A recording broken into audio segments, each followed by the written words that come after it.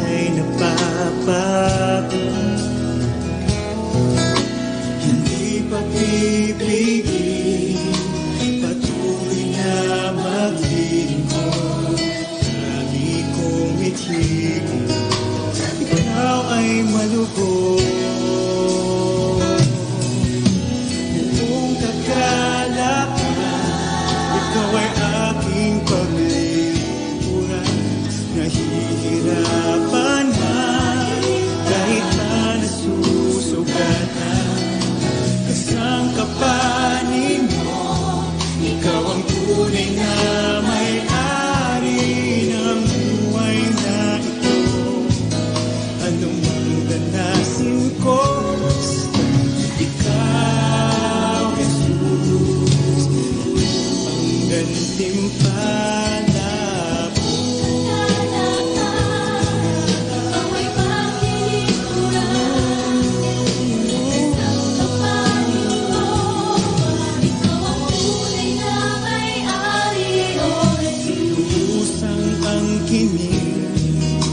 Ang buhay na laan para lamang sa iyong kalooban.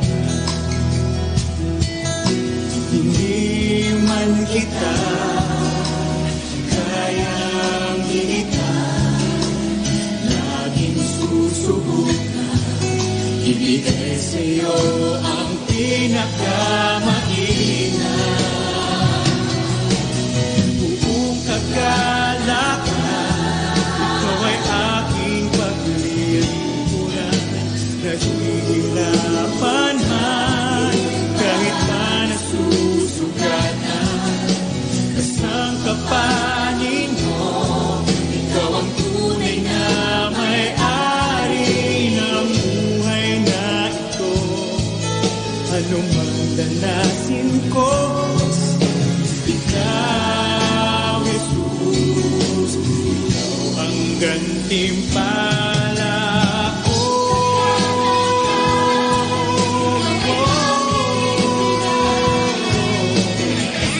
Malangit maghaplang sa aking Panginoon,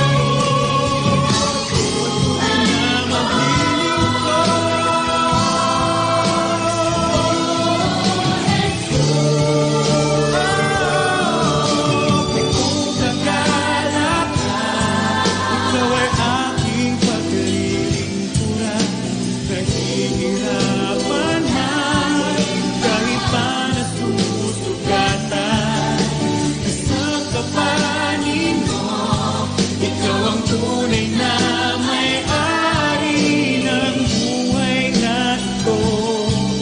Ano mang danasin ko, basta ikaw, Jesus, ikaw ang gantimpala ko.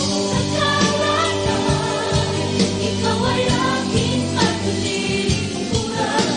Nahihirapan na, kahit pa nasusugatan na. Kasangkapanin mo, ikaw ang tunay na may-ari ng buhay na ito. Ano mang danasin ko, basta ikaw, Jesus, ang gantimpala ko.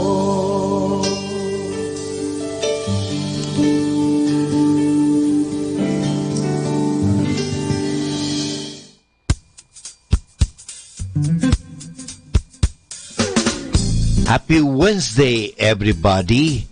With the new day comes new strength and new thoughts. Happy Wednesday.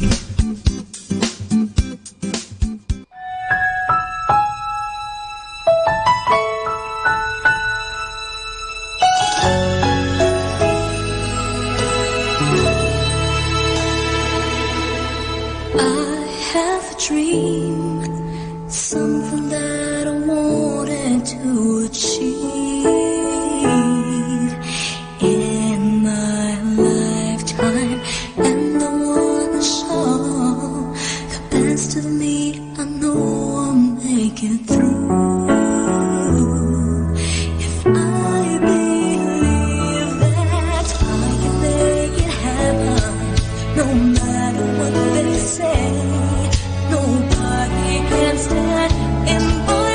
will now pray the Holy Rosary. Please all kneel.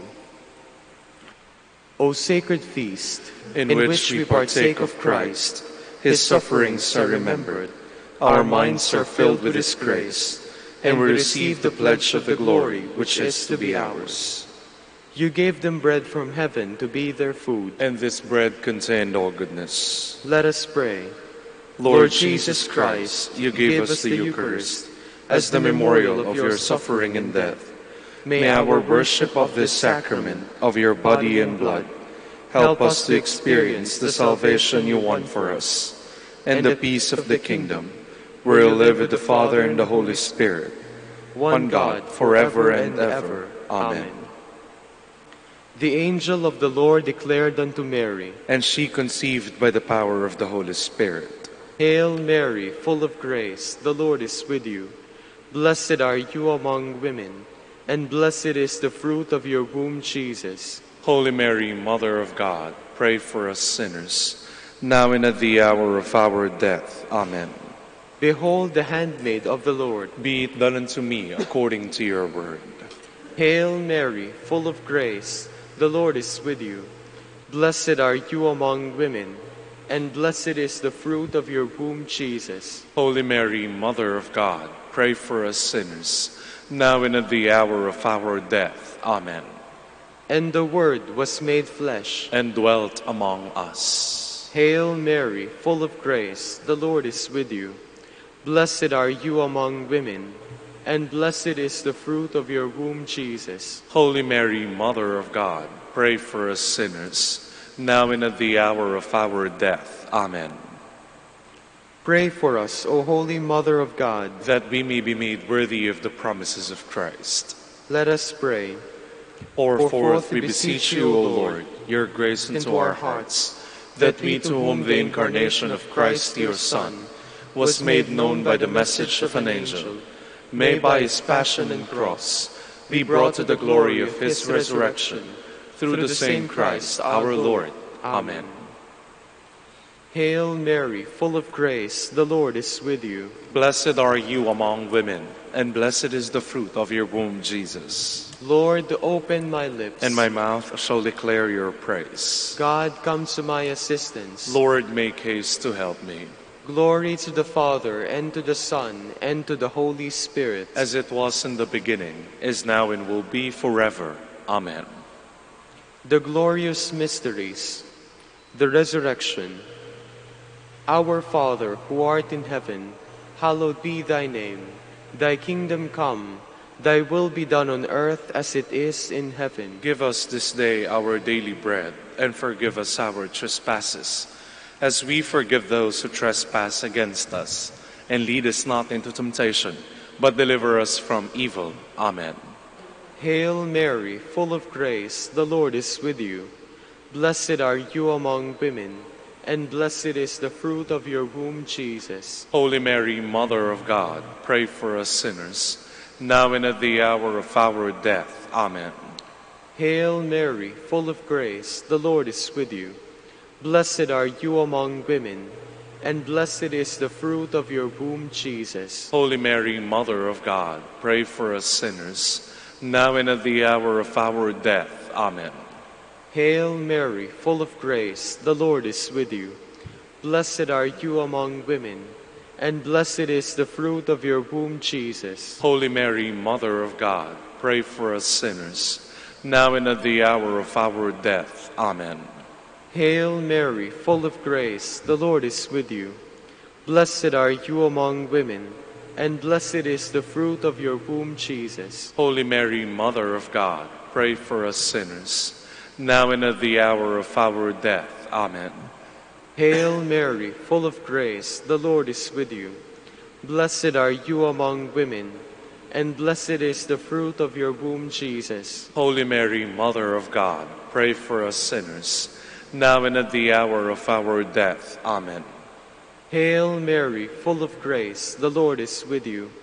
Blessed are you among women, and blessed is the fruit of your womb, Jesus. Holy Mary, Mother of God, pray for us sinners, now and at the hour of our death. Amen. Hail Mary, full of grace, the Lord is with you. Blessed are you among women, and blessed is the fruit of your womb, Jesus. Holy Mary, Mother of God, pray for us sinners, now and at the hour of our death. Amen. Hail Mary, full of grace, the Lord is with you. Blessed are you among women, and blessed is the fruit of your womb, Jesus. Holy Mary, Mother of God, pray for us sinners, now and at the hour of our death. Amen. Hail Mary, full of grace, the Lord is with you.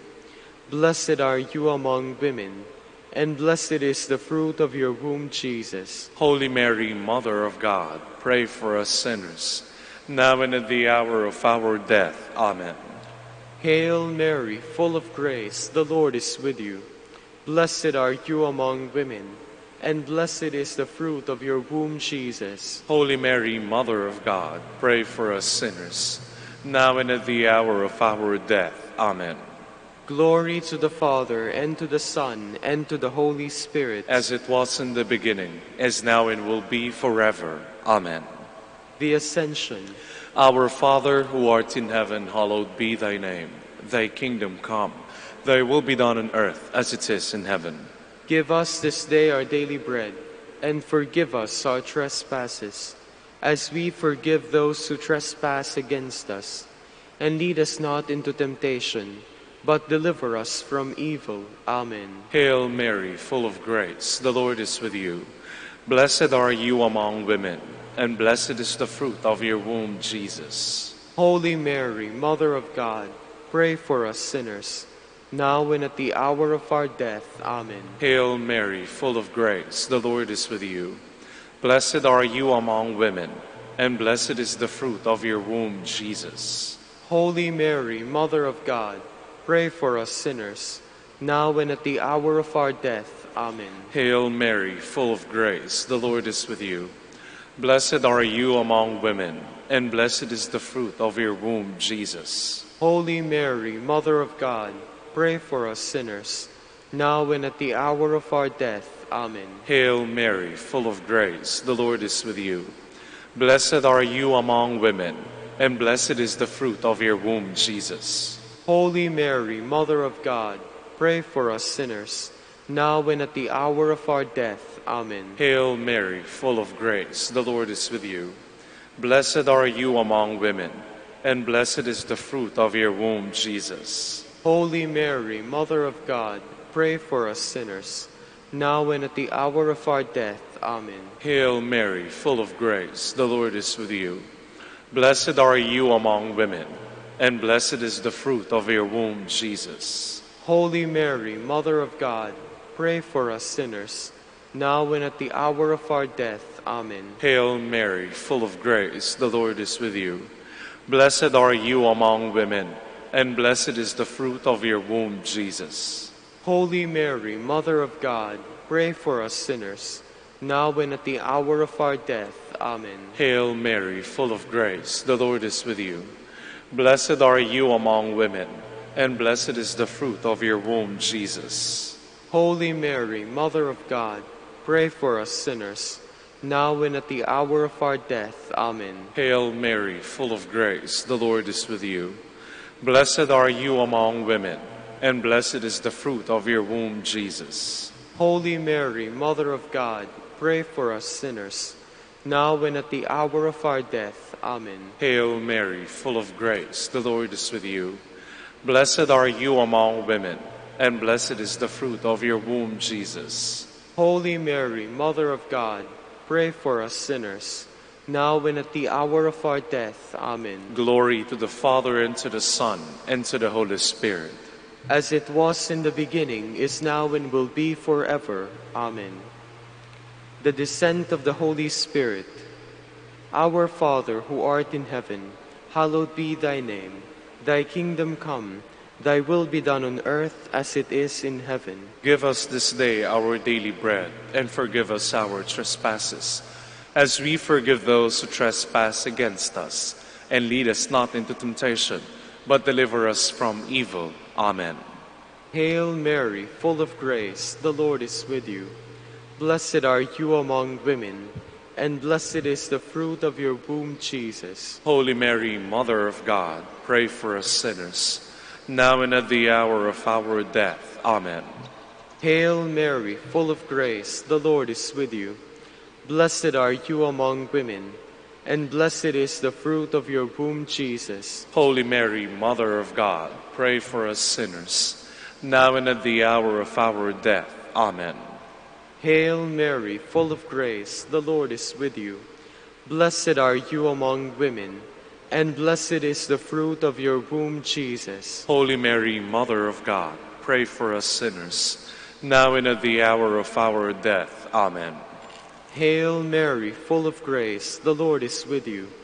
Blessed are you among women, and blessed is the fruit of your womb, Jesus. Holy Mary, Mother of God, pray for us sinners, now and at the hour of our death. Amen. Hail Mary, full of grace, the Lord is with you.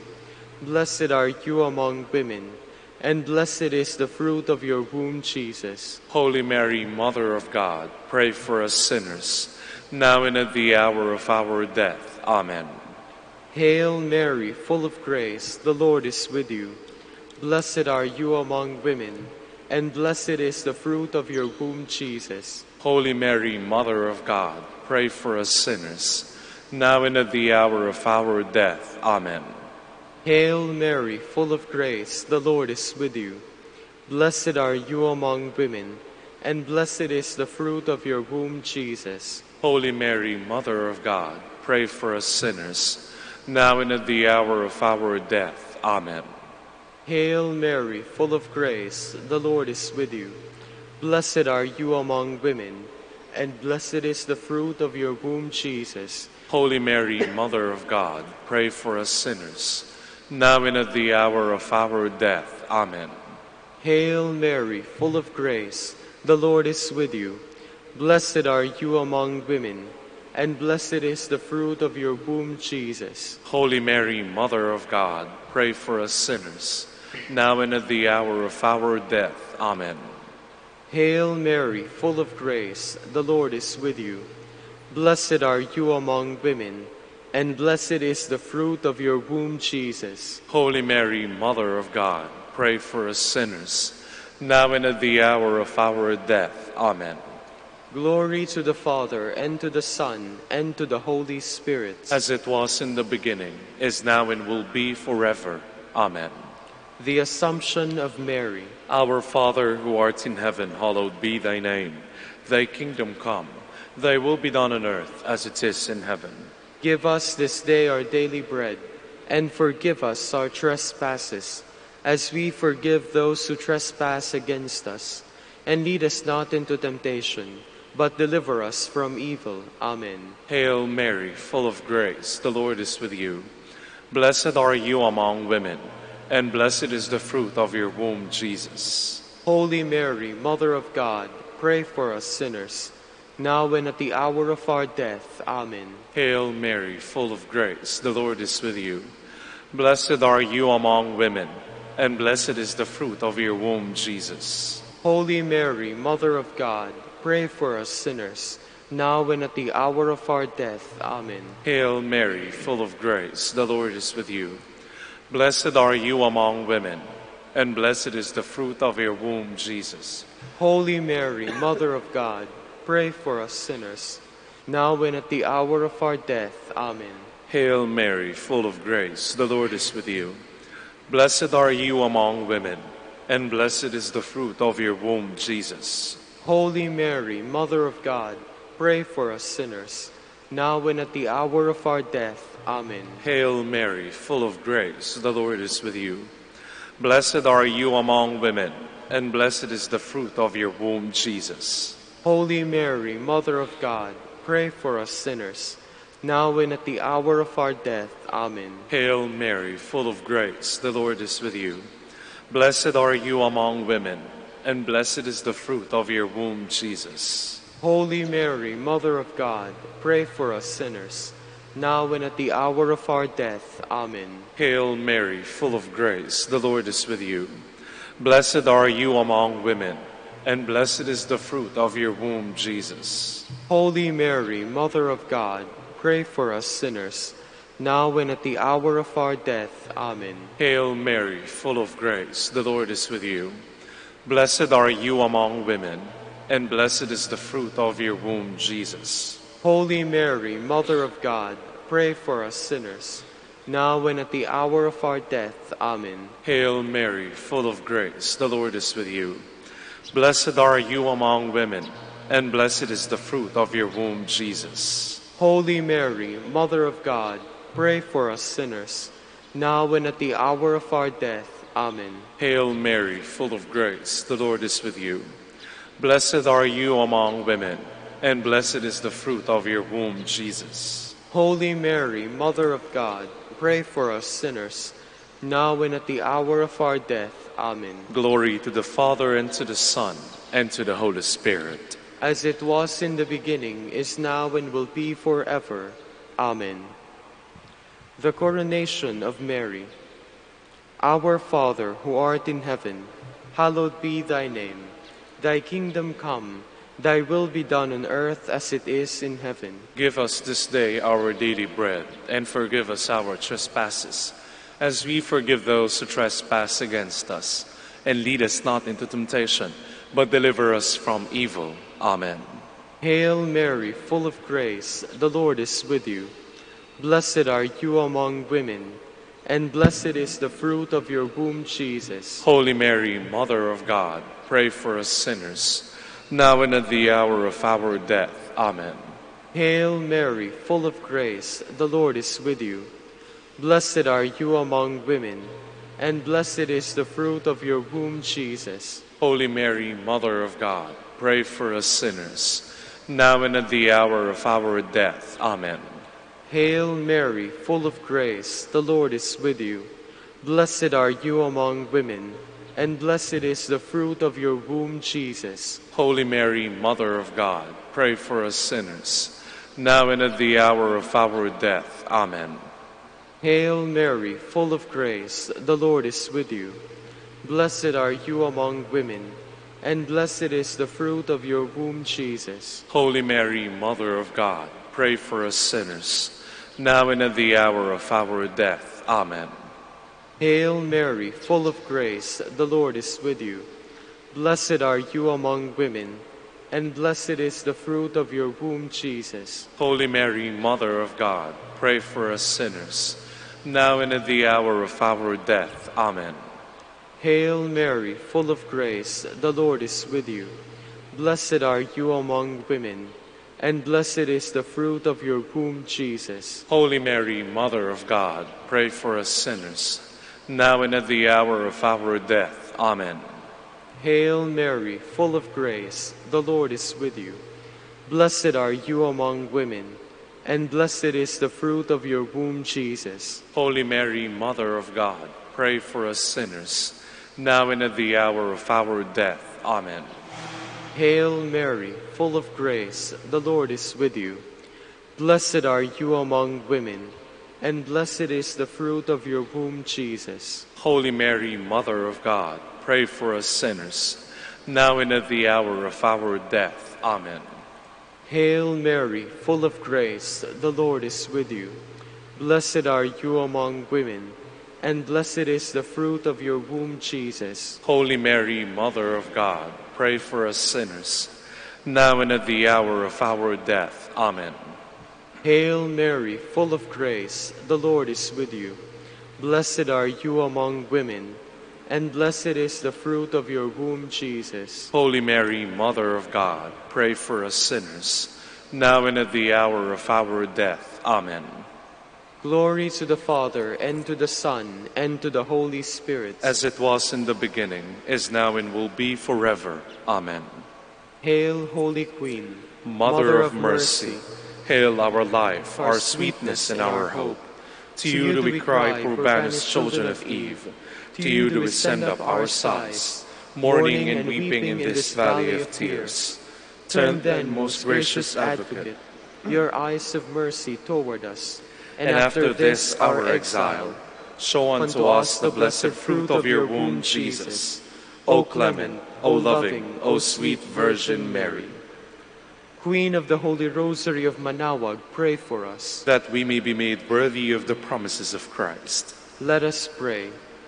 O God, whose only begotten Son, by his life, death, and resurrection, has purchased for us the rewards of eternal life, grant, we beseech you, that meditating upon these mysteries of the Holy Rosary of the Blessed Virgin Mary, we may imitate what they contain and obtain what they promise.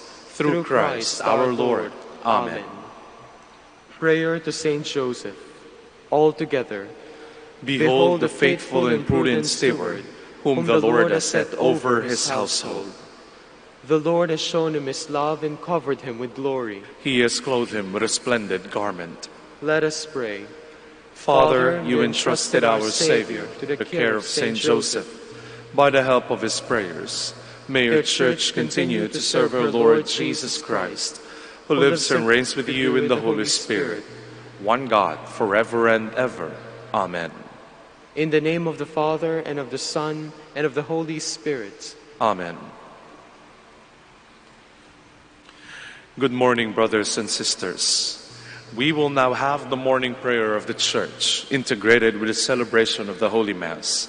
We invite you to please actively participate in our prayers.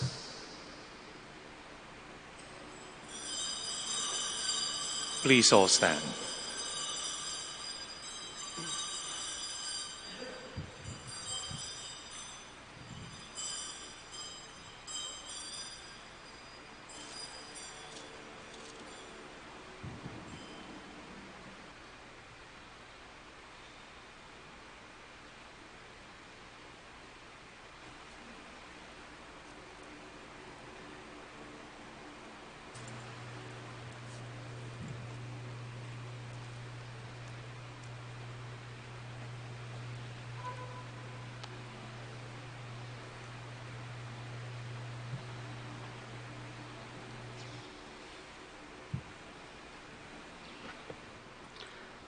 Lord, open my lips, And my mouth shall declare your praise.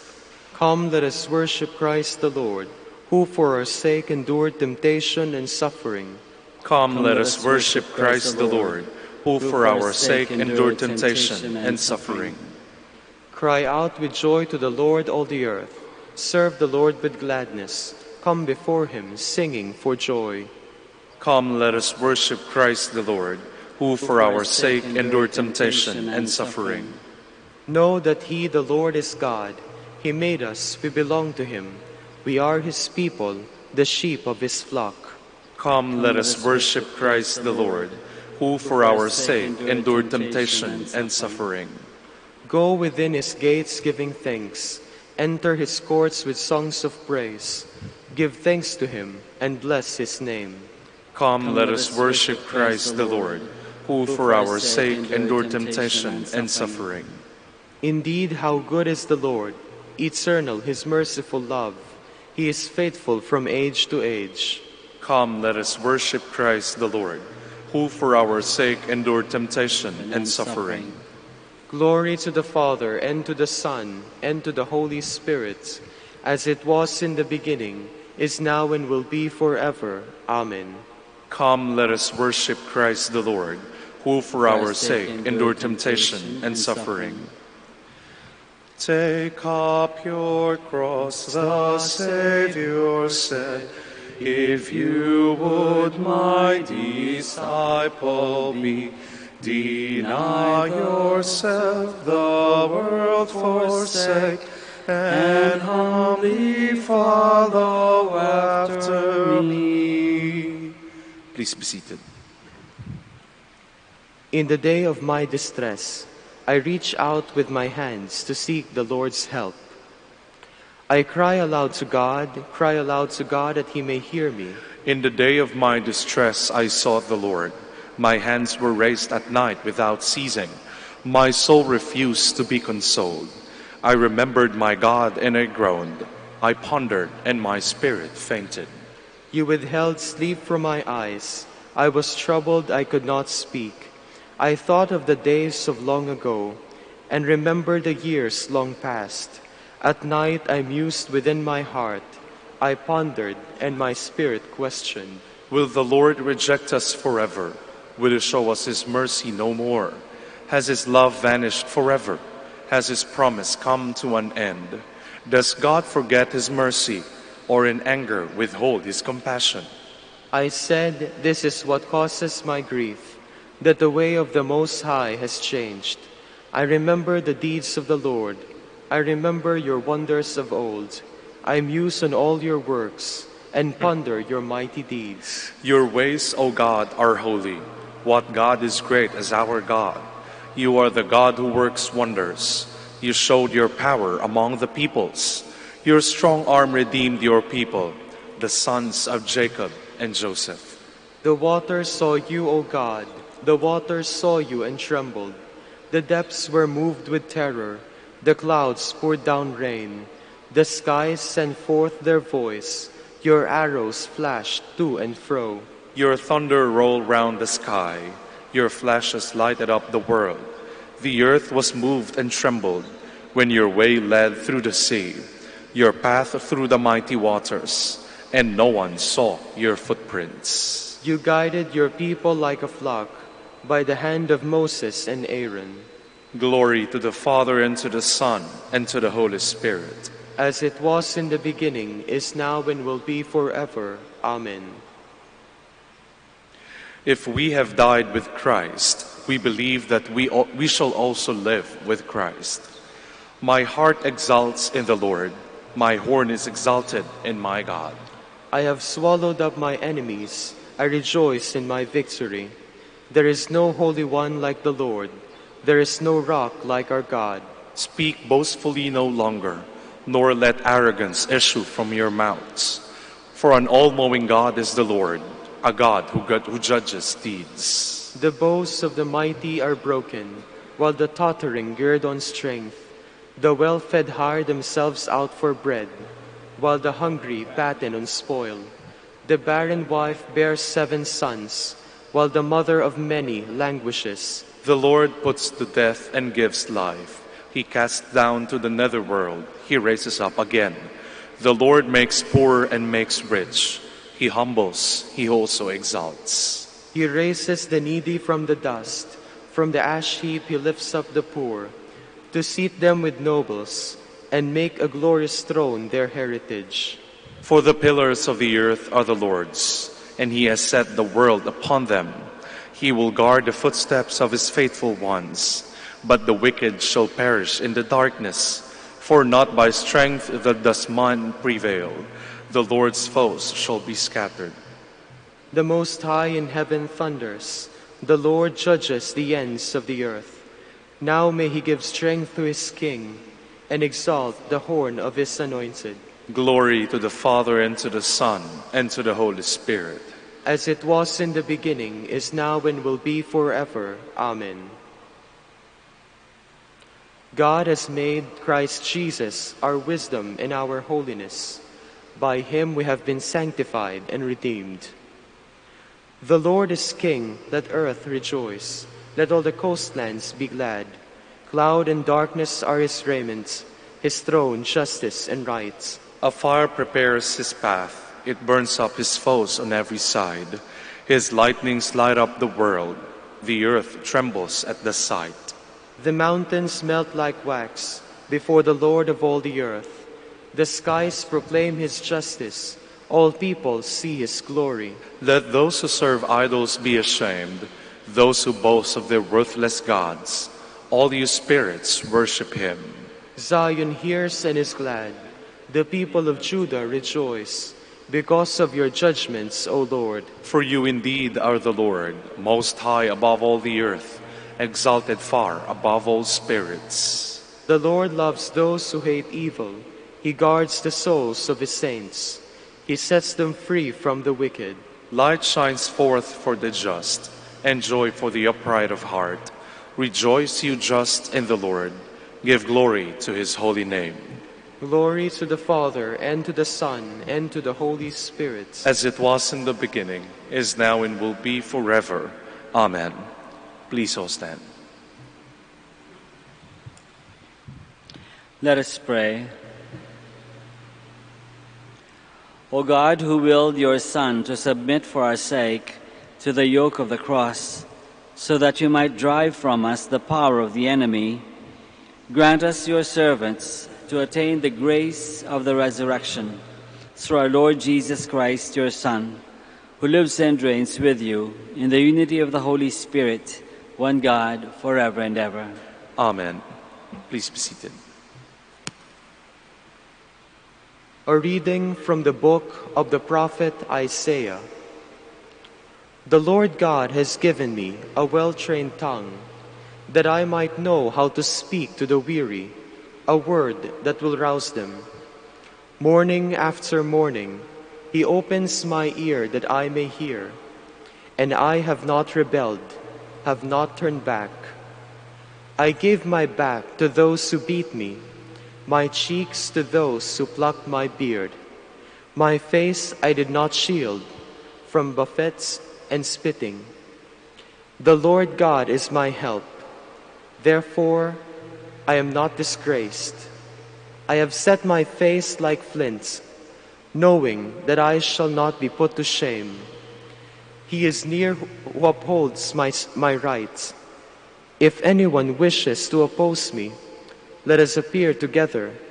Who disputes my rights, let him confront me. See, the Lord God is my help. Who will prove me wrong? The word of the Lord. Thanks be to God. Lord, in your great love, answer me. Lord, in your great love, answer me. For your sake I bear insult, and shame covers my face. I have become an outcast to my brothers, a stranger to my mother's sons. Because zeal for your house consumes me, and the insults of those who blaspheme, you fall upon me. Lord, in your great love, answer me. Insult has broken my heart, and I am weak. I looked for sympathy, but there was none. For consolers, not one could I find.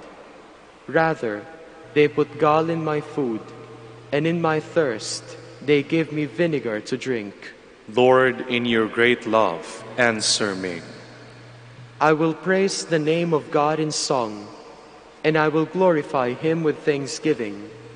See, you lowly ones, and be glad. You who seek God, may your hearts revive. For the Lord hears the poor, and His own who are in bonds He spurns not. Lord, in your great love, answer me. Please all stand. Hail to you, our King, obedient to the Father. You were led to your crucifixion like a gentle lamb to the slaughter.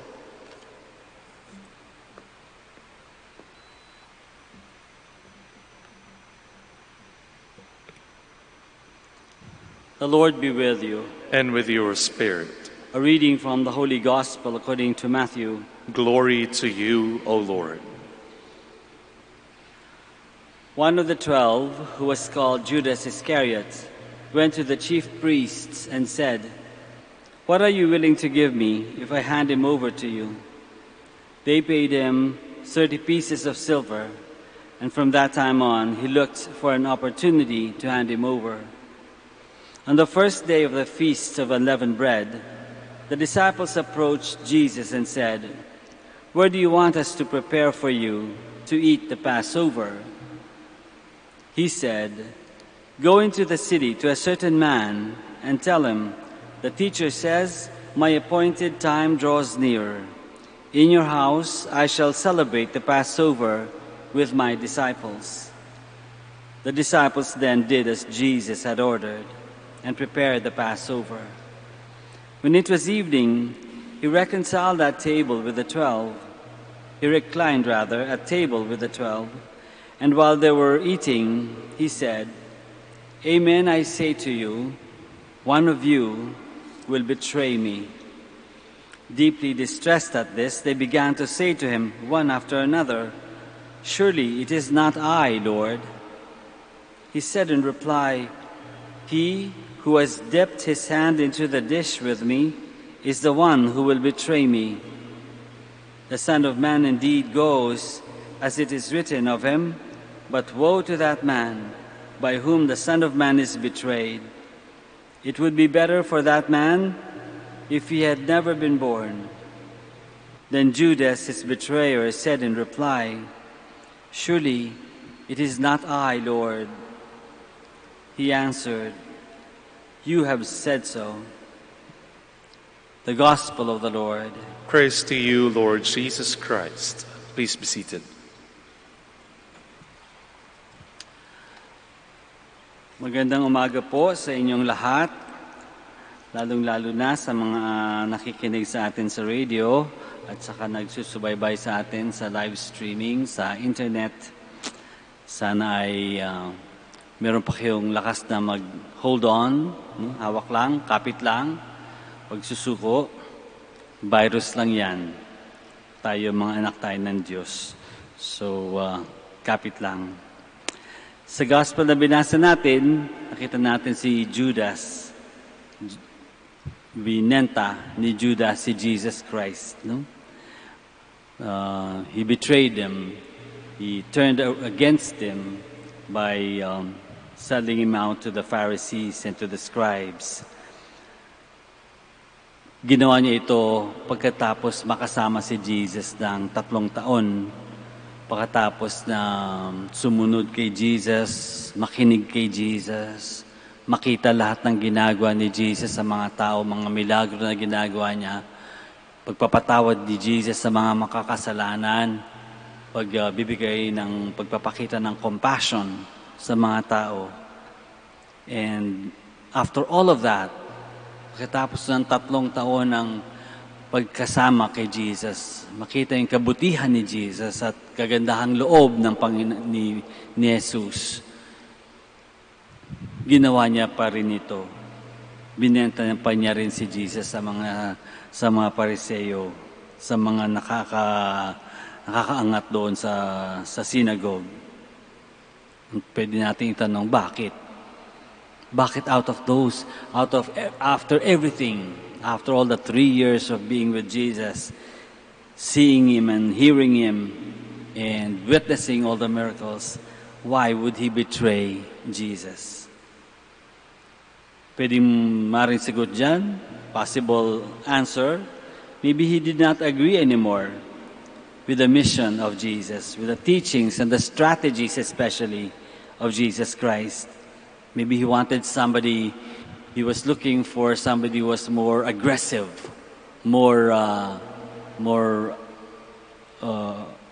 stronger in his strategies. Maybe for Judas, Jesus no longer measured up to his expectations as a Messiah. Possible reason.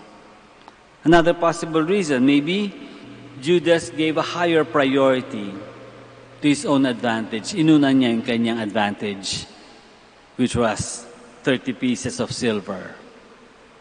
Mas nagningning yung 30 pieces of silver kesa sa mission ni Jesus Christ. Possible answer.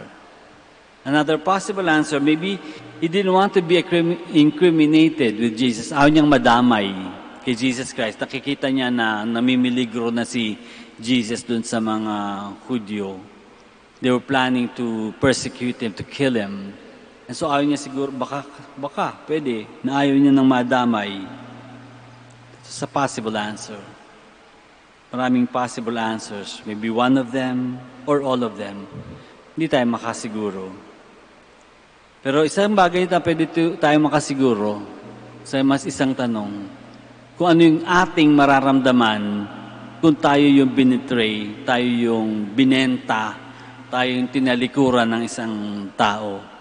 After all those years of being together, kung tayo ang mabitray ng ibang tao, mas alam natin kung anong sagot dyan, kung ano yung mararamdaman natin. Ako, for one, kapag akong binitray, I'm pretty sure I would, in my mind at least, if not with my hands, in my mind, I would want to kill that person. No?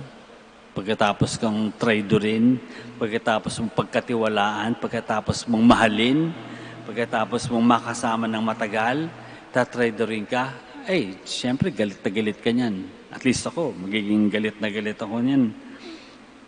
Kung hindi mo sakalin with your bare hands, at least in your heart and in your mind, kung ano siguro magagawa mo sa kanya. Siguro you'd seek vengeance. So, hahanap ka ng paraan para makapagiganti. At siguro yung vengeance na yan, yung desire for vengeance, magiging obsession. Hindi kakainin ka, uubusin ka ng idea, ng thought na yan for vengeance. Dahil tinraidor ka ng todo-todo. No? So masama talaga ang mararamdaman mo. Pero hindi si Jesus. But not Jesus. Jesus didn't feel that way. Jesus must have been disappointed, maybe, no? But Jesus managed to focus on the mission. He managed to focus on the mission. As he said in the Gospels, "For I have come down from heaven, not to do my own will, but the will of him who sent me." He was focused on his mission. Despite the betrayal, despite the infidelity, Jesus, I'm pretty sure, continued to love Judas. Tinuro niya yun, di ba? Love your enemies, pray for those who persecute you. Despite the gravity of what Judas did, Jesus must have forgiven him. Pinatawad niya malamang. Pinatawad niya si Judas, at least in his own mind and his heart, pinatawad niya si Judas. Dahil in the end, we would hear Jesus saying, "Father, forgive them, for they do not know what they are doing." And he would probably have accepted the fulfillment of this mission. He would have continued to accept the fulfillment of this mission. Kasi, accepted Judas and Judas' action for the fulfillment of his mission. Kasi sabi niya kay Judas, "What you are to do it now." Hindi niya pinigilan. Hindi niya sinisi si Judas o pinagalitan si Judas. He just said, "What you are to do it now." Lahat tayo may have or probably will in the future experience some kind of betrayal. Lahat tayo makakadanas kahit paano, kahit gaano kaliit o kahit gaano kalala. Makakaranas din tayo ng some kind of betrayal one point in our lives. Siguro pwede nating tanong sa atin, sarili, can we love like Jesus those who persecute us, those who betray us? Can we forgive those who go against us? Can we accept and respect even those who have different opinions or strategies or priorities and have gone against us because of these priorities? Can we focus on our mission? Or do we even know what our mission is in our lives? Siguro mga importante mga tanong na pwede nating tanong sa ating sarili. Pero ang pinaka-mas importante pang tanong, lalo na ngayong Holy Week na, is to ask ourselves, how have we betrayed Jesus? In what ways had we become like Judas? Let us all stand now.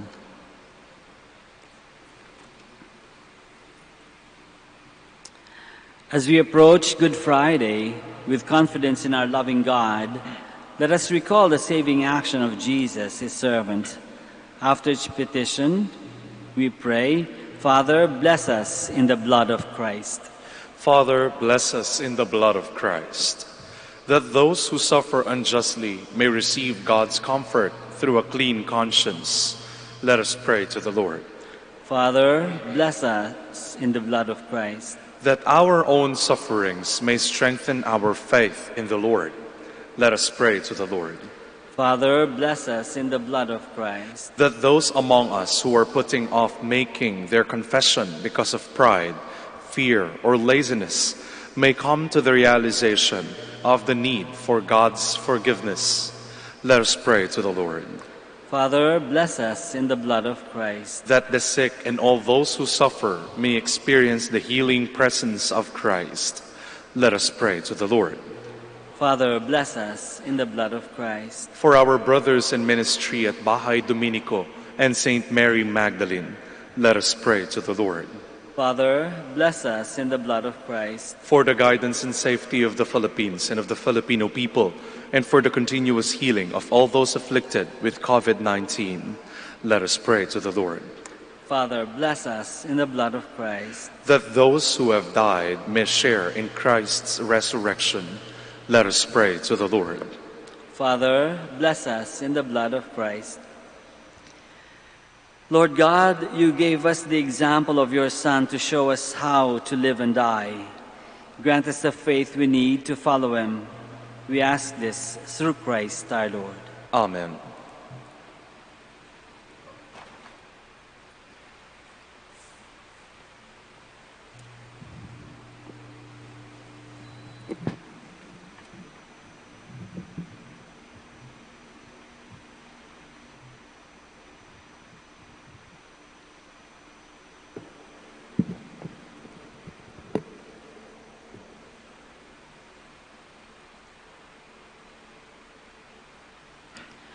Blessed are you, Lord, God of all creation, for through your goodness we have received the bread we offer you, fruit of the earth and work of human hands. It will become for us the bread of life. Blessed be God forever.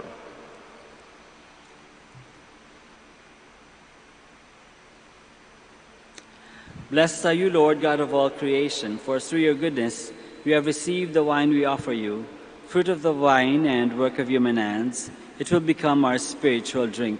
Blessed be God forever.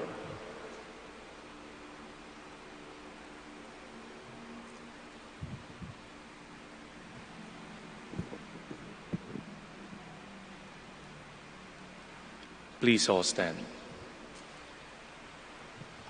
Pray, my dear friends, that our sacrifice may be acceptable to God, the Almighty Father. May the Lord accept the sacrifice at your hands, for the praise and glory of his name, for our good and the good of all his holy church. Receive, O Lord, we pray, the offerings made here, and graciously grant that, celebrating your Son's passion and mystery, we may experience the grace of its effects, through Christ our Lord. Amen. The Lord be with you. And with your spirit. Lift up your hearts. We lift them up to the Lord. Let us give thanks to the Lord our God. It is right and just. It is truly right and just, our duty and our salvation, always and everywhere, to give you thanks. Lord, Holy Father, Almighty and eternal God, through Christ our Lord. For the days of his saving passion and glorious resurrection are approaching, by which the pride of the ancient foe is vanquished, and the mystery of our redemption in Christ is celebrated.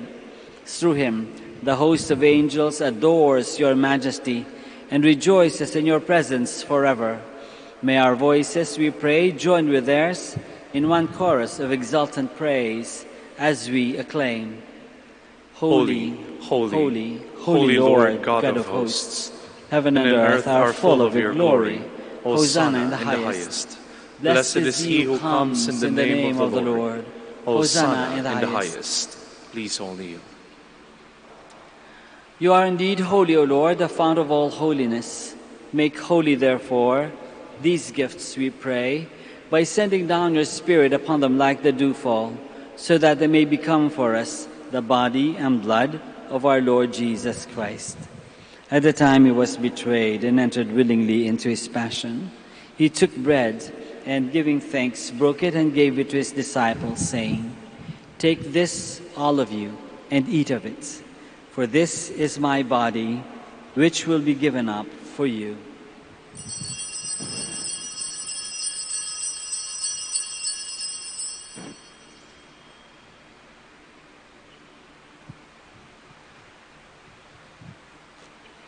In a similar way, when supper was ended, he took the chalice, and once more, giving thanks, he gave it to his disciples, saying, "Take this, all of you, and drink from it, For this is the chalice of my blood, the blood of the new and eternal covenant, which will be poured out for you and for many for the forgiveness of sins. Do this in memory of me.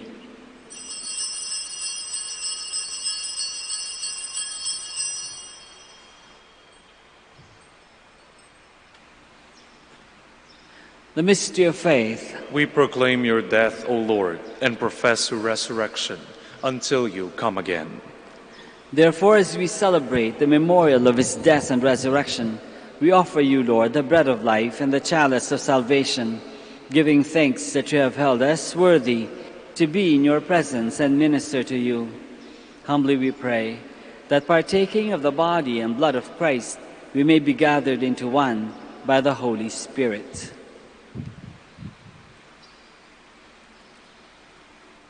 Remember, Lord, your church spread throughout the world and bring her to the fullness of charity, together with Francis our Pope, Socrates our Bishop, and all the clergy.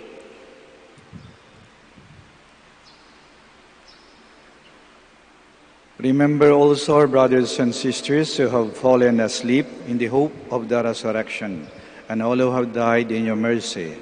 Welcome them into the light of your face. Have mercy on us all, we pray, that with the Blessed Virgin Mary, Mother of God, with Blessed Joseph, her spouse, with the blessed apostles, and all the saints who have pleased you throughout the ages, we may merit to be co-heirs to eternal life, and may praise and glorify you through your Son, Jesus Christ.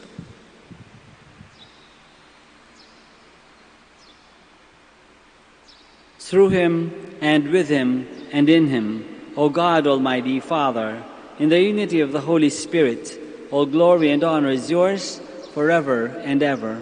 Amen. Please all stand. Let us pray now to our Father in heaven in the words that our Lord himself has taught us. Our Father, who art in heaven, hallowed be thy name. Thy kingdom come, thy will be done on earth as it is in heaven. Give us this day our daily bread, and forgive us our trespasses, as we forgive those who trespass against us. And lead us not into temptation, but deliver us from evil. Deliver us, Lord, we pray, from every evil. Graciously grant peace in our days, that by the help of your mercy we may be always free from sin and safe from all distress, as we await the blessed hope and the coming of our Savior, Jesus Christ. For the kingdom, the power, and the glory are yours, now and forever. Lord Jesus Christ, who said to your apostles, "Peace I leave you, my peace I give you," look not on our sins, but on the faith of your church, and graciously grant her peace and unity in accordance with your will, who live and reign forever and ever. Amen. The peace of the Lord be with you always. And with your spirit. Let us offer each other the sign of peace.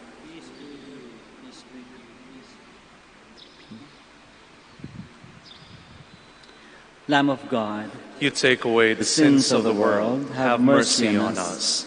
Lamb of God, you take away the sins of the world, have mercy on us. Lamb of God, you take away the sins of the world, grant us peace. Please all kneel.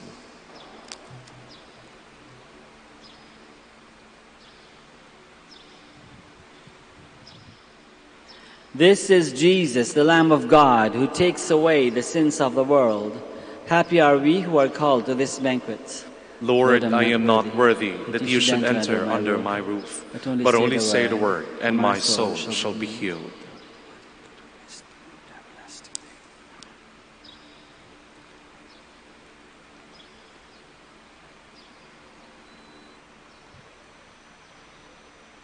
The Son of Man did not come to be served, but to serve, and to give his life as a ransom for many.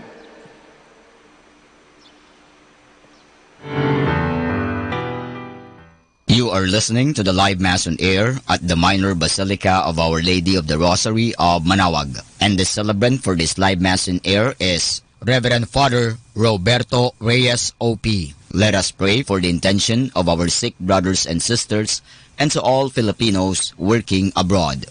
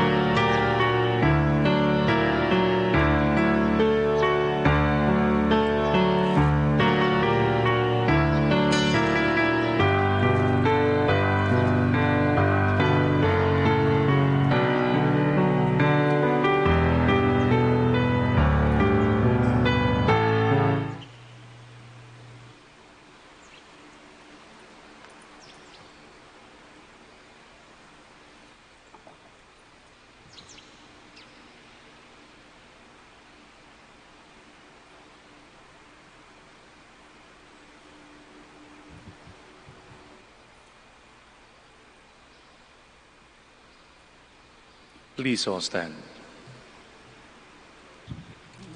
Through the eternal Spirit, Christ offered himself to God as the perfect sacrifice. His blood purifies us from sin and makes us fit servants of the living God. Blessed be the Lord, the God of Israel. He has come to his people and set them free. He has raised up for us a mighty Savior, born of the house of his servant David. Through his holy prophets he promised of old that he would save us from our enemies, from the hands of all who hate us. He promised to show mercy to our fathers and to remember his holy covenant. This was the oath he swore to our father Abraham, to set us free from the hands of our enemies, free to worship him without fear, holy and righteous in his sight, all the days of our life.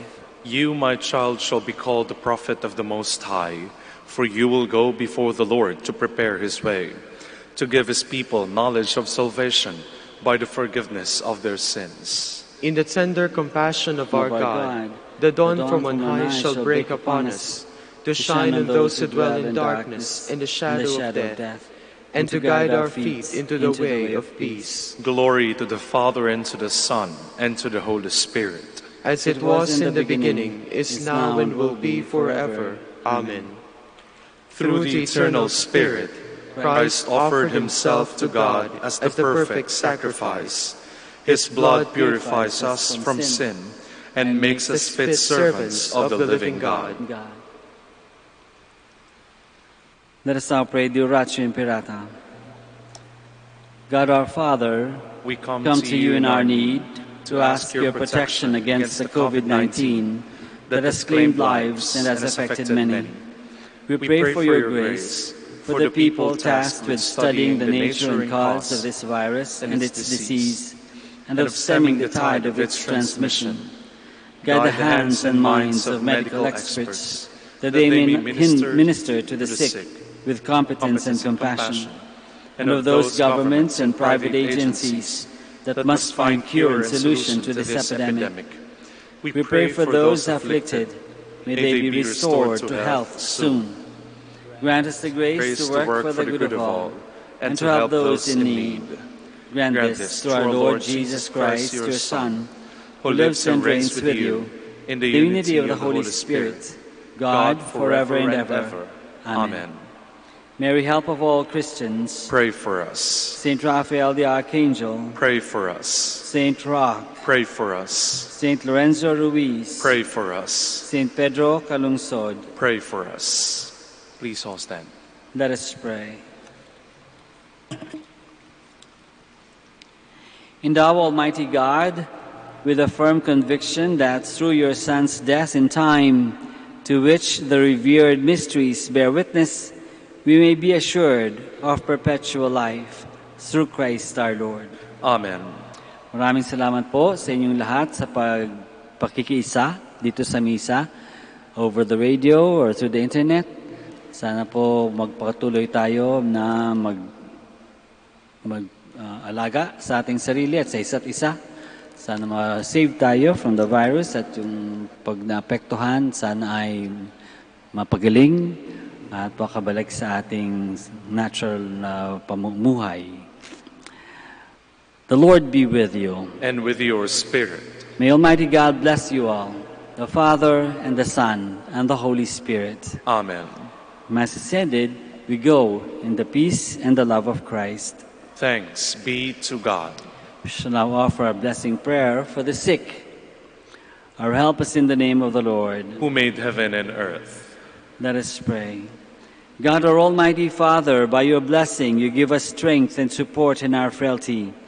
Turn with kindness toward our sick brothers and sisters, free them from all illness, and restore them to good health, through the intercession of Our Lady of the Rosary of Manaoag, so that in the sure knowledge of your goodness, they will gratefully bless your holy name.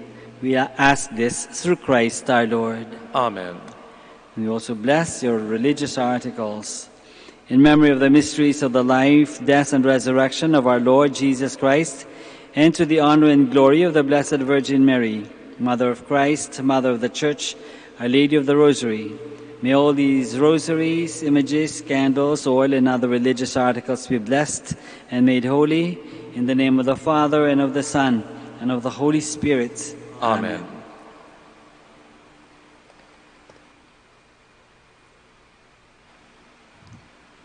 Let us all sing the Immaculate Mother. Immaculate Mother, we come at thy call, and lo, at thy altar, before thee we fall. Ave, Ave, Ave Maria. Ave, Ave, Ave Maria.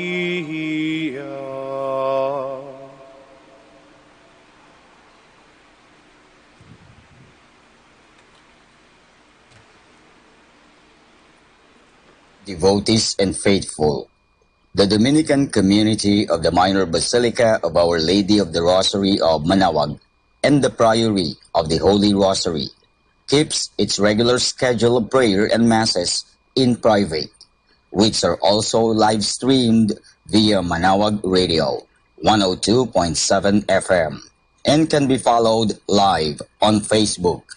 We assure you that your Mass intentions and prayer requests will be remembered. Let us be one in prayer and ask the Lord to heal the sick and to end this crisis very soon. We look forward that we shall be together again in celebrating God's love in the Minor Basilica. May the Lord and Apo Baket keep you all safe and healthy. See you soon.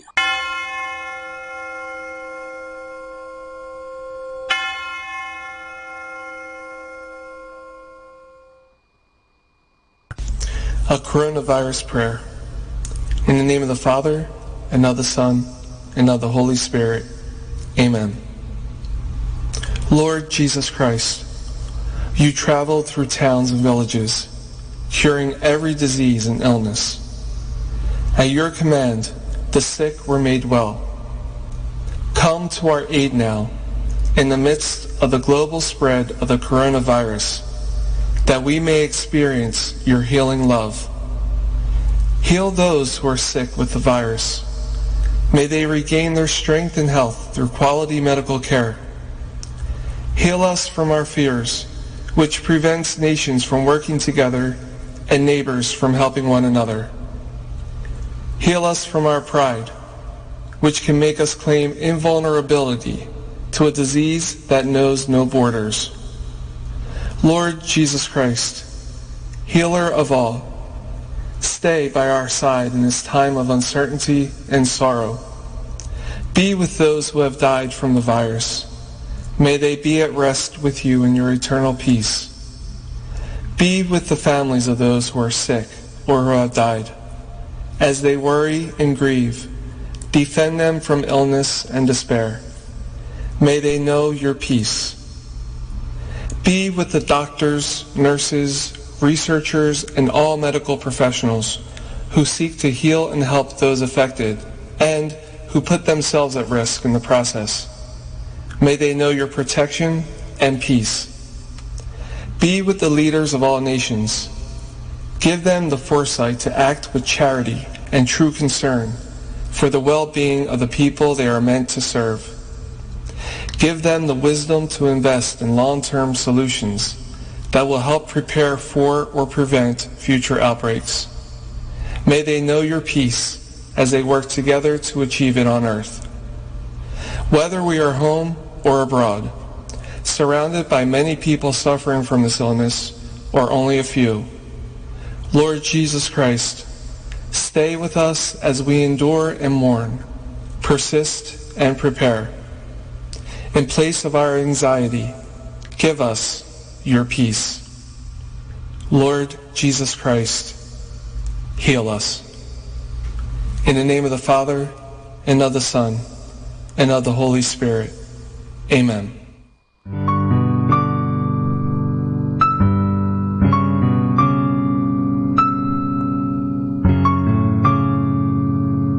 Prayer for our OFW.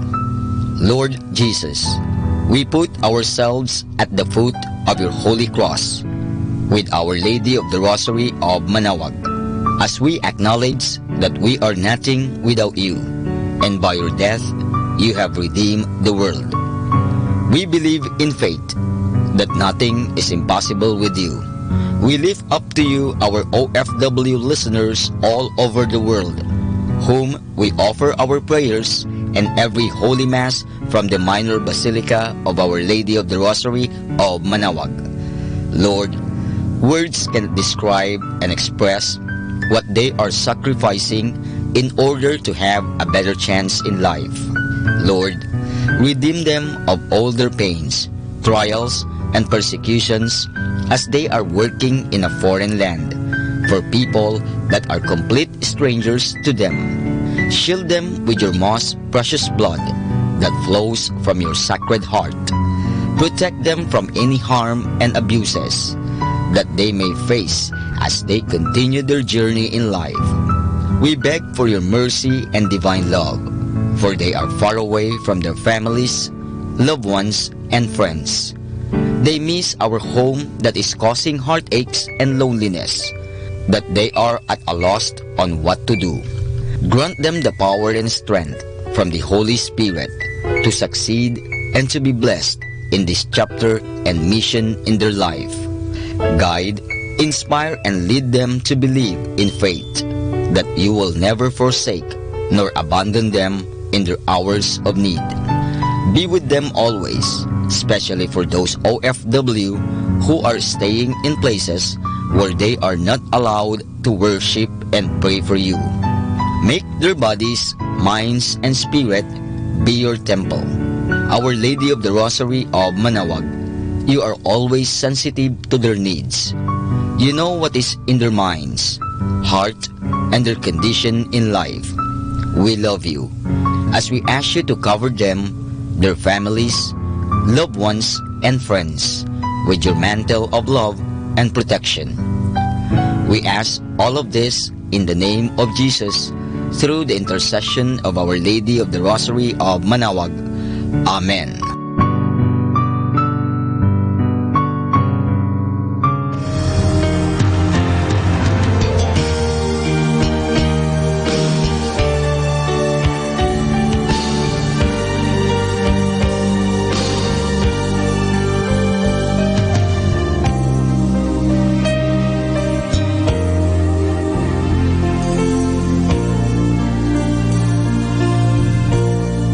For priests.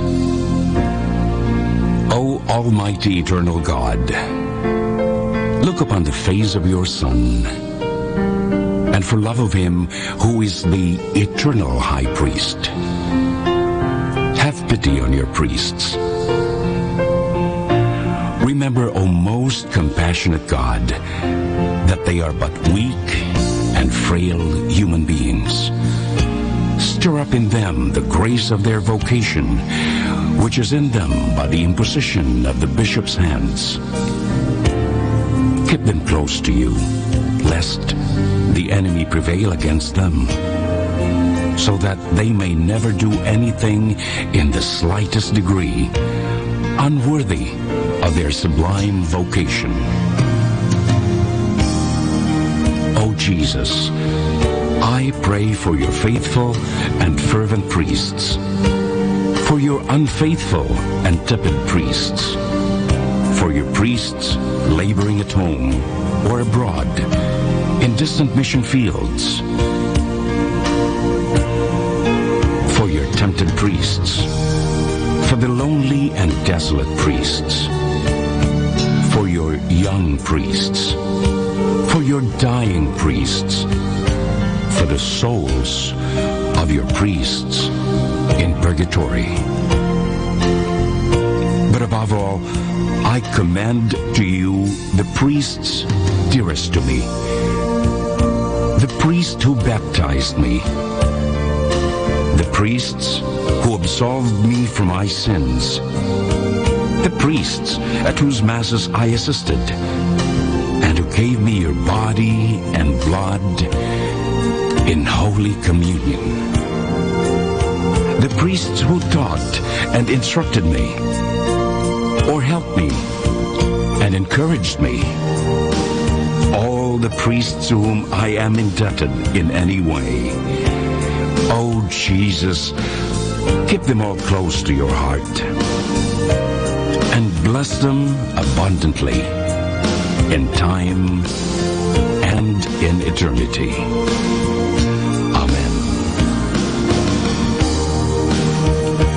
In the name of the Father, and of the Son, and of the Holy Spirit.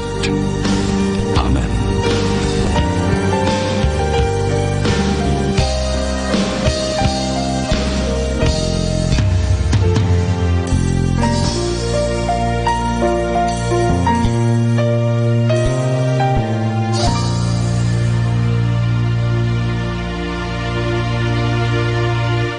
Hi, my dear friends. If you wish to watch us live, you can go on to Facebook and look for Manawag Dominican Radio. Watch us live on Facebook. Thank you very much. 102.7 Manawag Dominican Radio. You have Manawag Dominican Radio FM.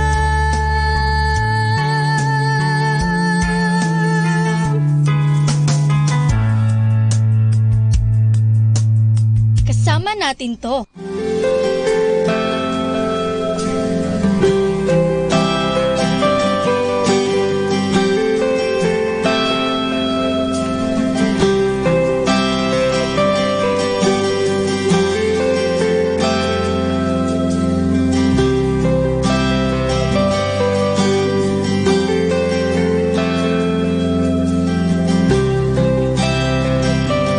Thousand times I feel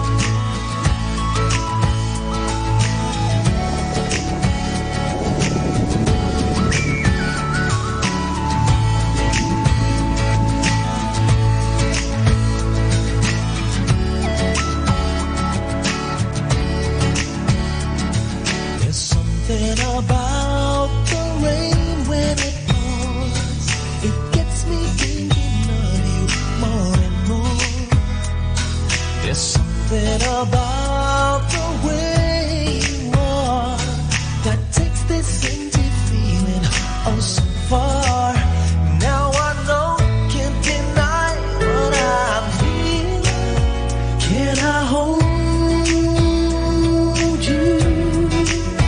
Can I have you a little longer? Can I know you? Through my eyes, let me tell you I'm loving you more and more. There's something about the warmth of your touch that came for a moment, yet to me so much. I wish I didn't have to waste all that time when I made believe that you were mine. Now I know, can't deny that I'm falling, 'cause I love you. Wanna have you by me forever. Can I hold you? Through my eyes, let me tell you I'm loving you more. If you knew what I've been going through, would you feel the same way too? Tell me now, what more can I do to get to know you and open up your heart? Show me where's the I'm loving you more. More and more.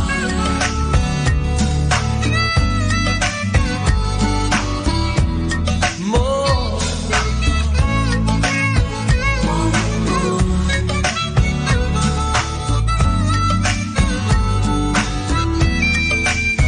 Now I know, can't deny that I'm falling. 'Cause I love you. I'm loving you so. Wanna have you by me forever. Can I hold you? Through my eyes, let me tell you I'm loving you more and more. Can I know? You should know I love you so. Wanna have you by me forever. Never, never. I wanna hold you. Through my eyes, let me tell you I'm loving you more and more. Our time now is 7 o'clock in the morning. Let us now have our time check prayer. Inaanyayahan ko po kayo na samahan ninyo ako sa panalangin sa oras na ito. O Diyos ko, inihandog ko sa iyo ang lahat ng aking isipan, salita, gawa at mga pagtitiis. At isinasamo ko sa iyo na bigyan mo ako ng biyayang huwag makasugat ng iyong damdamin sa araw na ito at maglingkod sa iyo ng buong katapatan at sundin ang iyong banal na kalooban sa lahat ng bagay. Ipagkaloob mo sa akin ang mga biyayang kinakailangan ko sa araw na ito. Sa ngalan ni Jesus. Amen.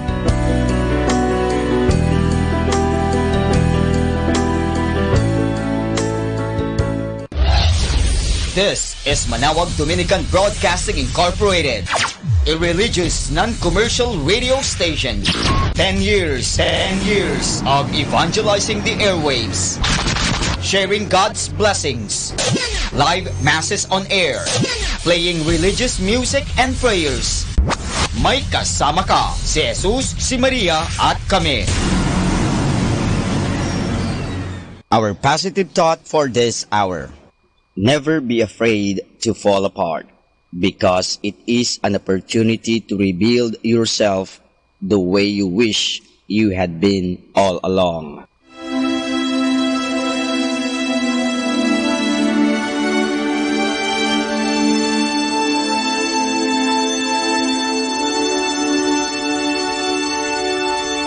Isang mapagpalang pagbati po sa inyong lahat mula sa aming mga Dominikanong nobisyo dito sa Minor Basilica of Our Lady of the Rosary of Manaoag. Kayo po ay nakikinig sa binhi ng buhay. Nais po naming ibahagi sa inyo ang bunga ng aming mga pagninilay sa Ebanghelyo ngayong 5 ng Abril, Linggo ng Palaspas.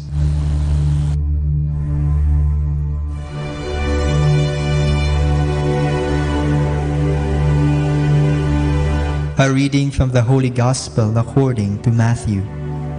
Then one of the 12, who was called Judas Iscariot, went to the chief priests and said, "How much will you give me if I hand him over to you?" They promised to give him 30 pieces of silver, and from then on he kept looking for the best way to hand Jesus over to them. On the first day of the festival of unleavened bread, the disciples came to Jesus and said to him, "Where do you want us to prepare the Passover meal for you?" Jesus answered, "Go into the city, to the house of a certain man, and tell him, 'The Master says, my hour is near, and I will celebrate the Passover with my disciples in your house.'" The disciples did as Jesus had ordered them, and prepared the Passover meal. When it was evening, Jesus sat at table with the 12. While they were eating, Jesus said, "Truly I say to you, one of you will betray me." They were deeply distressed, and they asked him, one after the other, "You do not mean me, do you, Lord?" He answered, "The one who dips his bread with me will betray me."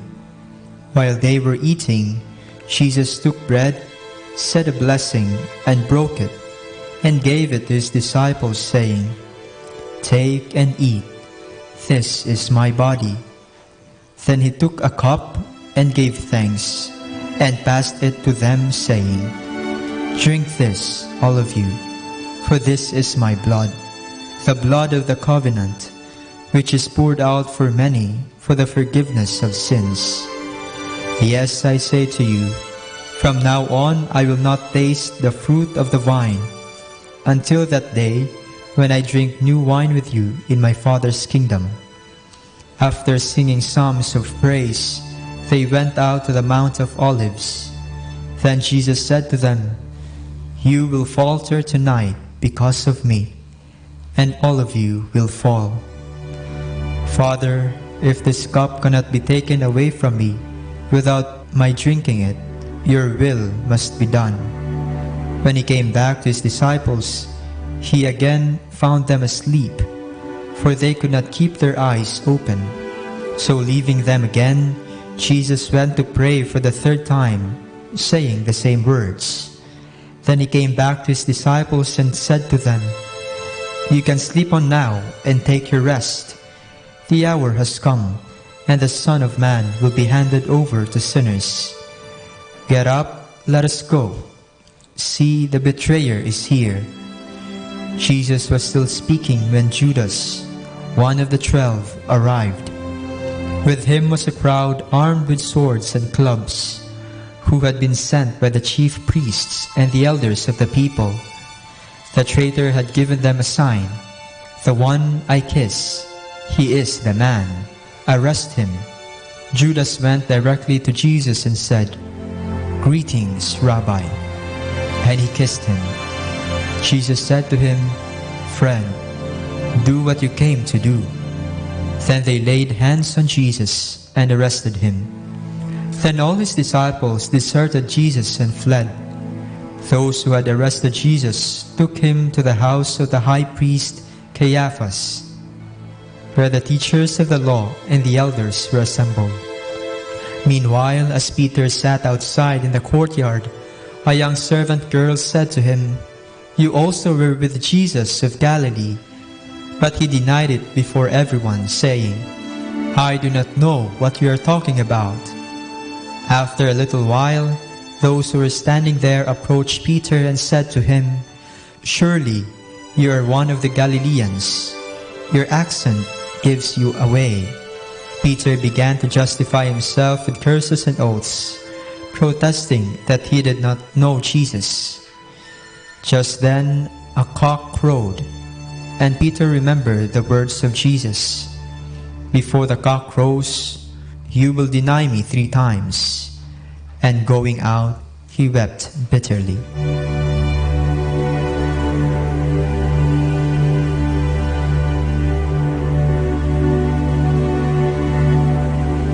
Sa ating ebanghelyo ngayong linggo, narinig natin ang kwento ng pagtraidor, paghihirap at pagkamatay ng ating Panginoong Hesus sa krus.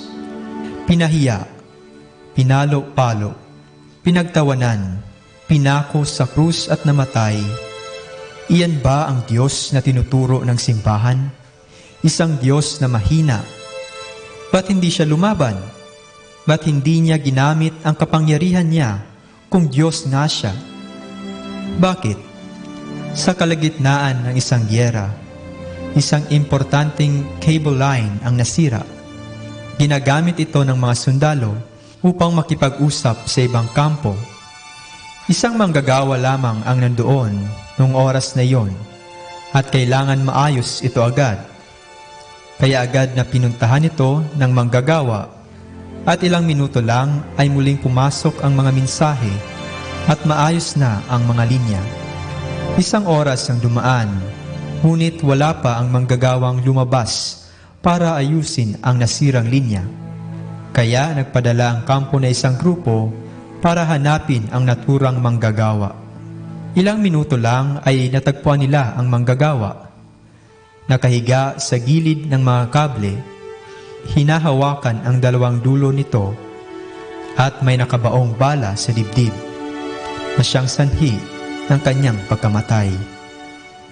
Nung makita ng ama na ang puso ng tao'y punong-puno na ng kasalanan at unti-unti nang napuputol ang koneksyon na nag-uugnay sa kanya at sa tao, pinadala niya ang kanyang anak upang ibalik ang puso ng tao sa kanya. Ginawa niya ang lahat, pati ang pag-aalay ng kanyang buhay. Totoo, mahina siya, ngunit nagpakahina siya nang sa ganon ay maging malakas tayo. Naghirap siya nang sa ganon ay mapasa atin ang kaharian ng langit. Namatay siya nang sa ganon ay mabuhay muli ang pag-ibig natin sa Diyos na siyang pinakamahalagang koneksyon natin patungo sa Ama. Tinatawag natin itong kahinaan, ngunit sa Kanya, ito ay pag-ibig. Tayo kaya, ano kaya ang pwede nating gawin upang hindi mapawalang saysay ang lahat ng sakripisyo at paghihirap ng ating Panginoon? Mahalin ang Diyos? Paano? Ito'y sa pamamagitan ng pagmamahal at pagtulong natin sa ating kapwa. Lalo na ngayon sa kasagsagan ng epidemya. Ipagdasal natin ang isa't isa. Huwag tayong maging makasarili.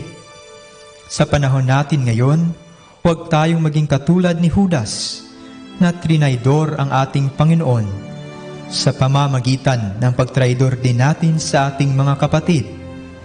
O kagaya ni Pedro na hindi kinilala si Jesus bilang kapatid o kaibigan niya. Sana maging makahulugan ang pagdiriwang natin itong Semana Santa kahit na nasa loob lang tayo ng ating mga pamamahay.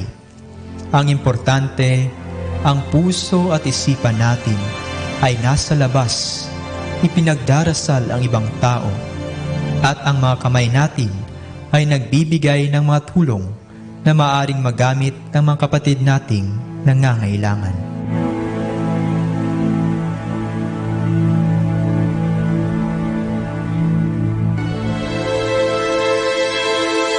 Mula po dito sa Minor Basilica of Our Lady of the Rosary of Manaoag, kami po ay taos-pusong nagpapasalamat sa inyong pakikinig. Naway patuloy po nating isabuhay ang salita ng Diyos. Patnubayan at pagpalain nawa tayo ng Panginoong may kapal. Hanggang sa susunod na linggo, dito po sa Binhi ng Buhay.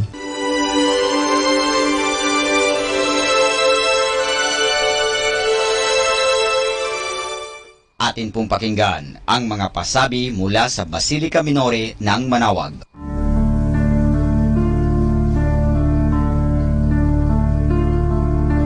Mga mahal na araw at linggo ng pagkabuhay sa Minor Basilica of Our Lady of the Rosary of Manawag at ang Our Lady of the Holy Rosary Parish. Mahalagang paalala, maghintay po lamang sa inyong mga tahanan sa pagdaan ng bendisyon. Sakay po ng pick-up ang inyong pari na magbabasbas. Huwag pong iwanan o lalabas ng bahay. Makilahok po sa liturhiya sa internet gaya ng FB Live, YouTube Live at iba pa. April 5, alas 7 po ng umaga, ang linggo ng palaspas. Iikot po ang pari sa mga kalsada ng parokya at magbabasbas sa mga palaspas ng mga tao sa kanilang mga bahay. April 9, alas 4 po ng hapon, ang Huwebes Santo. Dala po ng pari ang banal na ostya. Babasbasan ang mga tao sa kanilang mga bahay. Magsindi po ng kandila. April 10, alas 4 po ng hapon, ang Biyernes Santo. Dala po ng pari ang krus. Babasbasan ang mga tao sa kanilang mga bahay. Magsindi po ng kandila at magbigay galang sa krus ng nakaluhod. April 12, alas 7 po ng umaga, ang linggo ng pagkabuhay. Dala po ng pari ang banal na ostya. Babasbasan ang mga tao sa kanilang mga bahay. Magsindi po ng kandila. Ilabas ang imahen ng Birhen. Ito ang salubong ni Jesus at ni Maria. Maraming salamat po. Announcement. Dear brothers and sisters, as directed by the authorities and as an exercise of our social responsibility and practice of charity to our neighbors, Holy Masses at the Minor Basilica of Our Lady of the Rosary of Manawag will be celebrated without the congregation. Nonetheless, Holy Masses will be available to the faithful through live streaming. These Masses will be aired at 6 o'clock and 11 o'clock in the morning and 5 o'clock in the afternoon. Sunday, Masses will be aired on the following hours: 8 o'clock, 9 o'clock, 11 o'clock in the morning, and 12 high noon, as well as 4 o'clock and 5 o'clock in the afternoon. During this period, we suggest that the faithful remain in the safety of their homes. Be not afraid, for I am the Lord your healer. Maraming salamat po. Atin pong napakinggan ang mga pasabi mula sa Basilica Minore ng Manawag. 102.7 Manawag Dominican Radio.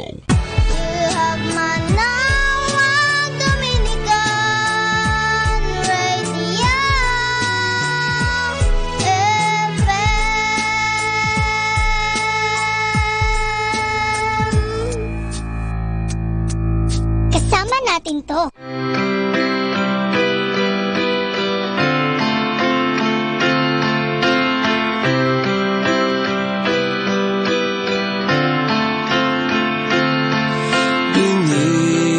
My great Redeemer's cross, I kneel in streams of mercy. His blood removes my guilty stain. His grace has made me worthy to stand before His holiness and bow my grateful soul beneath my great Redeemer's cross. I worship Christ alone. Great Redeemer,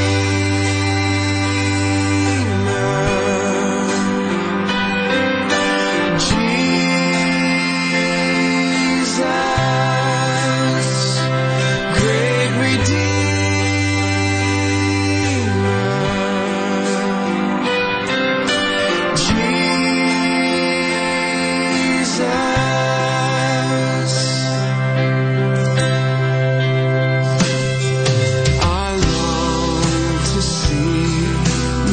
made his face to gaze upon his beauty, to lose myself in his embrace, at last behold his glory. The Lamb of God who died for me has made my sin his own and bore my shame upon the cross. I worship him alone. Great Redeemer,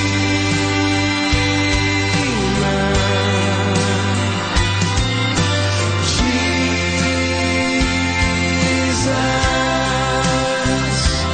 great Redeemer,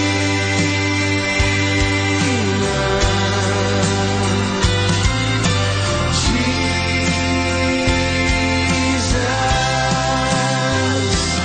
great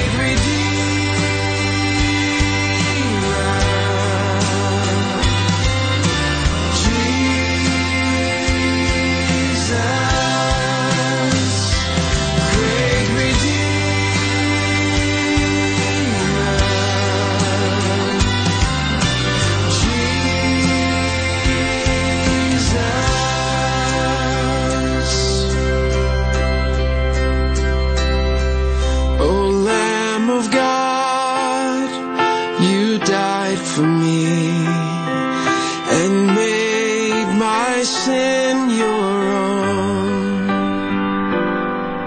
and bore my shame upon the cross. I worship you alone. I worship you alone. I worship you alone.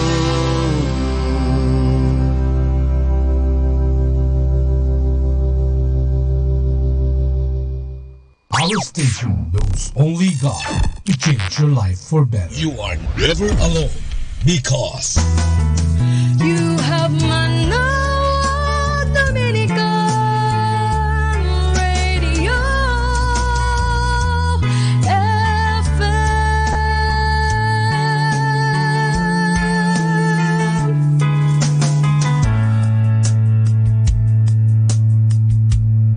Do you want to be happy? Choose to be happy always. Pakinggan natin si Father Butch Bombasi OP sa kanyang tips for happiness. Have the right attitude towards people.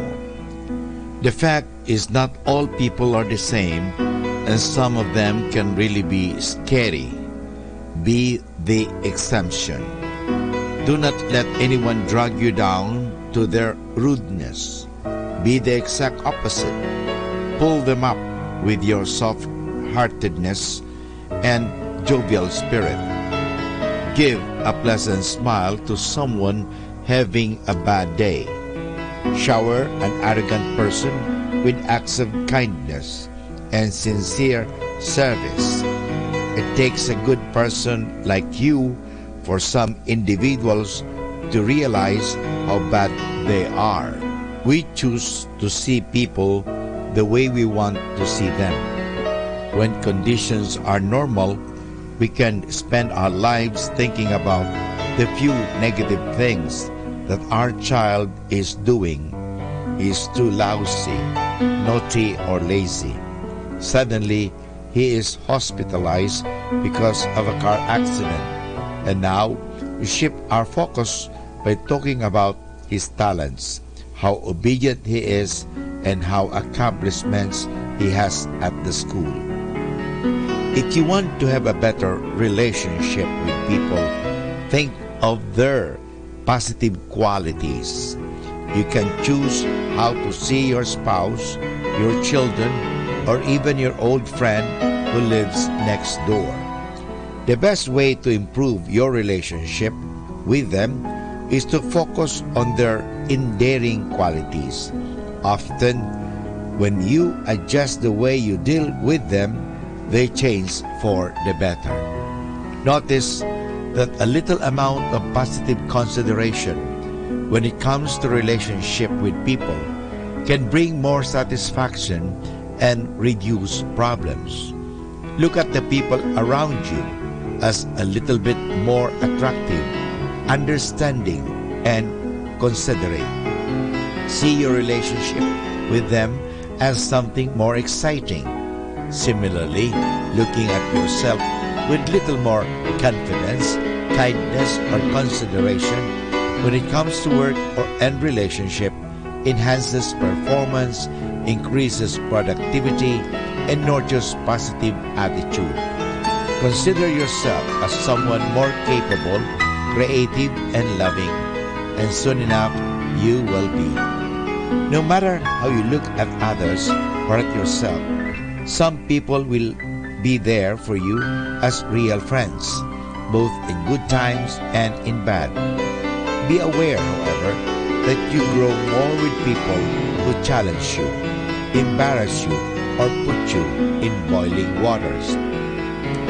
To pay much attention to people who don't really care about you is a waste of your precious time and effort.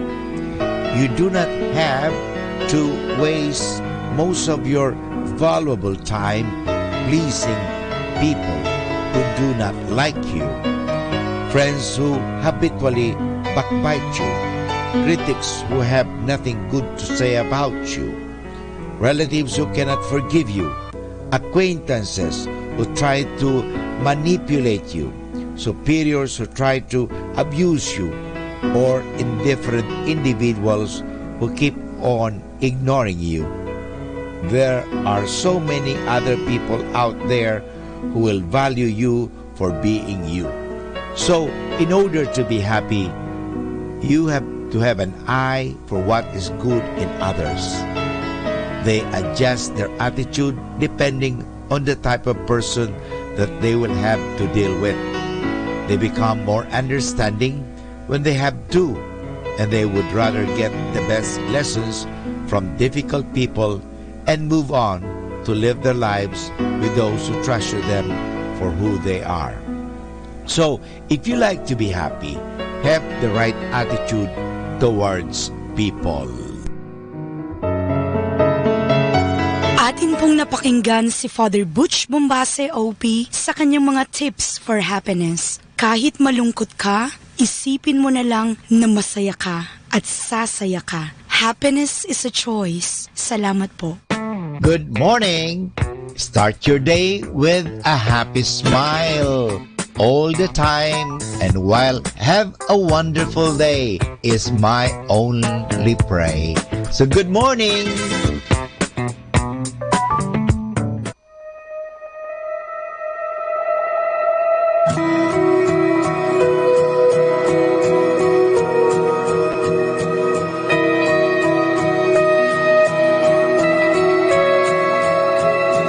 Jesus, you endured my pain. Savior, you bore all my shame, all because of your love. Maker of the universe, broken for the sins of the earth, all because of your love. Because of your love, because of your cross, my debt is paid. Because of your blood, my sins are washed away. Now all of my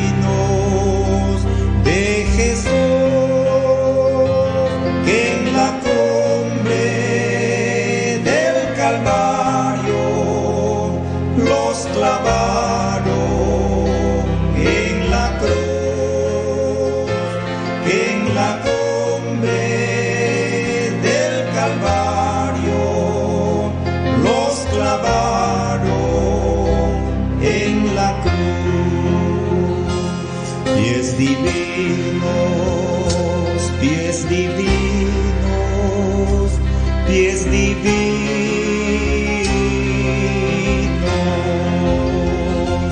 pies divinos, pies divinos del Señor que anduvieron por Judea derramando paz y amor, que anduvieron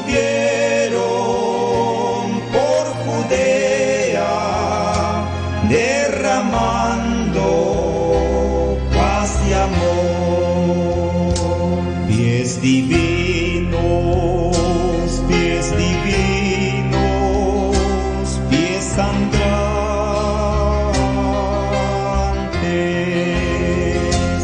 horadados por mi culpa, sin igual nos libraste del pecado y del juicio eternal. Nos libraste del pecado y del juicio eternal.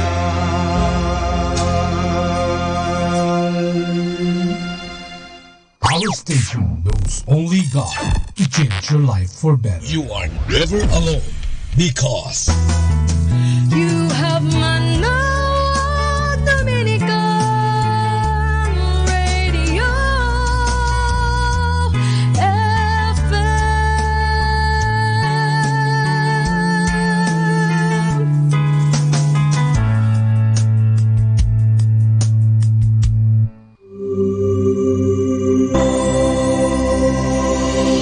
Let's come now to the Catechism of the Catholic Doctrine. And the question is, how do we know the commandments and the teaching of Christ?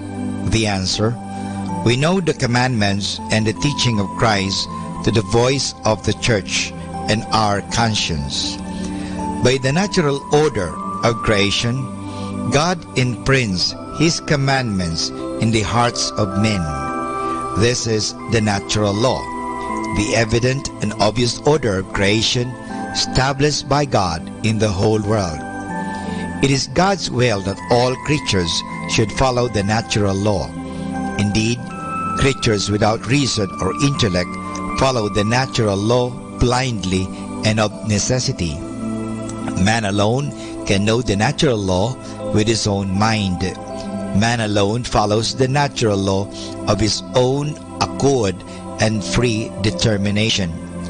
The natural law is holy because it comes from God and makes known to us God's holy will through our conscience.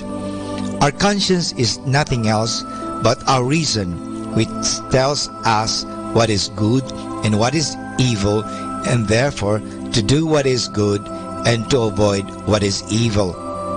Our conscience is like the voice of God in us.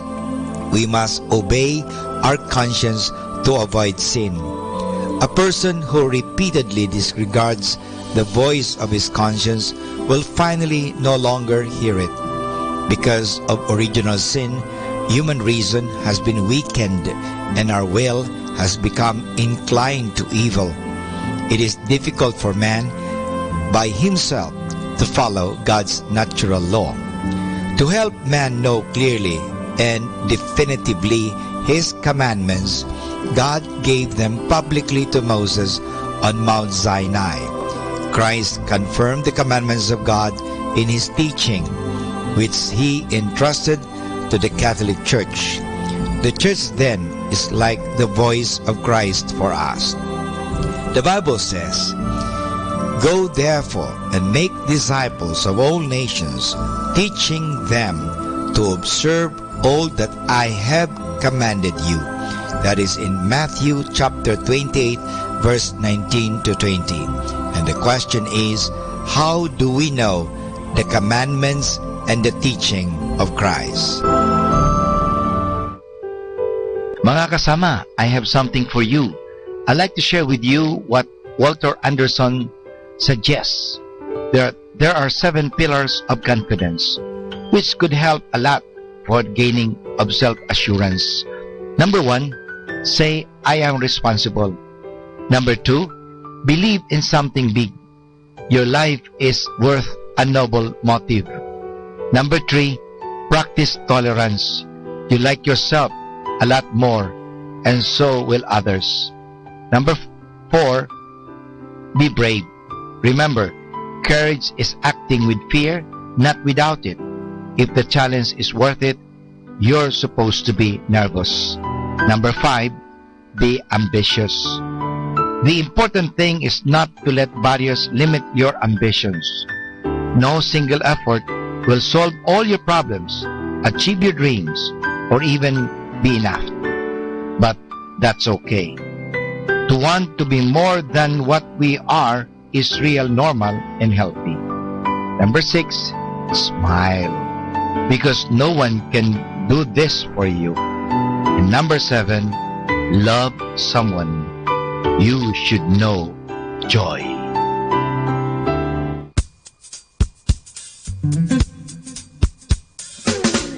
Happy Wednesday! Life is too short to wake up in the morning with regrets. So love the people who treat you right and forget about the ones who don't. Happy Wednesday, everybody!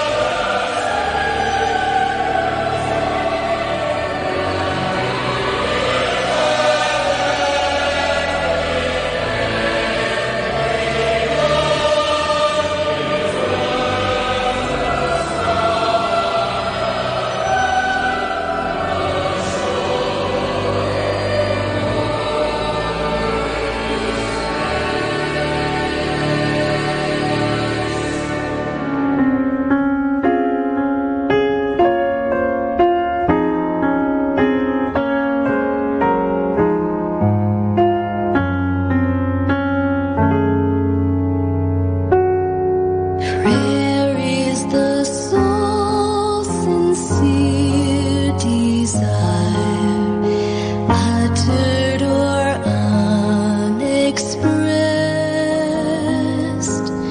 The motion of a hidden fire that trembles in the breast.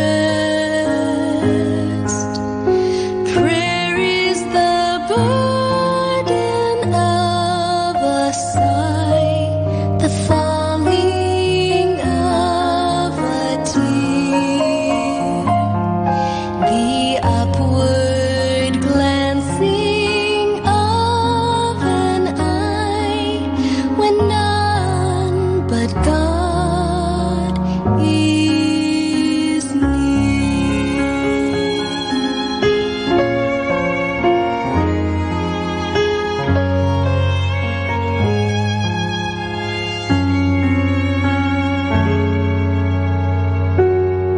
Prayer is the simplest form of speech that infant lips can try.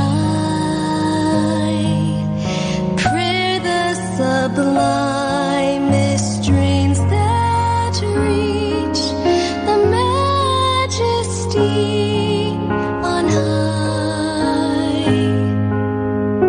Prayer is the Christian's vital breath, the Christian's native air, his watchword at the gates of death. He enters heaven with prayer.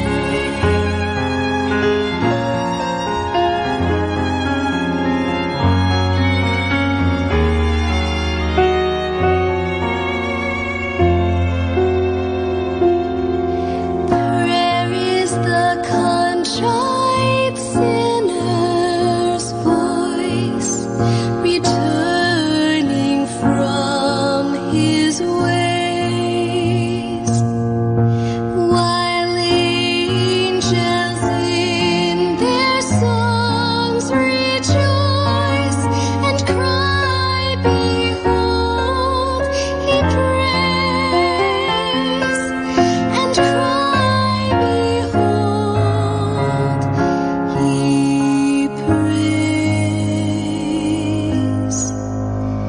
Nor prayer is made on earth alone.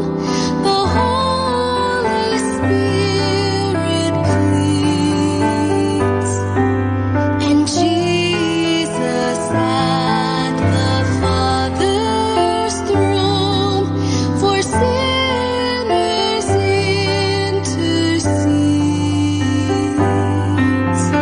O thou by whom we come to God, the life, the truth, the way, the path of prayer thyself hast trod. Lord, teach us how to pray.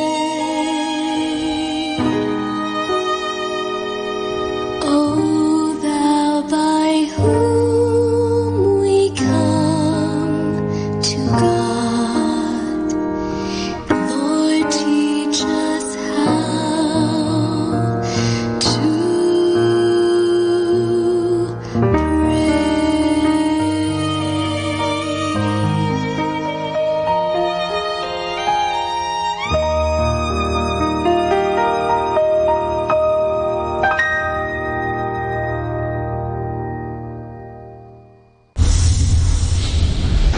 The number one radio station. The number one radio station. The number one radio station. The number one radio station. Number one station for Christ. To the FM. Manawag. Dominican Radio. Mike Samaka.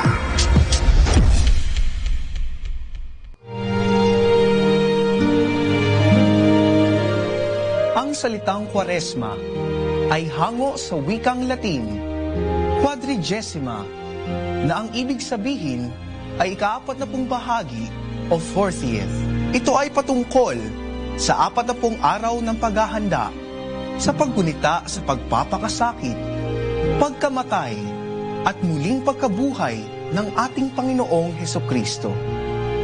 Ang kahalagahan ng bilang na 40 ay matatagpuan sa ilang halimbawa sa banal na kasulatan.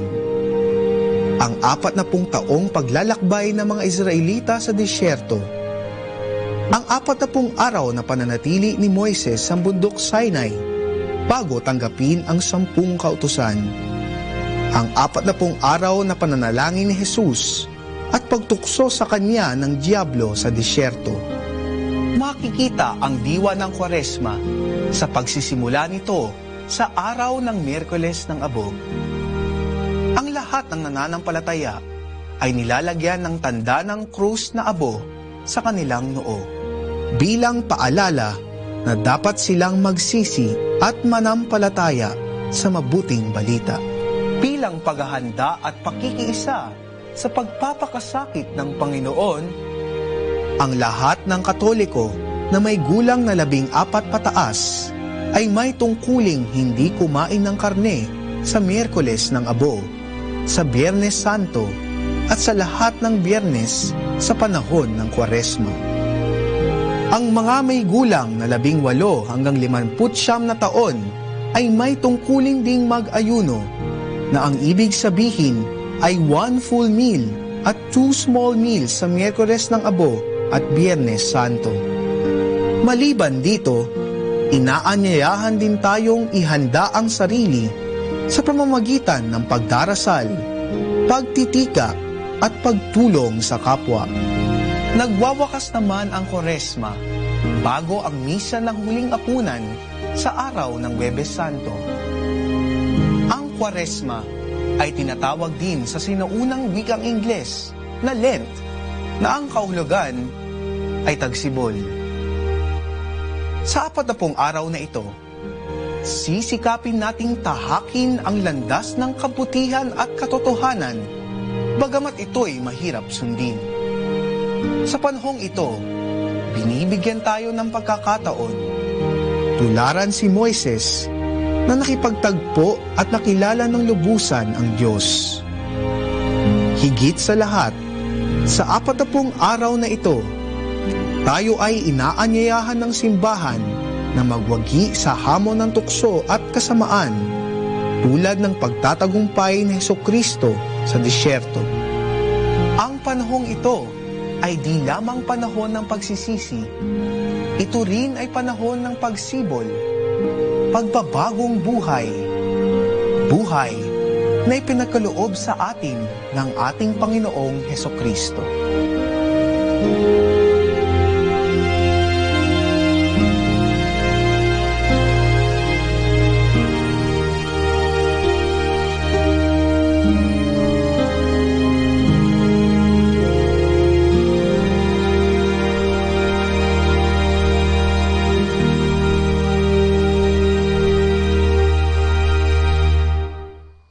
Good morning. Begin your day with the same spirit you had as a child. Everything will be okay in the end. Have a blessed day. Good morning, everyone.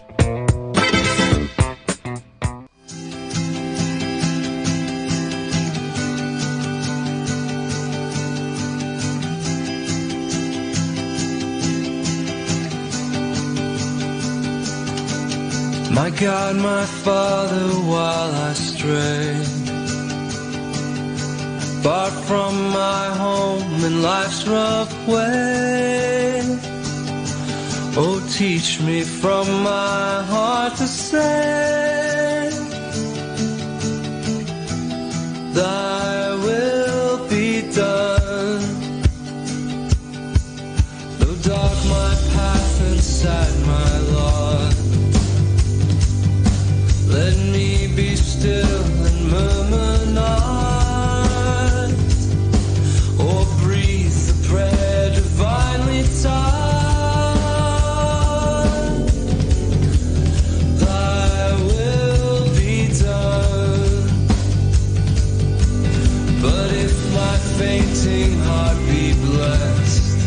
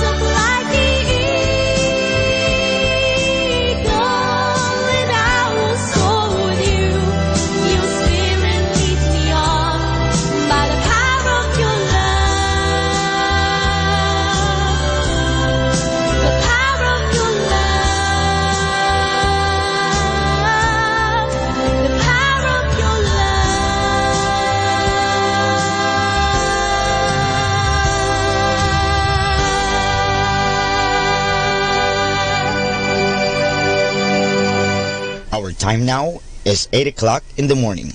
Let us now have our time check prayer. Inaanyayahan ko po kayo na samahan ninyo ako sa panalangin sa oras na ito.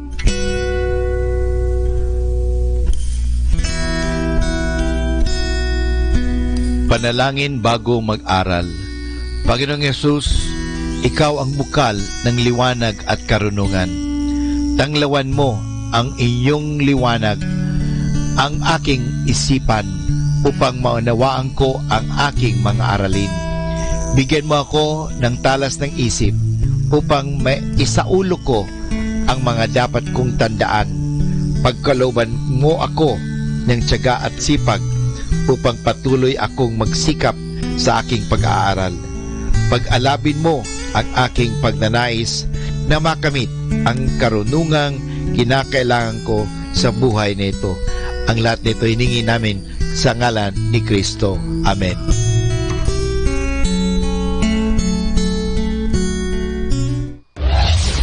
This is Manawag Dominican Broadcasting Incorporated, a religious non-commercial radio station. 10 years of evangelizing the airwaves, sharing God's blessings, live masses on air, playing religious music and prayers. May kasama ka, si Jesus, si Maria, at kami. Our positive thought for this hour. Knowing when to walk away is wisdom. Being able to is courage. Walking away with your head held high is dignity. 102.7 Manawag Dominican Radio. You have Manawag Dominican Radio FM.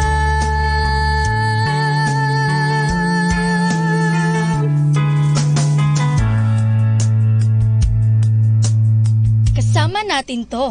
Inihahandog ng mga Dominican Student Brothers sa Santo Domingo Church, Quezon City sa pamamagitan ng Dominican Students Media Center ang isang online Lenten Recollection na pinamagatang Lakbay Buhay, Lakbay Tungo sa Bagong Buhay Year 2. Tara't makilahok sa nag-iisang online Lenten Recollection ngayong Semana Santa.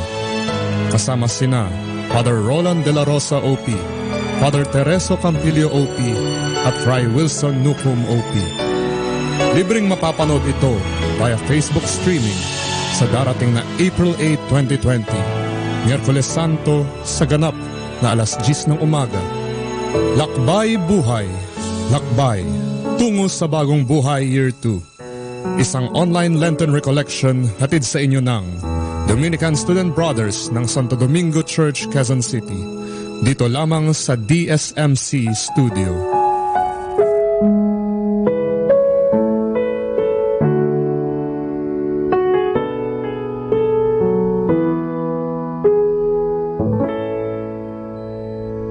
In the name of the Father, the Son, and the Holy Spirit. Amen. Amen. God, our Father, thank you for gathering us today for this interview. We ask your blessing upon each one of us. We ask you to bless those who are watching and listening on the radio. Send your Holy Spirit upon each one of us, that whatever we do will be for your own glory. We ask you to bless each one of us, especially the sick in our community. Today we celebrate the feast day of Our Lady of Lourdes, and it's also a day dedicated for the sick. So we remember in very special way today all those who are sick in our community. Bless them and heal them, O Lord. This we ask you through Christ our Lord. Amen. Amen. In the name of the Father, the Son, and the Holy Spirit. Amen. Amen. Father, baka gusto mong batiin muna sila at yung mga nakikinig sa atin sa ating pamilya at iba pa. Kamusta po kayo lahat, mga kababayan at lahat ng mga nakikinig na those are watching us for yes, this Father, interview. Pwede English, Father. Okay lang yan. Sa mga Pilipinas, dito sa US, God bless po kayo. Makinig po kayo sa amin, okay? And I'm thankful for this opportunity, for this interview. So I can also share sa mga listeners, sa mga nanonood, kung anong mga buhay-buhay namin dito sa Amerika. At sa mga Pilipino dito sa Amerika. God bless you po. Ano nani? Bati ka muna sa ating mga kababayan. Ay, magandang gabi po sa inyong lahat. Dito na naman ako. Ako po ay katulong lang ni Brother Boyet. Bobot, ano ka Boyet? Kanya nila yun, ha? Brother Bebot. Bobot. Brother Bobot, I'm sorry. Ang ganda-ganda na pala. I'm sorry. Good evening po. Good evening to everyone. And God bless po. Amen. Baka yung mga listeners mo sa ay mga kababayan, mga kamag-anak sa Abra. Mga kababayan sa buong Pilipinas, especially doon sa Abra, sa Ilocos region, mga Ilocano po ako, so magaling ako mag-Ilocano. I can also speak Tagalog. And to all of you are listening and are watching on this interview, God bless you and may more power sa lahat po. Amen. Pati ka taon ka na dito sa... dito sa US? Yes. Medyo matagal na, more than 20 years. Wow. Yes. Medyo matagal-tagal na, and I am the current pastor itong parokya ng Our Lady of Mount Carmel dito sa Nutley. Yes. But I've been to different parishes before I came here. I was in 3 other parishes. Yes. Medyo matagal-tagal na ang journey ko dito sa New Jersey. Yes. Amen. Yes. 20 years na may get. Parang konti na lang yan. Edad ko na yan. But today is Monday. No? Meron tayong, siyempre, gospel reading for the day. Tungkol sa healing ito eh. Yes. Ano yung take mo dito, Father? Ano yung pwede nating mapulot dito sa ating gospel reading for the day? Well, yes, the ordinary reading today is about Jesus healing the sick. But today is also a special feast day, a feast of Our Lady of Lourdes. So, and also today, as I mentioned in my prayer, it's a day dedicated for the sick. Kaya, it's just timely that the ordinary reading is about healing. Jesus healing people who were sick. And today, as I mentioned, was dedicated by the late Pope John Paul II as the day dedicated for the sick. So we pray for all the sick people. Are so many. Yes, grabe. At saka, pag sinabi mong sick, Father, hindi lang naman niya physical. Hindi lang yung physical. I am not just speaking about physical ailments. Merong spiritual sickness or emotional sickness. Naku, iba-iba yung and we face, maybe some of you are listening or watching, maybe experiencing some challenges as far as facing physical or emotional ailments. Don't be scared to bring everything to God. You know, God is there ready to help us, but you need to bring it to Him. You know, ask for His help. You know, sometimes ang nangyayari kasi, we think that we can do everything with our own efforts. Marami naman ako pera eh. Intelligent naman ako. I have all the power. But in the long run, you know, we cannot do everything by our own. We need God to help us, you know. If you recall, especially, you know, the gospel reading yesterday is about Simon Peter, the first apostles na tinawag ng Panginoon. When nagsabi ng Panginoon, imagine this is kind of very interesting story because Simon Peter was a professional fisherman, and then here came Jesus na nagsabi sa kanya, no, the whole night they were trying to catch but wala silang nakuha. Nahuli. And then suddenly dumating si Jesus, a carpenter. He was not a professional fisherman. Sasabihin niya kay Peter, put down your nets. Imagine, you know, professional fisherman. Carpenter, magsasabi ka sa professional fisherman na ihulog na naman yung yung lambat sa tubig. And I was just imagining what was in the mind of Peter at that moment. Imagine, it is like parang ang example mo, parang yung parang yung sakristan magsasabi sa pare how to say mass. Parang ganun it was a carpenter telling some professional fisherman. Pero sabi ni Peter, this is the key, the message. At your word, Lord, I will let down my net. Amen. And then when he realized the miracle that happened, sabi ni Peter, Lord, go away from me, get away from me. Yeah. I'm a sinful man. That's amazing, Malalim yun. Yeah, you see, one of the messages there is that even the professional fishermen sila, magaling sila sa pag-fishing, wala silang nakuha. But when Jesus came, imagine how yung nakuha nilang mga isdang dami. So, ibig sabihin, with the help with Jesus there, they were able to do, the unexpected. Beyond their dreams. Umpisa pa lang natin, pinaiyak mo na kagad. Di ba? It's amazing. Sinful man. Ako agad pinaluluha ni Father. Bakit ka naluluha ka? Hindi, naluluha ako kasi madamdamin yung sinabi ni malalim yun, para sa mga mananampalataya. Ibig sabihin niya, huwag mo akong lapitan dahil ako yung makasalanan. Wala akong karapatan. So yung grasya. Ganyan. Kaya sabi ko, maaga pa, mukhang maraming luha kung may labas dito. Bakit ba ang faith ay napakalaking struggle sa isang Kristiyano, especially sa Katoliko? Ikaw, may mga nakikita. Kasi dito, parang hindi naman ganun karami, yung nagsisimba. Bakit kaya? Yeah, I think you're raising a good point here as far as, kailangan ng yung sabi mo, faith and trust in everything. So sometimes, I think this is what we lack at times. We say we believe in God, pero at the back of our minds, let's see. Or mayroon yung pagdududa rin niya, let's see what happens. Hindi hindi natin nabibigay yung total trust that we can say, Lord, I trust you all the way. Amen. That I believe in you, that you can heal. For example, you're facing some difficult situation like financial crisis or physical ailment. You ask the Lord for help, and that's natural instinct that we ask for. Pero sa baka na tingnan ko kung talagang totoo na God can heal me. Meron pa rin pagdududa Hindi pa lang nabibigay natin yung full trust na Lord, I believe in you. Whatever happens, I believe in you. I trust in you. Amen. Yun ang kulang minsan. Siguro, Father, kasi yung sarili nating understanding bilang mga mananampalataya, di ba?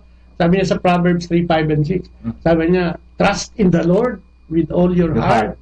Lean not on your own understanding, and in all thy ways acknowledge Him, because He will direct your path. That's true. Diba, So, alin doon ang lacking? Yung pagbibigay ng tiwala sa Diyos na... Yeah, even though sabi natin na religious, isa mo pa sa very religious, we go to mass, pero hindi pa rin, kulang pa rin kahit you say na I go to mass every day, but I still sometimes ask myself, do I really believe in God? Do I really do you really? Yeah, yun ang tanong. You will say me go to church every day probably, or anong sinasabi mo ako yung Father Ako, I go to church every day, pero ako na naman ang pinatatamaan. Meron pa rin, parang sa itong programa ito, kapatid. Meron pa rin pagdududa. It's like, that's why, I mean, probably it's a human nature that, but yun ang, it needs faith. It says in the scripture, it needs faith to move mountains, But Jesus said also in the scriptures that even if you have, faith like a mustard seed, liit yun. You can say to this mountain, move, and it will move. Father, siguro 2 days ago, ang reading natin is about rejection ni Jesus Christ sa Nazareth when He came home. Bakit? Di ba doon sa bandang huli, sinasabi niya kaya hindi siya nakagawa ng mga miracle and healing. Kasi ano yung grabe ito. Imagine, Jesus, yung kababayan ni Jesus himself. Hindi siya pinagtitiwala. They were supposed to be yung support mo na dapat silang maniwala sa'yo una. Pero it was the opposite. They did not believe him. There is a saying message, sometimes this is true, yung tinatawag natin na familiarity breeds contempt. You know, we have two familiar. Kilala nila. Oh, sino ba ito? Sobrang sobrang. Kilala nila. Kilala ko yan. Kaya si Mary, mother niya, si Joseph, carpentero yan. Wala yan. I mean, we knew this guy, you know, when he was growing up. And now he looks like a prophet. He claims to be a prophet, the son of... So, parang hindi sila maniwala. Yun, you know, sometimes there is some truth to that statement. We are too familiar with something that we put somebody in a box.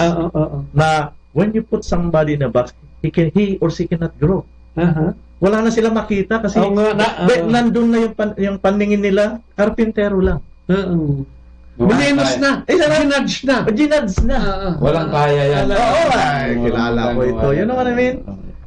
And yan ang I think hindi maganda sa atin minsan. We judge people by the color of their skin or their religion or whatever. And once you do that, the person cannot grow anymore. Isn't it? You put the person in a box, you judge him, you put him in a box, the person cannot grow anymore. So even with the people of Nazareth, they could not see any better sa kay Jesus anymore kasi karpintero lang yan. Karpintero. Sino pong napagalingan dito sa atin? Wala. Maganda. Yung si Aman. Ayun. Kasi walang nagawa niya. Small time. Wala yan. And I had an experience because some years ago I went on a pilgrimage to the Holy Land. And one of the places that we visited was Nazareth. And I was standing at that place and the people brought Jesus to that hill where they wanted to throw him headlong. Sabi dun sa ano. So it's called Mount Precipice. So I was standing there looking at the beautiful city of Nazareth, and I was imagining what the people of Nazareth did to Jesus, where they brought him to that hill and wanted to throw him headlong there. But Jesus passed by. Kaya I was so overwhelmed when I was standing there because I knew what happened there. Ang experience ko doon. Alam mo, parang Father, yung rejection na yun, kasi nararamdaman din natin yan sa loob ng bahay, no? Ako, I for one, matagal na panahon kasi ako nagloko eh. Kaya yung mga kapatid ko mismo, sabi nga ng kapatid kong babae, sinundan ko, sabi niya, kasi nagbibigay ka na rin ng chocolate, no? Sabi niya, pag nakita kita na nagbibigay ka ng ganyan dyan, nakita kita kahit saan, babatuhin kita ng bugok na itlog. Just imagine yung talagang, parang wala ka ng pag-asa, and yun ang critical. Sa isang pamilya na hindi mo bigyan ng pagkakataon yung kapatid mo, parang ito lang kay Jesus, di ba? Household to eh. Nasarit ito eh. Parang pag hindi mo na binigyan yung tao na para makapagbago, that's the time na pinatay mo na talaga siya. That's true. Pati pangarap. Yung tawag na rejection is mas masakit pa kaysa murder at times. Oo nga, di ba? When you reject someone. And the irony is, all of us were made in the images of God. Likeness of God. Yeah. I know. Who am I to judge you? Or who are you to judge me? Only God can judge me. You know? And yet, the truth is, we judge people, you know. Ganito siya. You know? And once you do that, mas masakit yung pamilya mo mag-judge sa'yo. Kasi kilala ka nila. Yun nga. Kasi kaya ganyan ang buhay mo. Kasi bata ka pa, matigas na ang ulo mo eh. Growing up, parang yun na yung tatak mo, parang tattoo na actually, na hindi na maalis. And siyempre gusto natin iparating doon sa ating mga nakikinig na baka may ganitong pamilya, lalo sa Pilipinas, Father, usong-uso yun doon ng droga, ang krimen, ano? Minsan pag ginudge mo yung anak mo na ganun siya, yung kapatid mo na ganun siya, sana maintindihan nyo na yung binibigay mong emosyon, yung binibigay mong verdict o hatol doon sa kapatid mo o kung sino man yan o sa asawa mo man yan, ay naglalas siya na talagang parang hindi na maalis. Pati pag move on ng tao, ay hindi na nagagawa dahil dyan. Yeah, but the truth is, we can change. We can change. You know, with the grace of God and with our own efforts. Hindi yung, ganyan na yan, no? Nalulung na sa droga, whatever, wala nang magawa. That's not true. I'm sure you have heard miracles that, you know, about the 180 degrees change of people. Yes. Look at, you know, Saint Paul. He was a persecutor of the Christians. Pinapatay niya. Imagine that. And suddenly, he changed his life when he met our Lord. And many, Saint Augustine. You know, maraming santo. Maraming santo. Hindi lang santo. Yung mga, you know, but who are we to judge other people? Who are we? You know, we can change, you know. But of course, we need the grace of God, and we need to exert effort too. You cannot just, I can just, but I do not do anything. Walang mangyayari yan. Amen. Because grace is built on human nature. Ay, gusto kong tanungin yung Grace, Father, pero ito mga nakalagon sa atin, batiin ko lang. Sige. Si Rose Carmen Hulao say hi and hello. Si Ambet Villarreal, kapatid, pinag-uusapan lang natin si Ambet kanina, ano? Hello from CFCFFL Chapter 5, New Jersey. Brother Ambet, mag-usap tayo. Maganda tayo, no? Si Rose Carmen at Kimberly Lemo and 8 others are watching us, no? Hindi lumabas yung mga pangalan nila. Si Wendelina May is also watching. Si Efren Dagnilia from the Philippines. Good day and regards to all. God is good all the time, sabi niya. Ay, si Maring Jessica Acosta, also known as Rebecca Acosta. At syempre, si Giovanni Gardo Baterna is also watching. Sister Malu, kumusta sa buong pamilya kay Brother Francis sa mga bata? Si Flor Morales is also watching. Si Dan Mahina is also watching. Nasa bahay daw siya, New Jersey. In the house, sabi niya. Ito, Father, one of the priests ng Basilica Minor, si Father Eugene Cabillion is avid, natin to, pakibati si Father Eugene Cabillion. Father Eugene, nice to meet you po. Dito lang sa interview. And si Danilo de Guzman is also watching. Si Ray Plata is watching. Si Jerry Pontamillas is also watching, no? Magandang gabi. Marami dito, kasabi mo lang, hindi lahat kumilitaw. So keep on texting out there. Sasagutin po namin yan. And kung meron po kayong mga opinion, meron kayo sa looben, just send in by text, no? You can ask anything, and I will try to answer. If I cannot, we have two brothers who can answer for me. Grace, Father, Grace. Yes. Alam ko pangalan ng babae yan, pero Grace is one of the things that God is giving us every day. Ano yung grasya na yun? Marami kasing hindi nakakaintindi. Ano ba yung grasya na pwedeng ibigay ni Jesus sa atin, sa buhay natin, bilang mananampalataya? By Jesus coming down and becoming man was a grace in itself. Because through Him He saved us. You know, through His grace. We always say the incarnation of Jesus Christ. Jesus was a God becoming man in order to save us. That was grace. Amen. You know? And it's all connected with salvation, issue of salvation and grace, which is very interesting too. The question is, how can we be saved? Yes. You know, are people go to hell, go to heaven, go to purgatory? You know, well, ultimately it's God who makes the ultimate judgment on each one of us. We just hope that what we do, we try our best to follow, what the church teaches us about, the rules and regulations and teachings of the church. We are hoping that one day, we go to heaven. Amen. At sa ordinaryong mananampalataya, in layman's term, may mga nakikinig sa atin Paano ba makapag-start na magkaroon o maka-receive ng grasya mula sa Panginoon, speaking to the point ng isang pare o relihiyon, katulad niyo? Paano ba, halimbawa, gustong magbago ng tao, gusto niya lumapit kay Jesus, gusto niya magbago, ano yung, saan siya mag-start? Kailangan magpasalba siya sa simbahan? Well, we have the sacraments instituted by Christ. So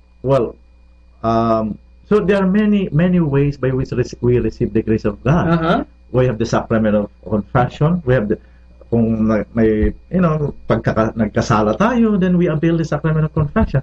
Again, this is a big issue because nowadays many people don't even believe in confession anymore. This is a very Protestant belief. Na sometimes I ask, how do you know that you're forgiven?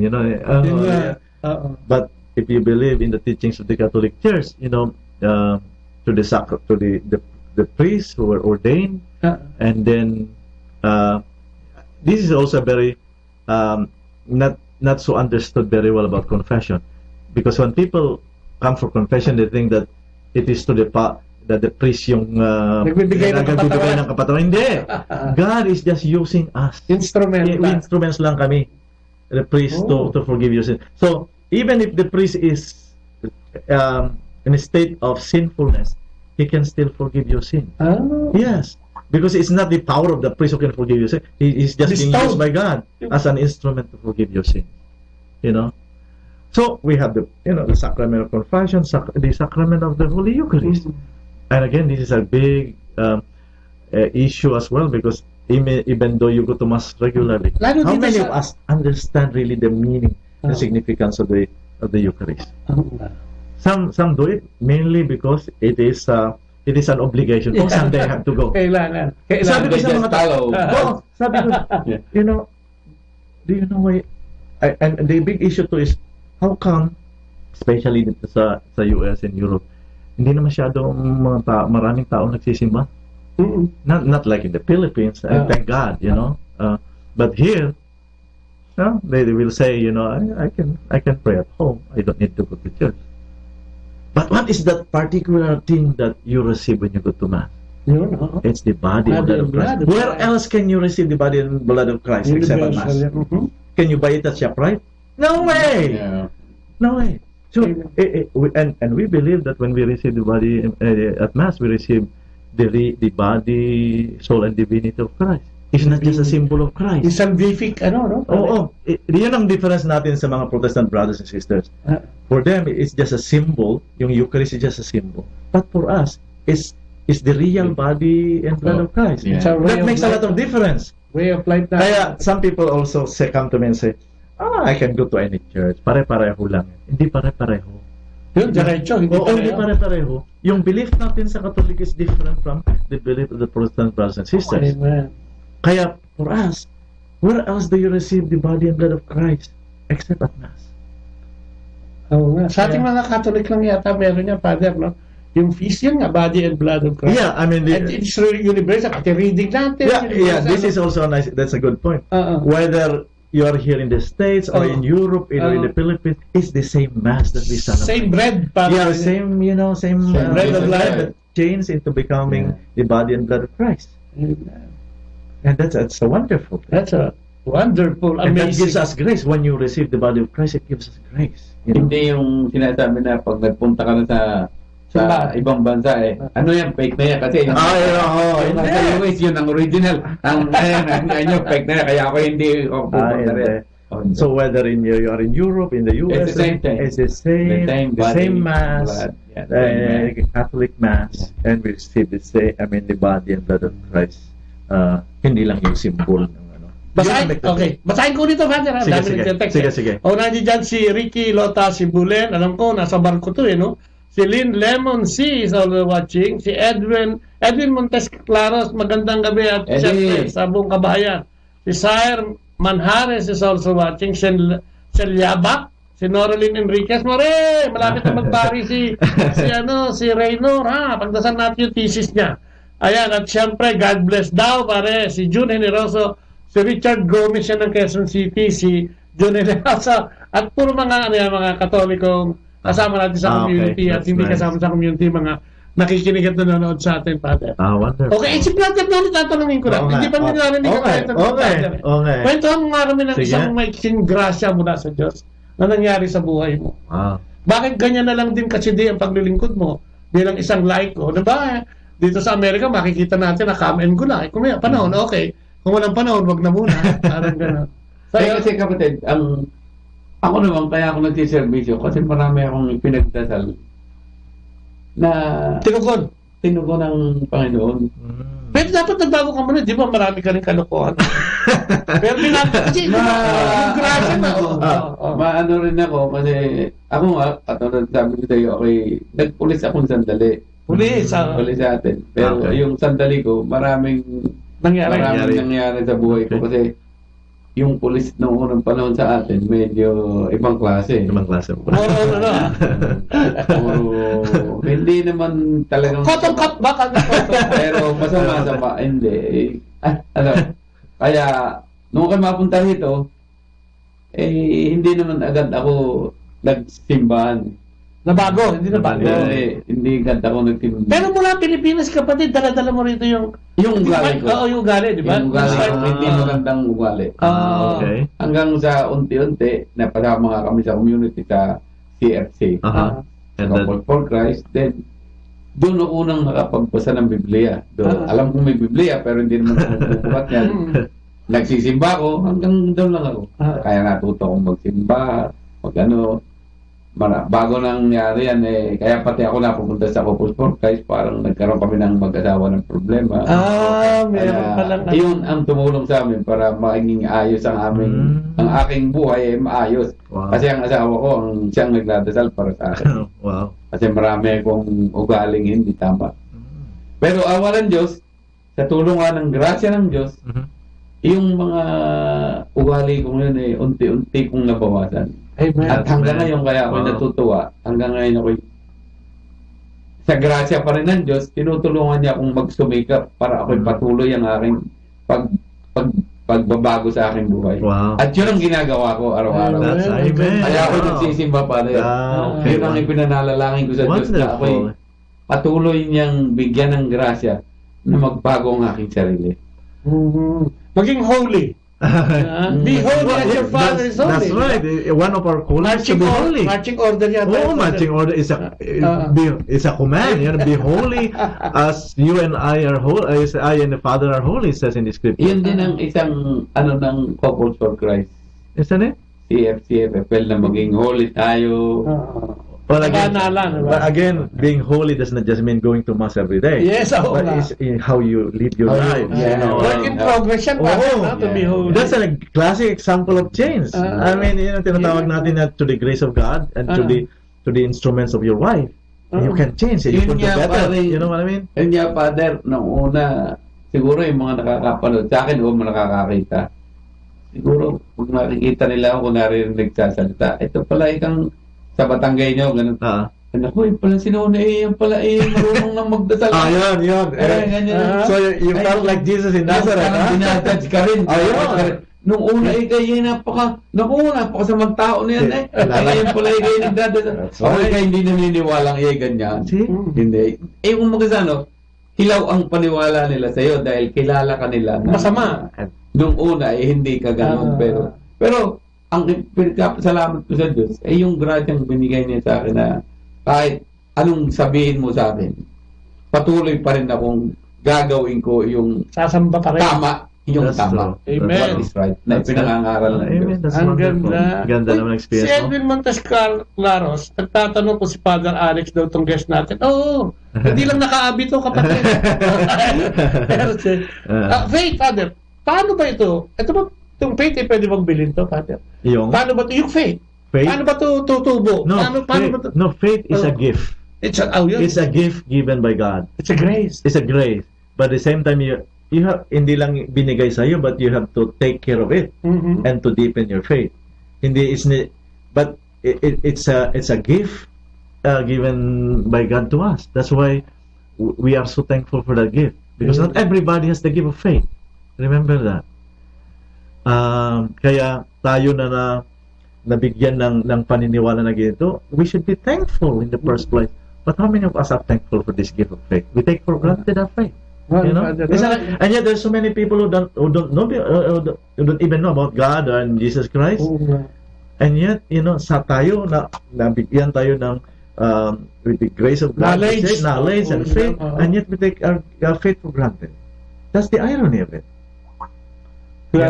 Pero pag ang dapat naibigay sa atin yung faith, then we have to take care of it and we have to deepen that faith. Amen. Yun din ang obligasyon natin. Ano ba, Father, sa tingin nyo? Dito sa Amerika, okay. Ano ba yung tingin nyo nagiging hindrance ng mga faithful dito? Ano yung kalaban ng pananampalataya o paglapit sa Diyos dito sa Amerika? Alam mo, yung nakikita ko yung the world has changed so much, and here in the US and Europe, secularism, yung materialism, yun ang kalaban ng... Ano ibig sabihin niya, Father? Kung i-define yung secularism and materialism, priority ba yan? Mas ang konsentrasyon ng mga tao is not anymore about spiritual things. Okay. But, when you say secularism, yung kamunduan. Mga materialism. Yun lang. Yun ang most important sa kanila. So, at the expense of the spiritual. Now remember that man is not just human, is also a spiritual. Man is a composite of body and soul, we say when you define man. So hindi lang tayo bodies, we are also spiritual beings. Wow. So a composite of body and soul. So pag pinsan, yung isip natin, yung lang na-concentrate yung sa mga secular things. Nakakaligtaan natin na yung mga spiritual, which is, I would say, more important. Fame, power, and fortune na rin, brother. Ganun din eh. Fame, power, and fortune na ngayon. Oo. Kaya... Mamon na. Ang diba? Parang pinagpalit na natin dahil kung ano yung makakapagbigay sa atin ng ginhawa at yung tingin natin makakapagbigay sa atin ng kaluwagan, doon muna. No? Yun ang pinipili natin. Hindi naman natin sinabi huwag kang magtrabaho, pero dapat yun muna, di ba? First things first. Kaya ang important is we have to constantly look into our priorities in life. What if I ask you, for example, what are your priorities in life in terms of 1 to 10? Nasaan ang Diyos doon? Siguro nasaan yung what is your most important? If I ask you, what is the most important thing in your life right now? Baka wala pa ka doon eh. Is it your family? Is it your friends? Is it your car, house, whatever? Where is God then? In terms of 1 to 10. I think it's good to ask ourselves again and again. Kasi sometimes yung Panginoon nandiyan lang sa gilid pala eh. I only go to Him when I need Him. But when everything is going fine, I don't think about God. Isn't it? Ganun lang nangyayari minsan? Alam mo talaga pa. Pagka may sakit na, umiiyak-iyak pa yan. Pagka may cancer, naku, umiyak-iyak. Pagka walang trabaho, naku, umiyak-iyak pa yan. Pero pag birthday niya, madaming handa. Hindi ba na nagdasal? Doon sa kakainin, kapatid?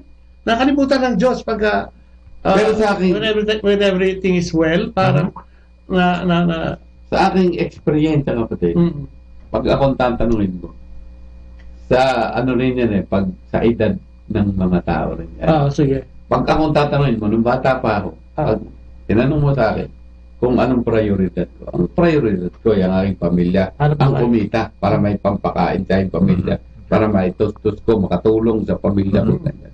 Pero pag katulad ko na ako'y nakapag-retiro na, hindi na ako nagtatrabaho. Ngayon, sinasabi ko sa iyo, ang prioridad ko ay kung paano ako mababago ang sarili ko. Okay. Amen. Kasi ako'y, wala na akong iniintindi. Hindi ko na kailangan ng pera. Kasi ako'y, bigay mo na sa amin yung pera. Bigay mo sa amin. Wala naman akong pera kasi kaya hindi ko kailangan. Hindi ko kailangan kasi ang pamilya ko ay kung akong tatanungin mo, ano na sila, establisado na sila. Ang asawa ko lalo na, nagtatrabaho.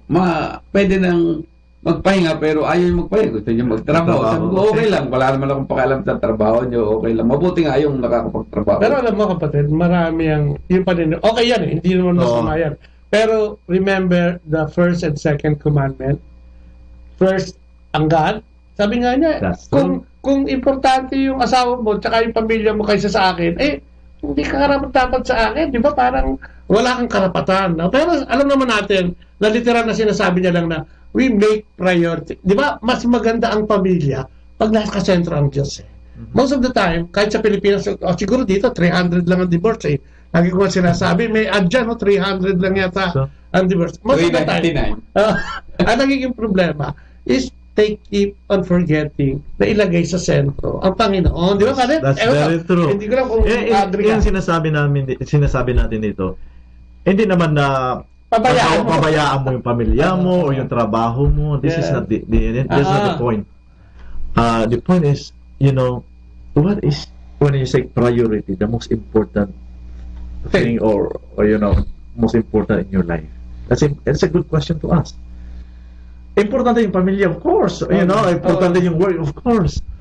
But in terms of priority, sila ba ang pinaka-importante?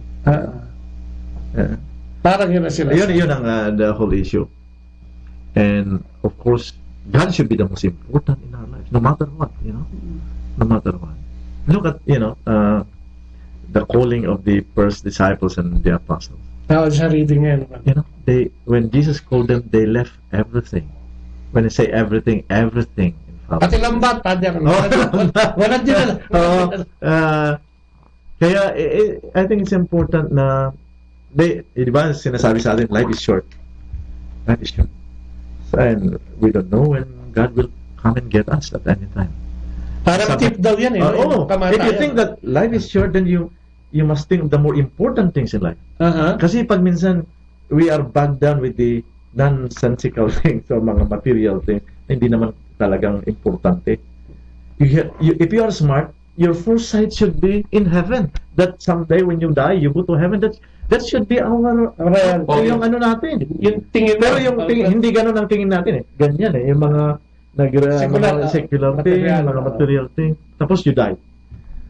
So, I always say, we have to be smart. That's why Jesus always reminds us again and again, be prepared. Because you don't know when God will come. As a priest, I've seen so many na mga situation where people die. You know? Pag minsan ina-ask ko sa sarili ko, was the person prepared when God came to get this guy? Ay, may mga ganun pa. Ay, dami. I can tell you last rite. Oh, last rite. And one time I was called by someone, somebody just died. So, pumunta ako dun sa bahay nila to give a blessing. Hindi ko mahanap yung patay. Pumunta ako, sabi niya, doon sa room. Kala ko nandun sa room na wala doon. Sabi niya, where is the deceased person? Nandun nakaupo sa sofa. Young guy, about 28, maybe 26, 28 years old. Very handsome. He was exercising. Bravo. And he sat down like this, patay. Wow. Sabi ko, my God. Ang bata-bata, he was working in the corporate world. Parang physical nag-exercise lang. Sabi ko sa sarili ko, alam ba niya na mamatay at that point? I don't think so. Namatay siya pag-workout. I don't know, but he died so young. And he was working in the corporate world. It was very promising yung buhay niya. And yet, he died instantly just like that. How many people na ganun ang nalamatay?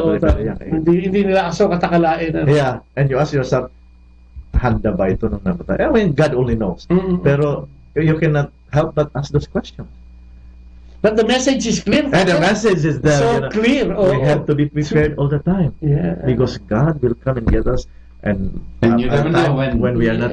Sometimes we most of the time we don't expect Him. Father, natutuwa ako dito sa nagte-text sa atin. Tinatanong ko, ikaw talaga si Father Alex. Siya nga, sabi niya, si Father Alex nga. So, tapos si... Yung nagtanong na yun? Si anak ni Tex. Si Kimberly. Kimberly, yes. Sabi niya, yan.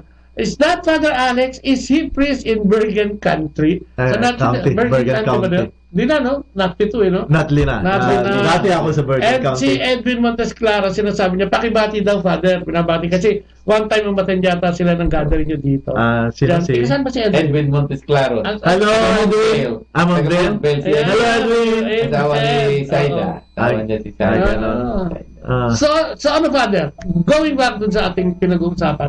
Ano ba dapat ang ginagawa ng tao? Tama ba yung sinasabi ni Lord na give priority sa ating Panginoon muna? Una sa lahat? Yes. As Christians and Catholics, we know the commandments. Ano sinabi mo kanina? You read the commandments, ano bang unang God love with all your heart, with all your soul, with all your strength, with all your wala matitira sa yun ang unang-una. Yeah. And love your neighbor as yourself. Yun ang unang-una sa commandments ng Panginoon. But the question is, are we following that commandment? Are we trying to live according to the commandment of God? So that's a good question to ask. Sabi nga niya, ang pananampalataya ang puro salita at walang gawa is faith, dead faith, parang ganyan. You see, there is sometimes a so-called a dichotomy between what our faith, when we say profession of faith and our actions. Yun din ang dichotomy. Narinig ko na. Ano ibig sabihin yan? Ibig sabihin na when we are in church, we are very religious tayo, but when we are outside church, we live a different lifestyle. Kaya there is what we call a dichotomy. Hindi magkatugma, walang consistency yung paniniwala. There should be a consistency between what we believe in and our actions in life. Parang walk the talk. Ganon. Kaya I remember kilala niyo si the famous spiritual Hindu leader Mahatma Gandhi. One time they asked him, what do you think about the Christians? Sabi niya, oh, I love the Christians, but I don't like what they do. Oh, why?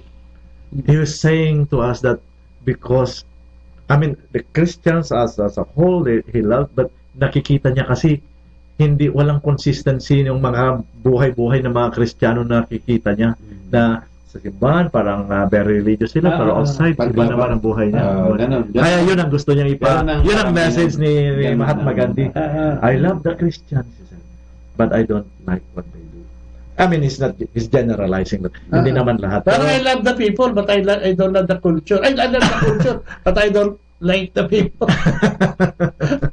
Ganun. Pero it's very powerful. You know? Hindi naman lahat, pero nakikita nila kasi. Oo, kaya doon din I think napoprostrate yung iba. Na sabi, religious, so nakikita ko every Sunday, pero sa labas iba naman ang buhay niya. So, how do you convince someone, for example, na hindi Katoliko na join and become a Catholic? Nakikita niya ganun ang buhay mo. Father, may kwento akong ganyan sa Pilipinas. Hindi naman lahat. Oo. Siyempre, pero sabi nga nila, kailangan masilip yun Masisilip. O konti ang gumagawa, pero napakalaking impact nito sa mananampalataya Pag nasa loob ng simbahan, talagang lumulundag pa sa, di ba? Naglagpas ng perimeter ng simbahan para tinutubuan ng sulod.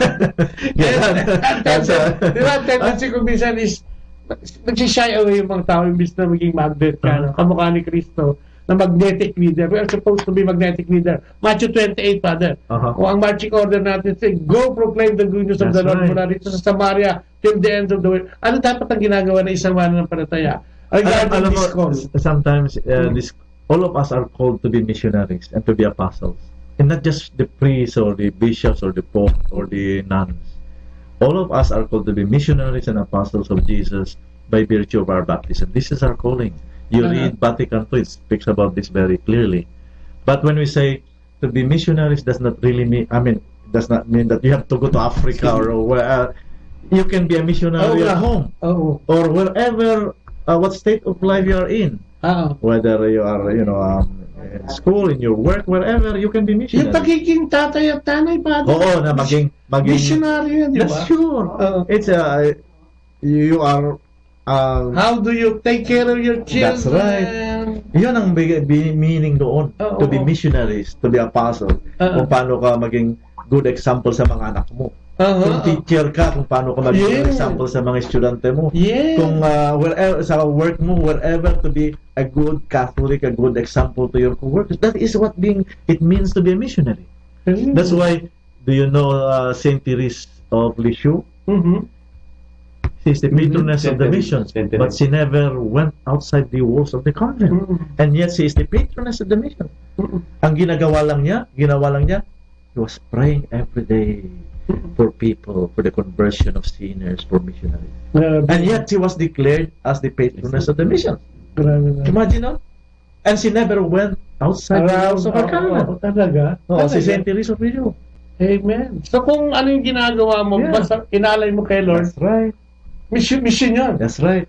And sometimes we have this sometimes we think notion means na I have to do big things. Big things, it does not, it's a relative word. By opening a door to someone is a big thing. If you do it for love, if you do it for God, anything that you do, even just a smile, giving a smile to someone, is a big thing that is done. So you don't need to do big things and go and travel to Africa to be a missionary. Just simple things that you do it rightly and for God. Sabi nga nila, Father, pag tama yung ginagawa mo, hindi mo na kailangan isigaw na tama ang ginagawa mo. Makikita ng mga tao, itatanong nila, sino yan? Sino yan? Sino ba yan? Ano ba yan? Anong pinanggalingan? Hindi anak na karpintero yan. Alam mo, tayo mga tao minsan, you want to be pakita natin pag may ginawa tayong na maganda, ginawa ko yan. Alam mo yung mga politiko minsan, there's a name of the politician there, project of so and so, congressman or governor. We don't need that. By your example, by your life and actions and words, makikita nila, Itatanong ko nila, sino ba yan? At gagayahin ka nila kung nagugustuhan ka nila. And that, I think that's a very powerful thing in terms of getting people back to church or to join us by our example of the other Christians and Catholics. Kaya nga si Cristo binansagang magnetic leader. Kasi yung ginagawa niya, yung sinasabi niya, ginagawa niya. Kaya di ba yung tao hindi talagang parami ng follower niya, di ba? Kaya doon mo makikita talaga na pagka ikaw ay may Diyos, ay magmamanifest talaga siya. Lito Di Guzman, Brother Lito. Magandang gabi sa iyo dyan, umaga dyan sa Bill Madalag Lamo at si Brother Tony. Kelly Tiboy Abiari is also watching. Kasi nga si Kimberly. Is that Father Alex? Is he priest in Bergen County? I used to be a priest there. Yes, I was. What town, Father? Westwood. Yeah, that's Bergen County. Yes. Pero dito sa Mount Carmel, ano yung mga critical dito? Bakit hindi ganun? Siguro hindi 100% yung ano ng tao. Ano yung nagmamatter sa kanila na hindi nila makuha talagang mag-serve ng 100%. Well, it's the same thing. As I said, faith pa rin ba yan? Faith pa rin ang at saka yung hindi mo maalis yung lifestyle, secularism, materialism of people.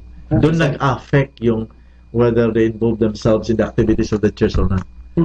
Pero masaya naman ako dito in terms na nakikita ko yun, we have a number of parishioners, so especially those retired now, they want to get involved in church and activities. Pero as far as young people, bihira o konti ang mga young people. Medyo mahirap, Father. Ang hirap. Hindi guys sa Pilipinas, you go to church, ang daming mga teenagers na nagmimisa. Dito, mostly are elderly. Mostly are elderly. Katulad nung anak ko, Father, ang anak ko wala siyang asawa, pero binata pa siya. Dati siya ay mahilig magsimba. Oo. Pero ngayon, nagsisimba rin pa siya paglinggo. Okay. Pero ang ginagawa ko sa kanya, talagang hindi ko siya tinitigilan na magsimba ka. Noon yung isang araw nagkaroon siya ng aksidente. Oh, sorry to hear that. Sumabog yung gulong niya. Kaya sabi ko, kung hindi ka mahal ng Diyos, Amen. Patay ka na. Sa sumabog yung gulong, may mabilis ang takbo niya. Nasa kotse yan. Yung isa, nag-exercise lang. That's right. Ay, sabi ko, magsimba ka at magpasalamat ka sa Diyos. At sabi ko sa aking asawa, iyan ka ako. Ako nga, sabi ko, alas maiyak-iyak, sabi ko, iyan ka ako, darling, ang aking pinananalangin sa Diyos. Na kayo, pag alis nyo, kayo, mag-ina kayo, mga anak ko, ay, patnubayan ng Diyos at gawayan kayo sa inyong paglalakbay, sabi ko. Amen. So, importante ba yung Father, pinagdadasal ng mga anak? Of course, hindi lang. Of course, hindi. You pray for your family, but we pray for everyone, you know. But, you know, importante na ipagdasal. Parang may blessing ka sa anak. Oo. I always pray for my family and for everyone, Father. Araw-araw yun. That's wonderful. Yun ang ginagawa ko. Hindi lang ako sa sarili ko. Kuminsan nga, nakakalimutan ko pang ipag-pray sa sarili ko. You see, you remember at Mass, we pray for people who have no one to pray for them. Diba, there are so many people who have no one to pray for them. We pray for them too. Yun ang ginagawa ko, Father. But of course, you know, we need to pray for our families. You know, nandyan sila. You pray for other people, you forget your family. It's kind of irony. Kaya dapat yung sakramentum ng misa, Father, kaya nga kompleto yun. Diba? Yung first part is Eucharist of the Word at the liturgy of the Word tsaka liturgy of the Eucharist. Yes. Diba no? Nandun yung ipagdadasal mo yung mga tao. That's right. Faithful, ganyan. Yeah. Kaya complete meal nga siya di ba? But you know, the Holy Eucharist, the literal translation of Eucharist is thanksgiving. We go to Mass, of course, we receive the body and blood of Christ at Mass, but it's also an opportunity for us to thank God because the Mass is Eucharist means thanksgiving. How many of us have the opportunity to thank God for the many blessings that He gives us every day? Kaya ako, Father, ang ginagawa ko, kahit papano, nagbo-volunteer ako ng konti-konti para naman ako makapagpa-thank you ko kay Lord sa ginagawa niyang mga grasyang binibigay. Sometimes we take for granted na ang dami tayong mga blessings ng Panginoon na we take for granted. Sinosolo natin. Sa akin, not I'm saying that I'm very religious, but when I wake up in the morning, I say, thank you, Lord, you know, for that I'm alive today. Help me through the day. That's it. I don't need to say so many prayers. I just say, thank you, Lord, for being alive today and help me go through the day. Kasi walang guarantee yun. And then before I go and sleep at night, I say, thank you, thank you for the day, God, you know. Ganun lang. Ano yung Father?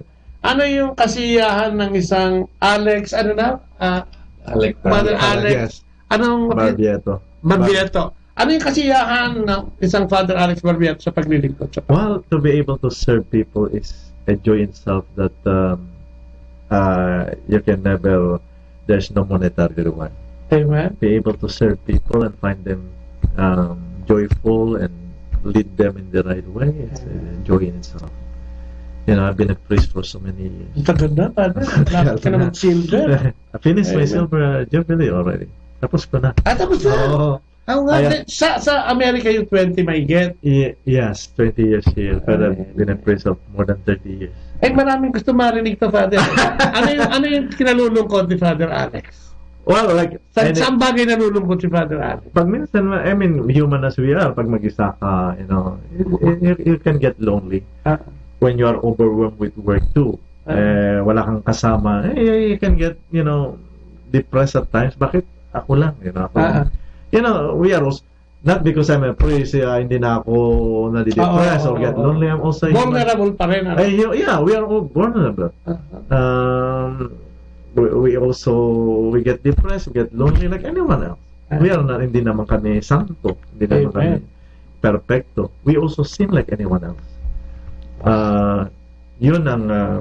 That's the truth, But we thank God for the opportunity of calling us to be His priest. That in spite of our unworthiness, He called us to be His priest. Lalo kami, Father. We're so unworthy and still, binigyan tayo ng pagkakataon para magkaroon ng ganitong programa, ma-interview yung mga katulad yung mga may experience, But wala tayong oras, Father, If you are to be asked, ano yung gusto mo sabihin sa kanila ngayon? Bilang parting words sa ating mga listeners. Yeah, well, thank you for listening to us and for the tuning in, and please continue to live a good holy life as we are called to be, because all Christians, all Catholics, we are called to be holy, and try to be good examples to other people, to your family, to co-workers, wherever where you are at. I think it's important that we as Catholics and Christians, we should show good examples by word and deed to other people. Amen. Hindi lang yung salita na salita, pero wala naman yung gawa.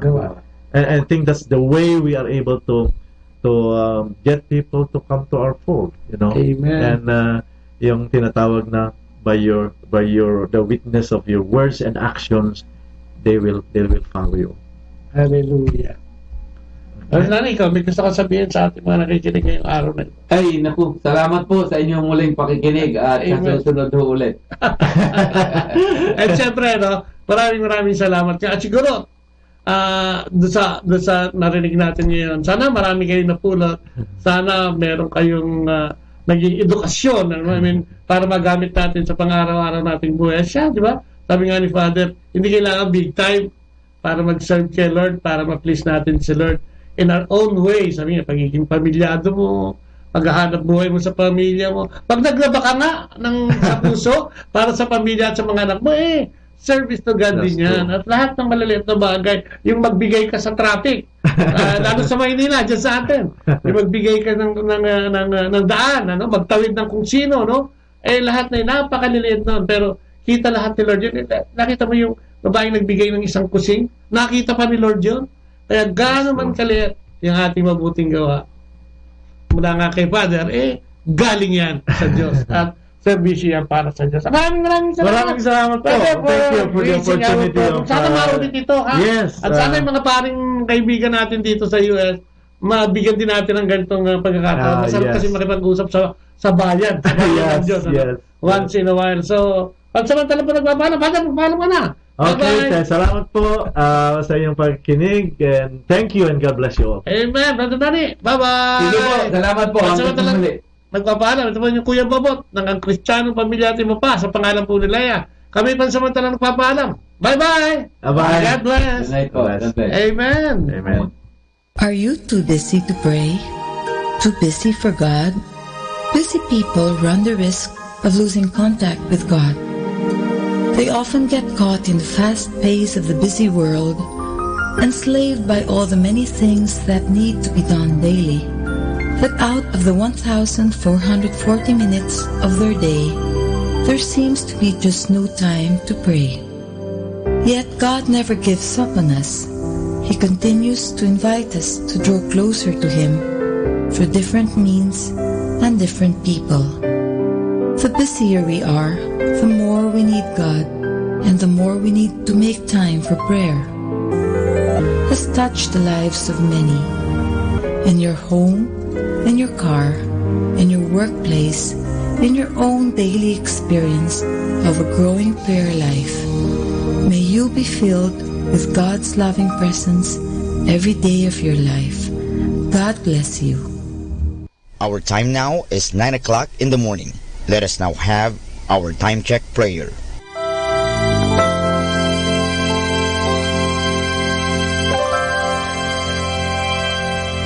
Inaanyayahan ko po kayo na samahan ninyo ako sa panalangin sa oras na ito.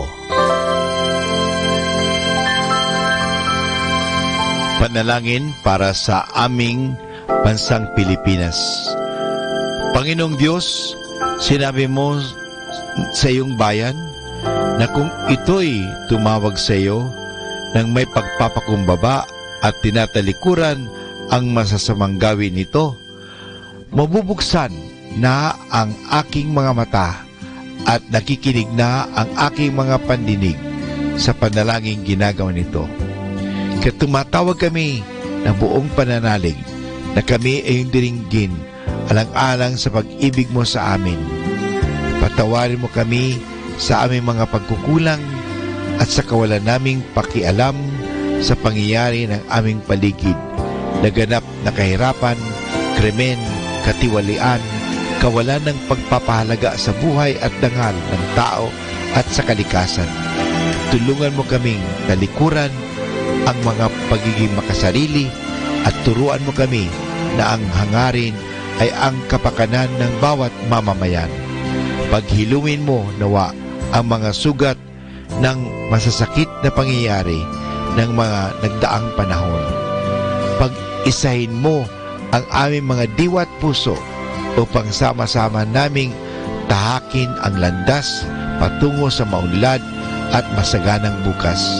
At higit sa lahat, maghari nawa sa aming bansang Pilipinas ang iyong pag-ibig na siyang susi sa paggamit namin ng kapayapaan aming minimithi. Amen.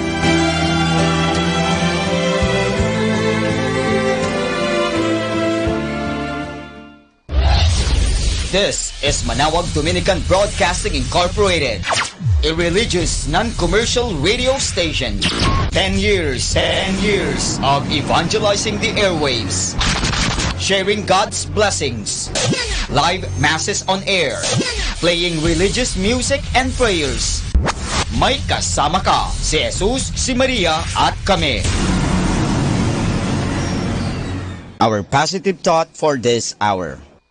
Life has many ways of testing a person's will, either by having nothing happen at all or by having everything happen all at once.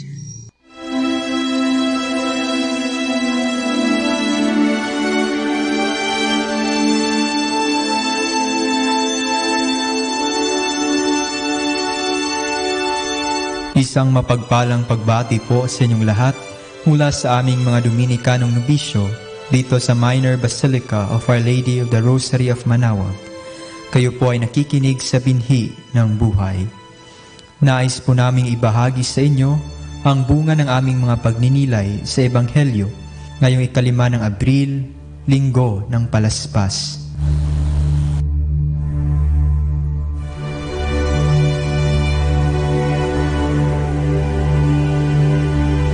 A reading from the Holy Gospel according to Matthew. Then one of the 12, who was called Judas Iscariot, went to the chief priests and said, "How much will you give me if I hand him over to you?" They promised to give him 30 pieces of silver. And from then on, he kept looking for the best way to hand Jesus over to them. On the first day of the festival of unleavened bread, the disciples came to Jesus and said to him, "Where do you want us to prepare the Passover meal for you?"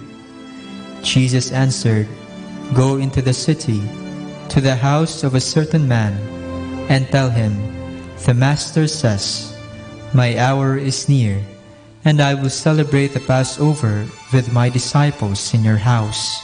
The disciples did as Jesus had ordered them, and prepared the Passover meal. When it was evening, Jesus sat at table with the 12. While they were eating, Jesus said, "Truly I say to you, one of you will betray me."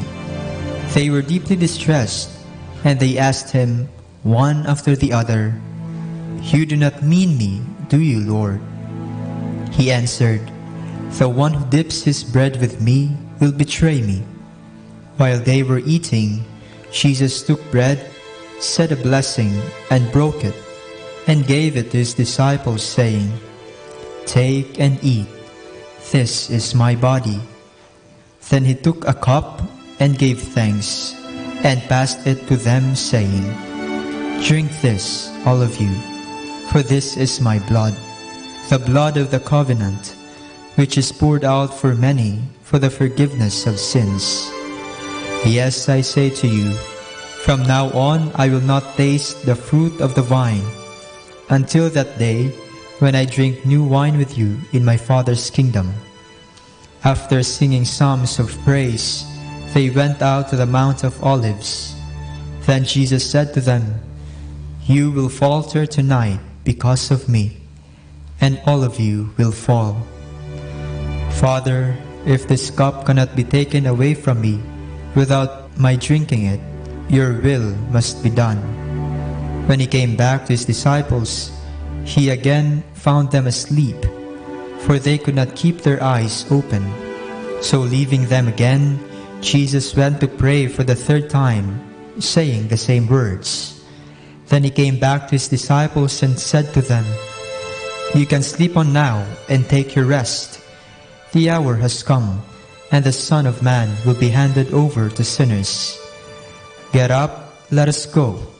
See, the betrayer is here." Jesus was still speaking when Judas, one of the 12, arrived.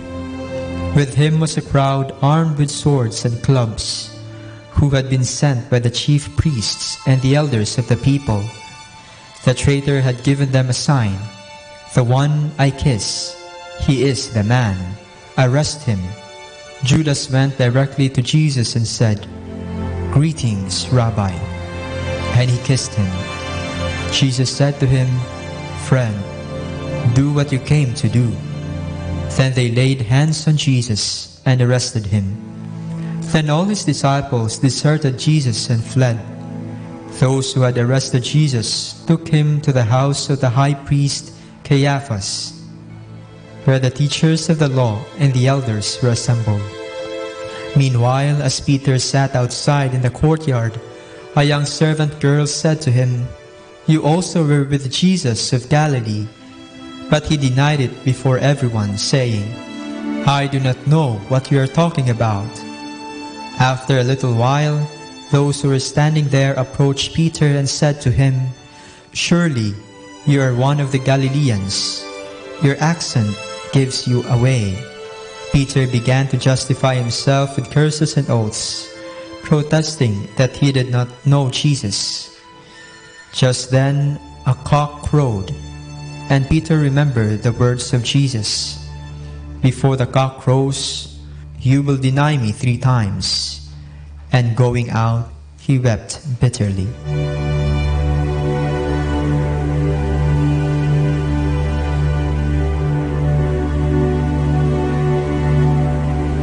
Sa ating ebanghelyo ngayong linggo, narinig natin ang kwento ng pagtraidor, paghihirap at pagkamatay ng ating Panginoong Hesus sa krus. Pinahiya, pinalo-palo, pinagtawanan, pinako sa krus at namatay. Iyan ba ang Diyos na tinuturo ng simbahan? Isang Diyos na mahina. Ba't hindi siya lumaban? Ba't hindi niya ginamit ang kapangyarihan niya kung Diyos nga siya? Bakit? Sa kalagitnaan ng isang gyera, isang importanteng cable line ang nasira. Ginagamit ito ng mga sundalo upang makipag-usap sa ibang kampo. Isang manggagawa lamang ang nandoon noong oras na iyon at kailangan maayos ito agad. Kaya agad na pinuntahan ito ng manggagawa at ilang minuto lang ay muling pumasok ang mga mensahe at maayos na ang mga linya. Isang oras ang dumaan, ngunit wala pa ang manggagawang lumabas para ayusin ang nasirang linya. Kaya nagpadala ang kampo na isang grupo para hanapin ang naturang manggagawa. Ilang minuto lang ay natagpuan nila ang manggagawa. Nakahiga sa gilid ng mga kable, hinahawakan ang dalawang dulo nito at may nakabaong bala sa dibdib na siyang sanhi ng kanyang pagkamatay. Nung makita ng ama na ang puso ng tao'y punong-puno na ng kasalanan at unti-unti nang napuputol ang koneksyon na nag-uugnay sa kanya at sa tao, pinadala niya ang kanyang anak upang ibalik ang puso ng tao sa kanya. Ginawa niya ang lahat, pati ang pag-aalay ng kanyang buhay. Totoo, mahina siya, ngunit nagpakahina siya nang sa ganon ay maging malakas tayo. Naghirap siya nang sa ganon ay mapasa atin ang kaharian ng langit.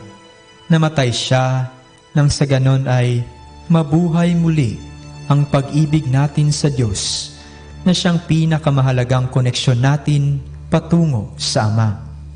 Tinatawag natin itong kahinaan, ngunit sa Kanya, ito ay pag-ibig.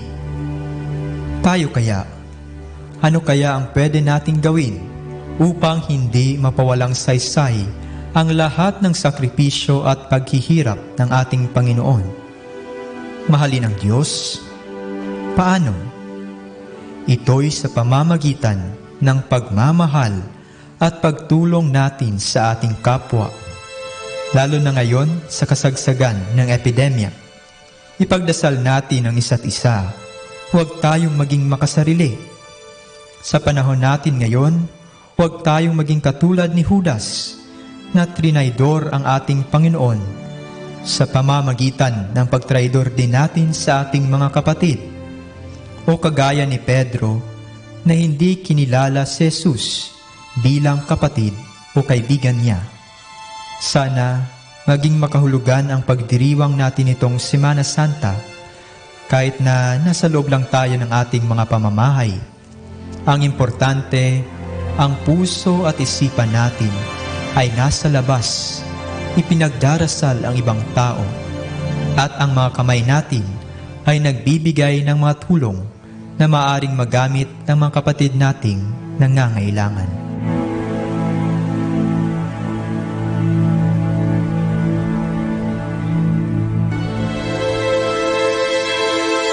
Mula po dito sa Minor Basilica of Our Lady of the Rosary of Manaoag, kami po ay taos-pusong nagpapasalamat sa inyong pakikinig. Naway patuloy po nating isabuhay ang salita ng Diyos. Patnubayan at pagpalain nawa tayo ng Panginoong may kapal. Hanggang sa susunod na linggo, dito po sa Binhi ng Buhay.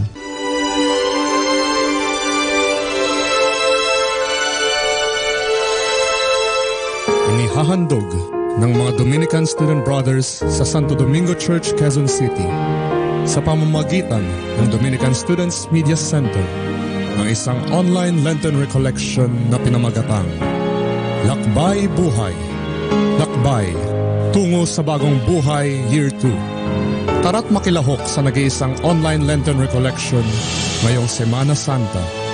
Kasama sina Father Roland de la Rosa OP, Father Tereso Campillo OP, at Fray Wilson Nucum OP. Libreng mapapanood ito via Facebook streaming sa darating na April 8, 2020, Miyerkules Santo sa ganap na alas 10 ng umaga.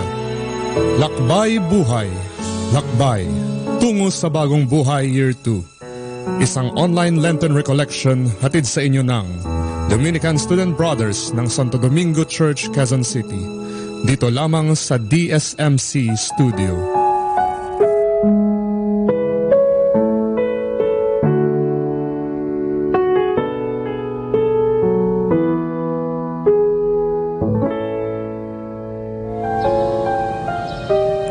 Matatapos na natin ang 40 araw ng paghahanda. Papasok na tayo sa mga pinakabanal na araw ng ating pananampalataya. Ang pagpapakasakit, pagkamatay ng ating Panginoon. At ang pinakarurok nito, ang linggo ng kaniyang muling pagkabuhay. Ngayong araw na ito, sabay-sabay tayong mananahimik. We will enter into the inner room of our hearts. And in silent prayer, haharapin natin ang ating mga sarili. Hahanapin natin ang mga sagot sa mga tanong ng ating puso. Higit sa lahat, we hope to see God within. At sa pagkakataong ito, siya naman, siya na muna. Hayaan natin na siya ang masunod. Let go, let God be God. Iwanan na muna natin ang ating mga alalahanin. Isuko muna natin ang ating mga pinaglalaban. Bitawan na natin ang mga bagay na pilit nating pinangahawakan. Siya na muna. Siya lang muna. Sa tulong ng mga pagninilay na ibabahagi sa atin ng mga Dominicans dito sa Santo Domingo Convent, mangusap nawa ang Diyos sa iyo. May He open your eyes and show you what matters most. May He open your ears and conquer your fears. May you feel His touch and be healed. Come, let us set things right, says the Lord. Though our sins be like scarlet, they may be white as snow. Though they be red like crimson, they may become white as wool.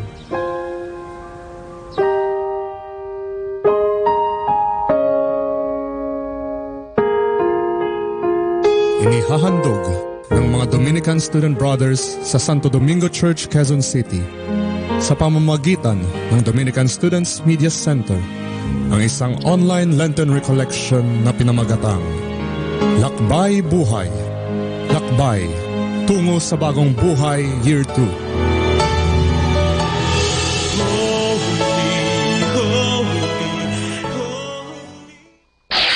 Ito ang Manawag Dominican Broadcasting Incorporated. Isang dekada nang naghahatid ng mabuting balita sa Himpapawid. May kasama ka, si Jesus, si Maria at kami.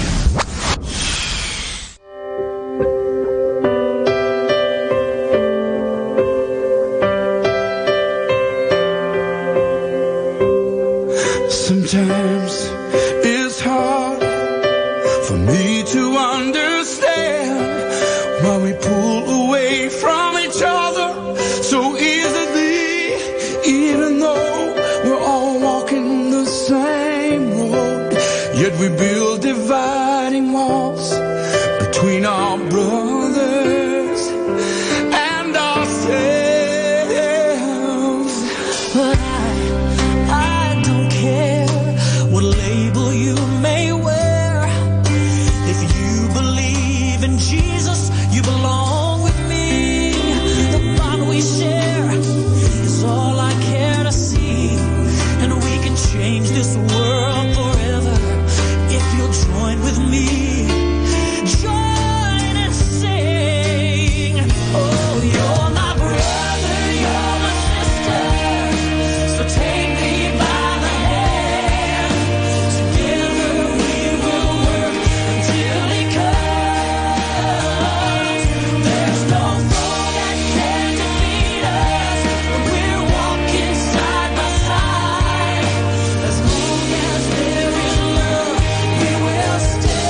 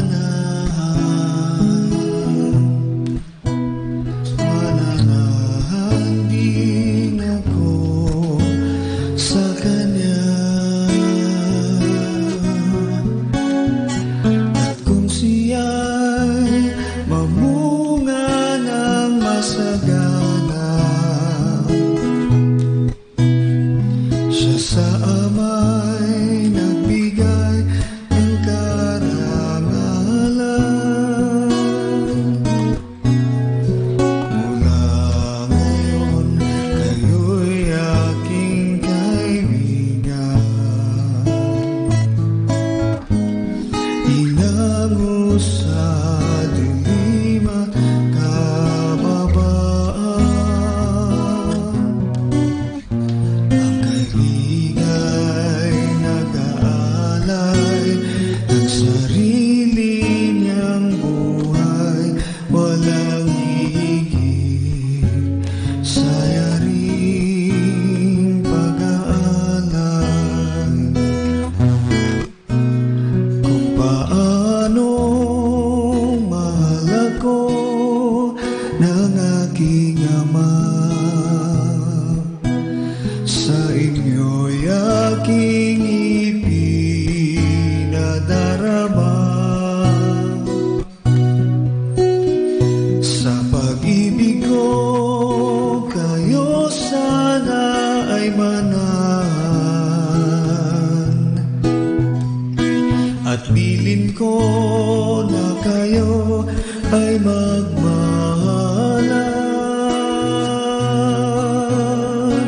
Mula ngayon, kayo'y aking kaibigan. Hinango sa dilim at kababaan. Ang kaibigay mag-aalay ng sarili niyang buhay, walang higit sa yaring pag-aalay.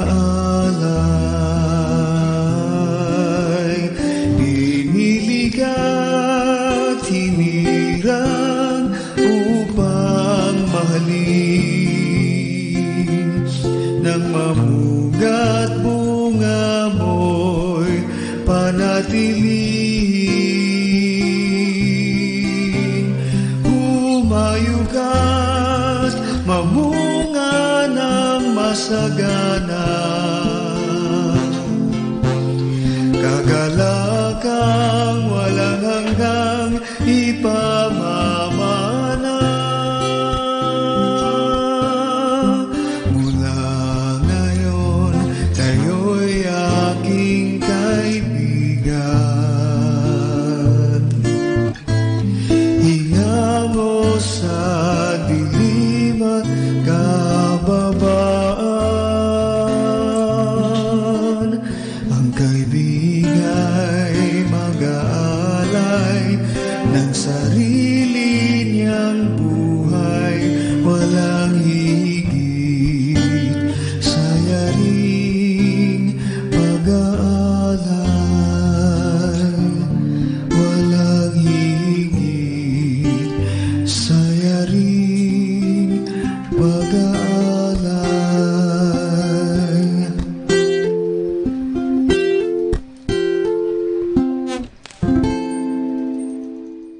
Kasama natin to. Ang salitang Kwaresma ay hango sa wikang Latin, quadrigesima, na ang ibig sabihin ay ika-40 bahagi o 40th. Ito ay patungkol sa 40 araw ng paghahanda sa paggunita sa pagpapakasakit, pagkamatay, at muling pagkabuhay ng ating Panginoong Hesukristo. Ang kahalagahan ng bilang na 40 ay matatagpuan sa ilang halimbawa sa banal na kasulatan. Ang 40 taong paglalakbay ng mga Israelita sa disyerto, ang 40 araw na pananatili ni Moises sa bundok Sinai bago tanggapin ang 10 kautusan, ang 40 araw na pananalangin ni Jesus at pagtukso sa kanya ng diablo sa disyerto. Makikita ang diwa ng Kwaresma sa pagsisimula nito sa araw ng Miyerkules ng Abo. Ang lahat ng nananampalataya ay nilalagyan ng tanda ng krus na abo sa kanilang noo, bilang paalala na dapat silang magsisi at manampalataya sa mabuting balita. Bilang paghahanda at pakikiisa sa pagpapakasakit ng Panginoon, ang lahat ng Katoliko na may gulang na 14 pataas ay may tungkuling hindi kumain ng karne sa Miyerkules ng Abo sa Biyernes Santo at sa lahat ng Biyernes sa panahon ng Kwaresma. Ang mga may gulang na 18 hanggang 59 na taon ay may tungkulin ding mag-ayuno na ang ibig sabihin ay 1 full meal at 2 small meals sa Miyerkules ng Abo at Biyernes Santo. Maliban dito, inaanyayahan din tayong ihanda ang sarili sa pamamagitan ng pagdarasal, pagtitika at pagtulong sa kapwa. Nagwawakas naman ang Kwaresma bago ang misa ng huling apunan sa araw ng Huwebes Santo. Ang Kwaresma ay tinatawag din sa sinaunang wikang Ingles na Lent, na ang kahulugan ay tagsibol. Sa 40 araw na ito, sisikapin nating tahakin ang landas ng kabutihan at katotohanan, bagamat ito'y mahirap sundin. Sa panahong ito, binibigyan tayo ng pagkakataon. Tularan si Moises na nakipagtagpo at nakilala ng lubusan ang Diyos. Higit sa lahat, sa 40 araw na ito, tayo ay inaanyayahan ng simbahan na magwagi sa hamon ng tukso at kasamaan, tulad ng pagtatagumpay ni Hesukristo sa disyerto. Ang panahong ito ay di lamang panahon ng pagsisisi, ito rin ay panahon ng pagsibol, pagbabagong buhay, buhay na ipinagkaloob sa atin ng ating Panginoong Hesukristo.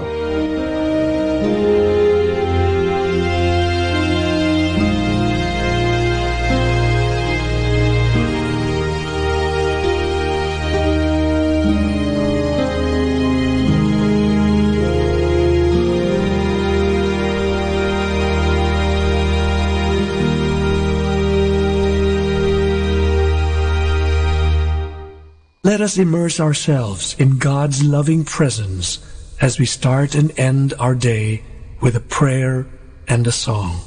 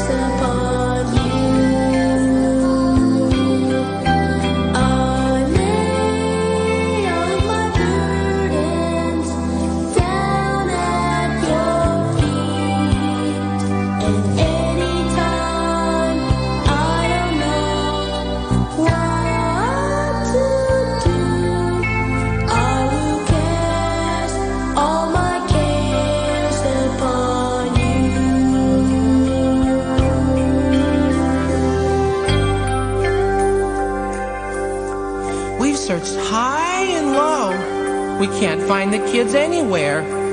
All we can do now is turn everything over to the Lord, trust Him, and wait.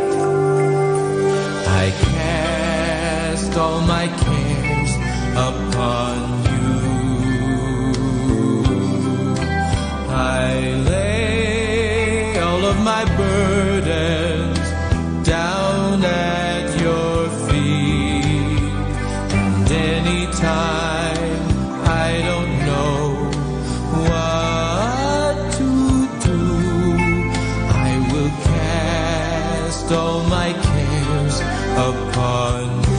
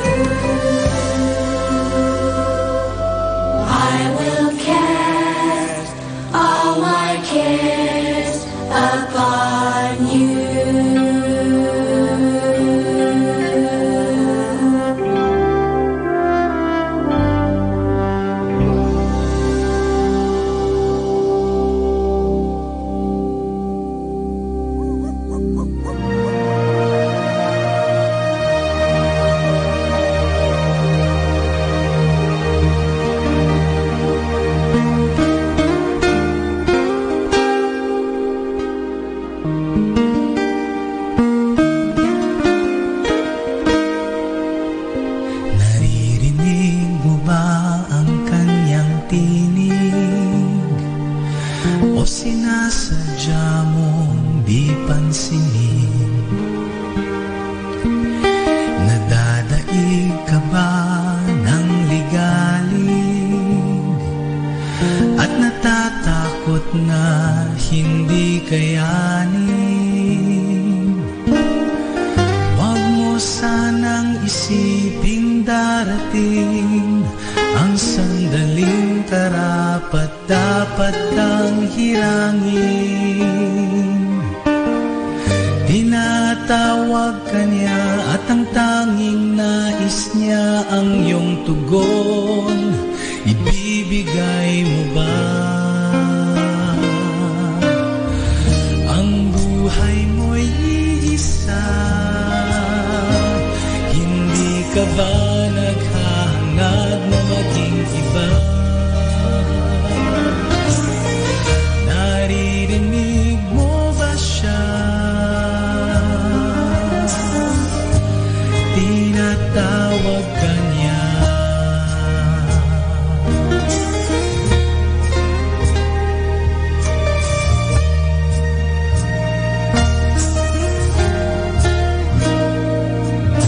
Nangangamba ka bang hindi magagawang talikuran mga yaman ng mundong ito? Natatakot ka bang iiwanan mo mga taong mahal sa buhay mo? Huwag mong limutin ang pangako niya sa'yo, higit pa rito ang ibibigay sa'yo. Huwag mong isiping kagandahang loob mo ay higit sa pag-ibig niya sa'yo. Ang buhay mo'y isa, hindi ka ba naghahangad na maging iba? Naririnig mo ba siya? Tinatawag ka niya. Hindi ikaw ang pumili sa kanya, ikaw ang pinili niya. Ang buhay mo'y isa, hindi ka ba naghahangad na maging iba? Naririnig mo ba siya? Tinatawag ka niya. Ang buhay mo'y isa, hindi ka ba naghahangad na maging iba? Naririnig mo ba siya? Tinatawag ka niya.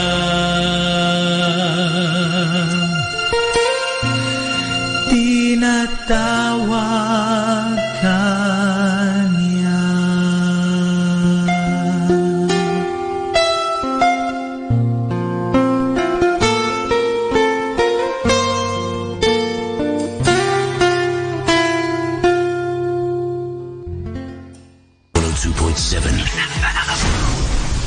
Pakinggan po natin si kasamang JT sa Tagumpay sa Tag-Unos kasama ang Diyos.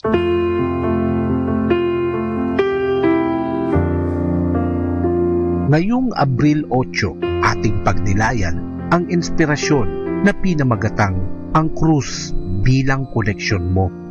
Sinulat ni Saint Francis de Sales, ang krus na pinapabuhat ng Diyos sa iyo'y isinaalang-alang ng kanyang mga matang nakakaalam ng lahat. Nauunawaan ng kanyang makalangit na kaisipan, sinubok ng kanyang marunong na katarungan, pinainit ng kanyang mga mapagmahal na pisig at tinimbang ng sarili niyang mga kamay upang matiyak na hindi ito mas malaki ng 1 pulgada o mas mabigat ng 1 gramo sa makakayanan mo. Ano ang iyong krus? Ito ang iyong koneksyon sa kalooban ng Diyos at hinihingi nito ang kusa mong pagsuko ng sariling kalooban sa kung anong ninanais ng Diyos mula sa iyo. Hindi ito dapat katakutan, kundi dapat nakilalanin ang paghakbang patungo sa langit, paglakad sa mga yapak ni Jesus, paggawa ng kanyang kalooban araw-araw. Ito'y pagsandig sa biyaya at kalakasan ng Diyos upang magawa natin ang hinihiling niya. Ang krus ay kumakatawan ng isang simple at kusang pagsisisi at pagsunod. Sinasabi sa kasulatan na naging masunurin si Jesus hanggang kamatayan at ang pagiging masunurin ang marka ng lalaki o babaeng may pananampalataya na makakasabi ng tapat, "Hindi ang aking kalooban, Panginoon, kundi ang sa iyo ang mangyari sa araw na ito." Nang sabihin ni Pablo, namatay akong kasama si Kristo sa krus. Hindi na ako ang nabubuhay sa aking sarili, kundi si Kristo na. Ito'y sa past tense, ngunit may aplikasyon na pangkasalukuyan. Sa madaling sabi, nagsimula ito sa isang punto sa nakaraan. Ito ay nang balikatin ni Pablo ang kanyang sariling krus at nagsimulang lumakad kasama ang Panginoon. Ngunit nagpapatuloy ito araw-araw. Dapat bang si Jesus lamang ang magbalikat sa krus at ang lahat ng tao sa mundo ay libre? Tanong ni Thomas Shepard noong 1693. Ang sagot niya sa sariling tanong ay sinulat niya, "Hindi, may krus para sa bawat isa at meron para sa akin. Huwag kang mag-alala tungkol sa maaaring hilingin ng Diyos mula sa iyo bukas. Basta buhatin na lamang ang krus kung saan naroon ang iyong pangalan at magtiwala sa kalakasan niya para lamang sa araw na ito."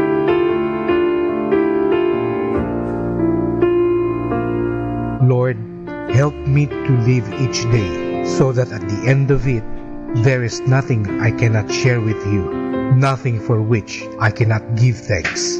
Ito po ang inyong lingkod na si Kasamang JT para sa pang-araw-araw nating gabay sa buhay.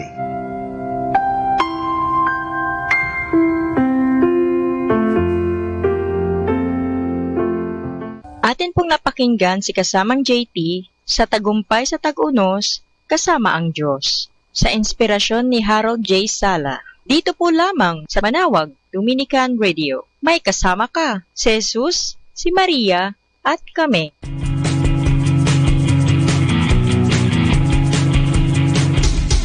You are listening to 102.7 FM Manawag Dominican Radio. May kasama ka, si Jesus, si Maria, at kami.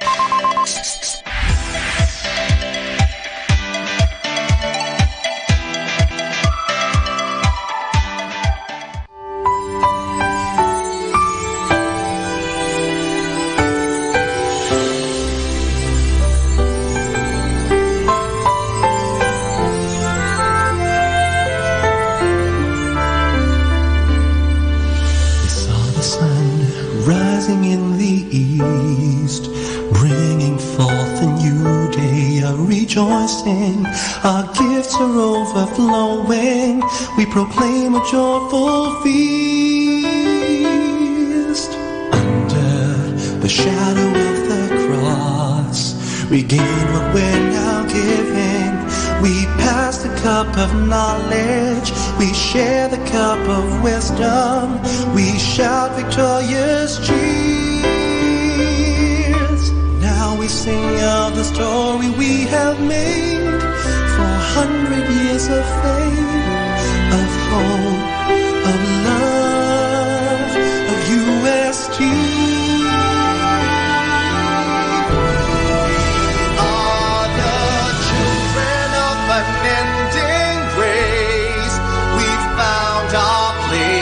Under the radiance of eternal rays, now lead the nations march to bring forth change, to make a better world. As we tread the path of heroes and saints, now we gather all our memories and yesteryears, lifting to the sun our hopes, our dreams, and our fears, bravely marching to the next 400 years, for we are the children of an ending race, of an ending race.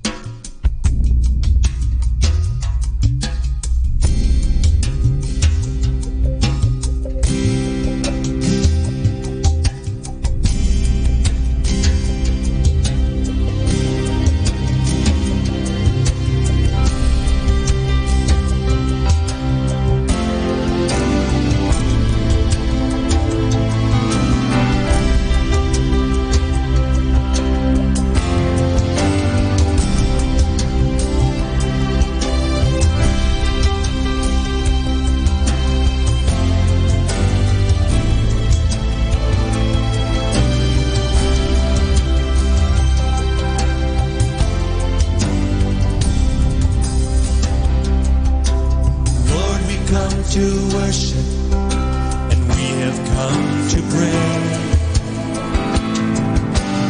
Lord, we come to listen and hear what you would say. Lord, our hearts are longing to meet with you today. For we have come to see you, and we have come to say,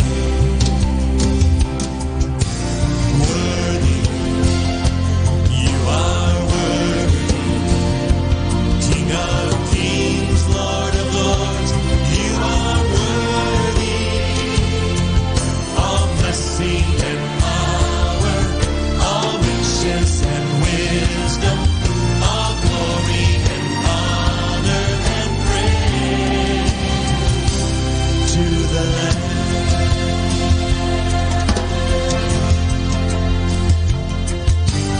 Lord, we need forgiveness. We've wandered far away. Look down in tender mercy. Forgive our sins, we pray. Oh Lord, we need revival all across this land. Yes, we do. Come move among your people with your mighty hand.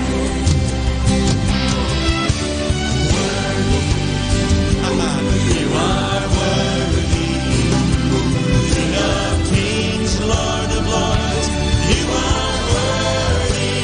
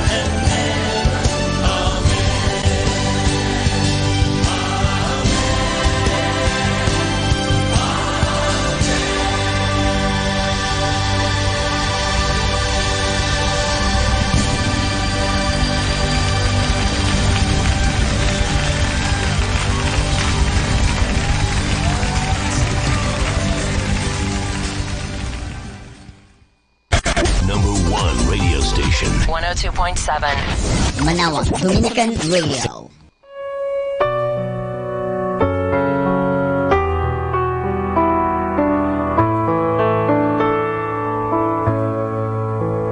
Isang mapagpalang pagbati po sa inyong lahat mula sa aming mga Dominikanong nobisyo dito sa Minor Basilica of Our Lady of the Rosary of Manawag.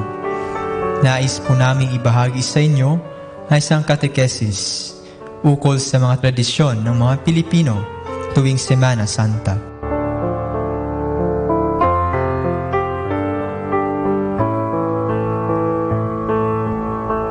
Tuwing Semana Santa, tayong mga Pilipino ay maraming hinahawakang paniniwala at tradisyon. Ang mga ito ay nanggaling pa sa ating mga nakakatanda at pinasa-pasa mula sa maraming henerasyon. Dito nakikita ang matinding pananampalataya nating mga Pilipino. Visita Iglesia. Ang Visita Iglesia ang isa sa mga kinaugaliang gawi nating mga Pilipino tuwing Semana Santa. Karaniwang ginagawa ito tuwing Huwebes o Biyernes Santo. 7 simbahan ang binibisita ng mga mananampalataya, kung saan dinadasal ang 2 estasyon ng krus kada simbahan. Minsan naman, 14 ang binibisitang simbahan, isa para sa bawat estasyon ng krus. Ang tradisyong ito ay pinasimulan ni Saint Philip Neri sa Roma noong 1555 at siya namang dinala ng mga Espanyol sa ating bansa. Senakulo. Ang salitang senakulo ay galing sa salitang Espanyol na senakulo na tumutukoy sa lugar kung saan dinaos ni Kristo ang kanyang huling hapunan kasama ang kanyang mga disipulo. Ang senakulo ay isang dula kung saan kinukwento ang mga pangyayari sa buhay ni Jesus mula sa paglilitis, pagdurusa, kanyang pagkamatay sa krus, at pagkabuhay muli. Ginagawa ang paglalahad nito ng 8 gabi, mula linggo ng Plaspas hanggang sa linggo ng pagkabuhay. Ang tradisyong ito ay nagmula pa sa Baryo Dayap na sa kasalukuyan ay ang 3 barangay ng Cainta sa Rizal. Naging kaugalian ng mga residente na maglagay ng mga krus sa mga bakanteng lote para maprotektahan sila laban sa mga masasamang espiritu at mga kalamidad. Isang araw, isang misteryosong amoy ang lumabas mula sa mga krus na ito. Mula noon ay pinangako ng mga residente na babasahin nila ang pasyon ng ating Panginoon tuwing Kwaresma. Sa paglipas ng panahon, naging dula na ito kung saan ang matagpo na sa dating binabasa lang ay nagiging aktwal na. Salubong. Tuwing madaling araw ng linggo ng pagkabuhay, ginaganap sa mga simbahan dito sa Pilipinas ang salubong o sugat sa Cebuano. Dito pinapakita ang muling pagkikita ng Birheng Maria at ng kanyang anak na si Jesus nang muli siyang nabuhay. Ang imahe ng nagdadalamahating Maria at muling nabuhay na Jesus ang ginagamit sa naturang prosesyon. Magmumula sa 2 lugar ang imahe at magsasalubong sila sa isang lugar na karaniwan ay sa simbahan. Isang batang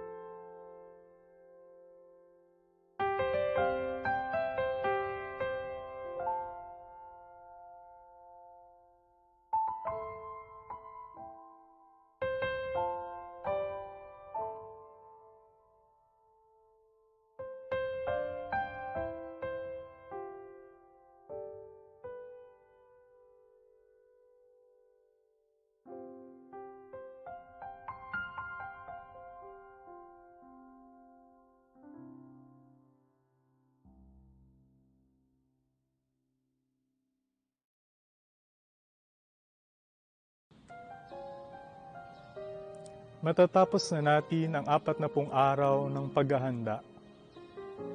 Papasok na tayo sa mga pinakabanal na araw ng ating pananampalataya. Ang pagpapakasakit, pagkamatay ng ating Panginoon. At ang pinakarurok nito, ang linggo ng kaniyang muling pagkabuhay. Ngayong araw na ito, sabay-sabay tayong mananahimik. We will enter into the inner room of our hearts, and in silent prayer, haharapin natin ang ating mga sarili. Hahanapin natin ang mga sagot sa mga tanong ng ating puso. Higit sa lahat, we hope to see God within. At sa pagkakataong ito, siya naman, siya na muna. Hayaan natin na siya ang masunod. Let go, let God be God. Iwanan na muna natin ang ating mga alalahanin. Isuko muna natin ang ating mga pinaglalaban. Bitawan na natin ang mga bagay na pilit nating pinangahawakan. Siya na muna, siya lang muna. Sa tulong ng mga pagninilay na ibabahagi sa atin ng mga Dominicans dito sa Santo Domingo Convent, mangusap nawa ang Diyos sa iyo. May He open your eyes and show you what matters most. May He open your ears and conquer your fears. May you feel His touch and be healed. Come, let us set things right, says the Lord. Though our sins be like scarlet, they may be white as snow. Though they be red like crimson, they may become white as wool.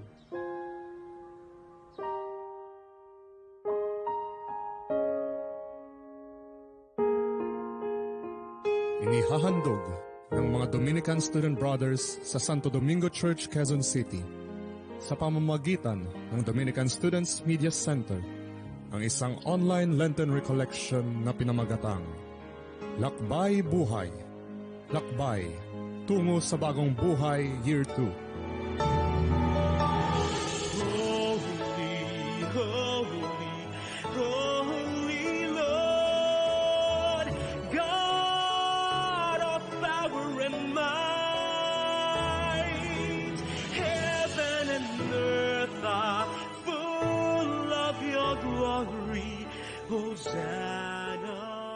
Magandang araw po mga kaibigan. Welcome sa ating nag-iisang online Lenten Recollection ngayong Semana Santa.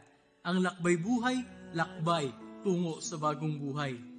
Ngayon po ang ikalawang taon na isinasagawa natin ito. Originally po ito ay para sa mga kapatid natin na gustong mag-attend ng recollection sa parokya, pero in one way or another ay hindi magawa ito. Partikular na po ang mga may sakit, mga nag-aalaga ng may sakit sa bahay, yung mga malayo sa kanilang parokya at sa mga kapatid nating OFW, lalong-lalo na po yung sa Middle East. Intended din po ito noon para sa mga nasa self-guided retreat at gustong makakuha ng insights. Pero dahil nga po sa sitwasyon natin sa panahong ito, lalong naging makatutulong ang online Lenten Recollection na ito sa ating lahat. Handog po ito ng mga Dominican Brothers sa inyo para lalo pa po kayong makapagnilay ngayong Semana Santa. Hindi po ito basta online stream recollection. Para po tayong nagdi-distance learning dito. Kaya po kayo pinaghahanda ng notebook, ballpen, rosaryo at Biblia dahil hinihikayat namin po kayong sumabay sa mga inputs natin. Kumbaga, para talaga tayo nagre-recollection online. We will pray a lot, listen to our invited shares at mag-share din po kayo ng inyong mga reflections. Ako nga po pala si Fray Joner Paulo Enriquez OP, ang inyong facilitator sa online Lenten Recollection na ito na pinamagatang Lakbay Buhay, Lakbay tungo sa Bagong Buhay Year 2. Ngayon po, sisimulan po natin ang ating Lenten Recollection sa pagdarasal ng Holy Rosary.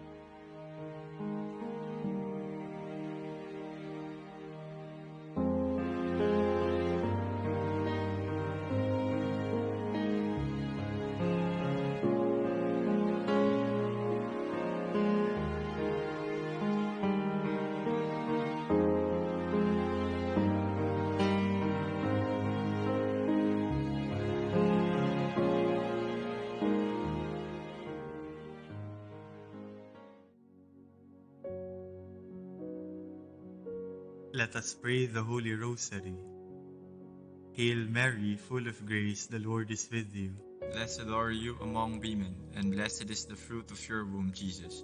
Lord, open my lips, and my mouth shall declare your praise. God, come to my assistance. Lord, make haste to help me. Glory to the Father, and to the Son, and to the Holy Spirit. As it was in the beginning, is now, and will be forever. Amen. Let us meditate on the 5 sorrowful mysteries. The first sorrowful mystery, the agony in the garden. Our Father, who art in heaven, hallowed be thy name. Thy kingdom come, thy will be done on earth as it is in heaven.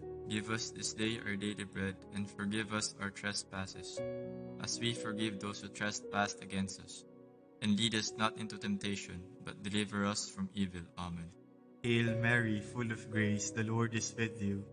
Blessed are you among women, and blessed is the fruit of your womb, Jesus. Holy Mary, Mother of God, pray for us sinners, now and at the hour of our death. Amen.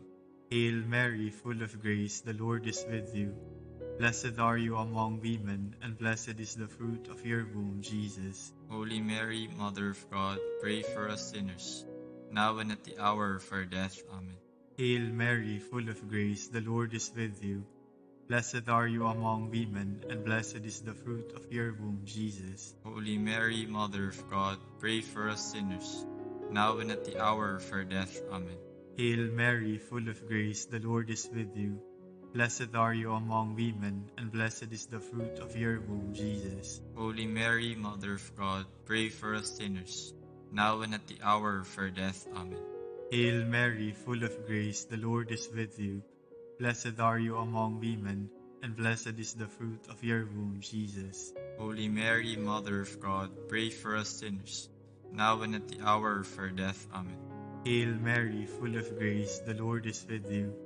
Blessed are you among women, and blessed is the fruit of your womb, Jesus. Holy Mary, Mother of God, pray for us sinners, now and at the hour of our death. Amen.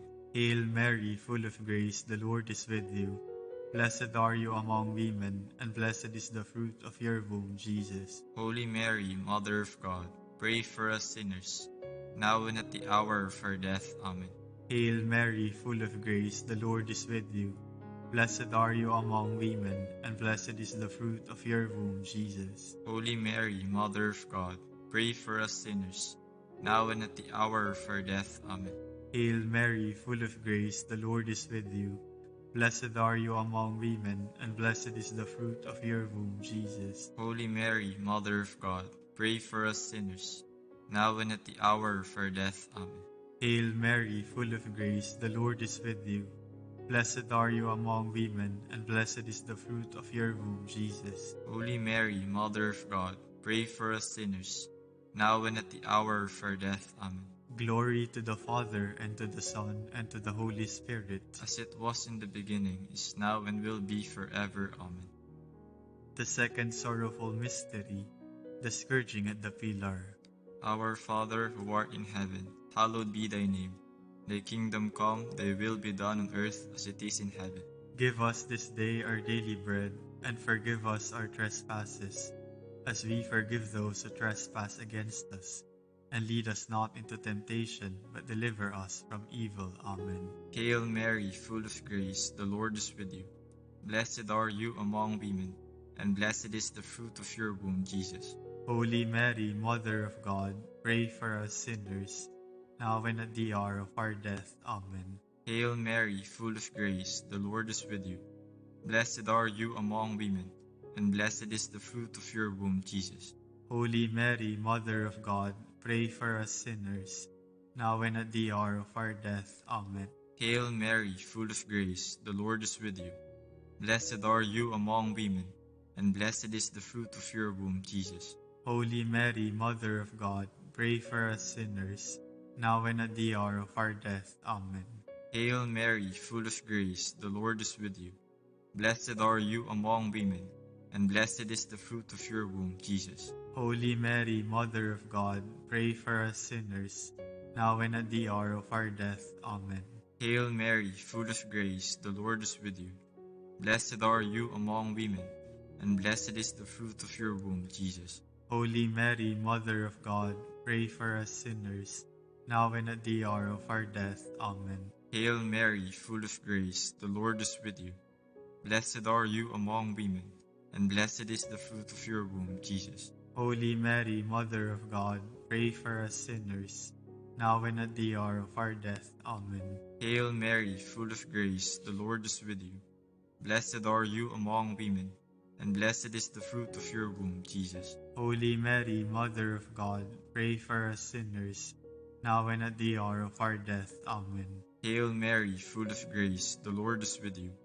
Blessed are you among women, and blessed is the fruit of your womb, Jesus. Holy Mary, Mother of God, pray for us sinners, now and at the hour of our death. Amen. Hail Mary, full of grace, the Lord is with you. Blessed are you among women, and blessed is the fruit of your womb, Jesus. Holy Mary, Mother of God, pray for us sinners, now and at the hour of our death. Amen. Hail Mary, full of grace, the Lord is with you. Blessed are you among women, and blessed is the fruit of your womb, Jesus. Holy Mary, Mother of God, pray for us sinners, now and at the hour of our death. Amen. Glory to the Father, and to the Son, and to the Holy Spirit. As it was in the beginning, is now, and will be forever. Amen. The third sorrowful mystery, the crowning with thorns. Our Father, who art in heaven, hallowed be thy name. Thy kingdom come, thy will be done on earth as it is in heaven. Give us this day our daily bread, and forgive us our trespasses, as we forgive those who trespass against us. And lead us not into temptation, but deliver us from evil. Hail Mary, full of grace, the Lord is with you. Blessed are you among women, and blessed is the fruit of your womb, Jesus. Holy Mary, Mother of God, pray for us sinners, now and at the hour of our death. Amen. Hail Mary, full of grace, the Lord is with you. Blessed are you among women, and blessed is the fruit of your womb, Jesus. Holy Mary, Mother of God, pray for us sinners, now and at the hour of our death. Amen. Hail Mary, full of grace, the Lord is with you. Blessed are you among women, and blessed is the fruit of your womb, Jesus. Holy Mary, Mother of God, pray for us sinners, now and at the hour of our death. Amen. Hail Mary, full of grace, the Lord is with you. Blessed are you among women, and blessed is the fruit of your womb, Jesus. Holy Mary, Mother of God, pray for us sinners, now and at the hour of our death. Amen. Hail Mary, full of grace, the Lord is with you. Blessed are you among women, and blessed is the fruit of your womb, Jesus. Holy Mary, Mother of God, pray for us sinners, now and at the hour of our death. Amen. Hail Mary, full of grace, the Lord is with you. Blessed are you among women, and blessed is the fruit of your womb, Jesus. Holy Mary, Mother of God, pray for us sinners, now and at the hour of our death. Amen. Hail Mary, full of grace, the Lord is with you. Blessed are you among women, and blessed is the fruit of your womb, Jesus. Holy Mary, Mother of God, pray for us sinners, now and at the hour of our death. Amen. Hail Mary, full of grace, the Lord is with you. Blessed are you among women, and blessed is the fruit of your womb, Jesus. Holy Mary, Mother of God, pray for us sinners, now and at the hour of our death. Amen. Hail Mary, full of grace, the Lord is with you. Blessed are you among women, and blessed is the fruit of your womb, Jesus. Holy Mary, Mother of God, pray for us sinners, now and at the hour of our death. Amen. Hail Mary, full of grace, the Lord is with you. Blessed are you among women, and blessed is the fruit of your womb, Jesus. Holy Mary, Mother of God, pray for us sinners, now and at the hour of our death. Amen. Glory to the Father, and to the Son, and to the Holy Spirit. As it was in the beginning, is now, and will be forever. Amen. The fourth sorrowful mystery, the carrying of the cross. Our Father, who art in heaven, hallowed be thy name. Thy kingdom come, thy will be done on earth as it is in heaven. Give us this day our daily bread, and forgive us our trespasses, as we forgive those who trespass against us. And lead us not into temptation, but deliver us from evil. Amen. Hail Mary, full of grace, the Lord is with you. Blessed are you among women, and blessed is the fruit of your womb, Jesus. Holy Mary, Mother of God, pray for us sinners, now and at the hour of our death. Amen. Hail Mary, full of grace, the Lord is with you.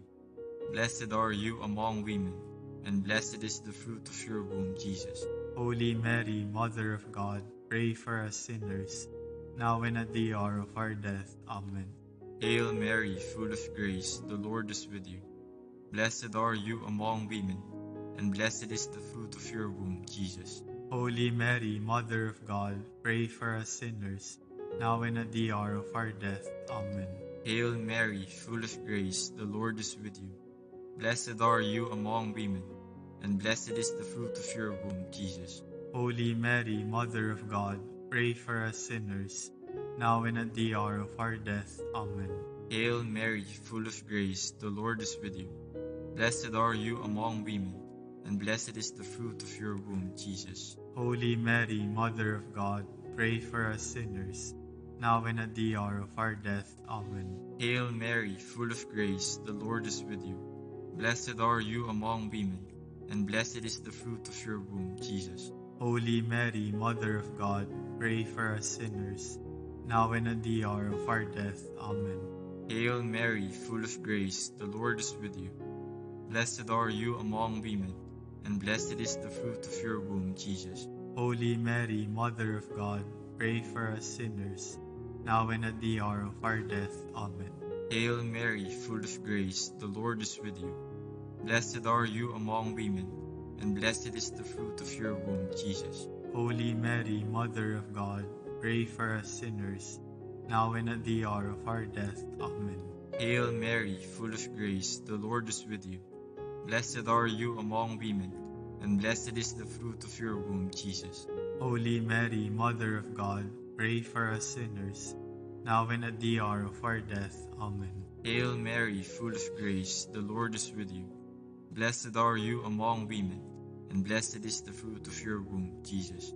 Holy Mary, Mother of God, pray for us now and at the hour of our death. Amen. Glory to the Father, and to the Son, and to the Holy Spirit. As it was in the beginning, is now, and will be forever. Amen.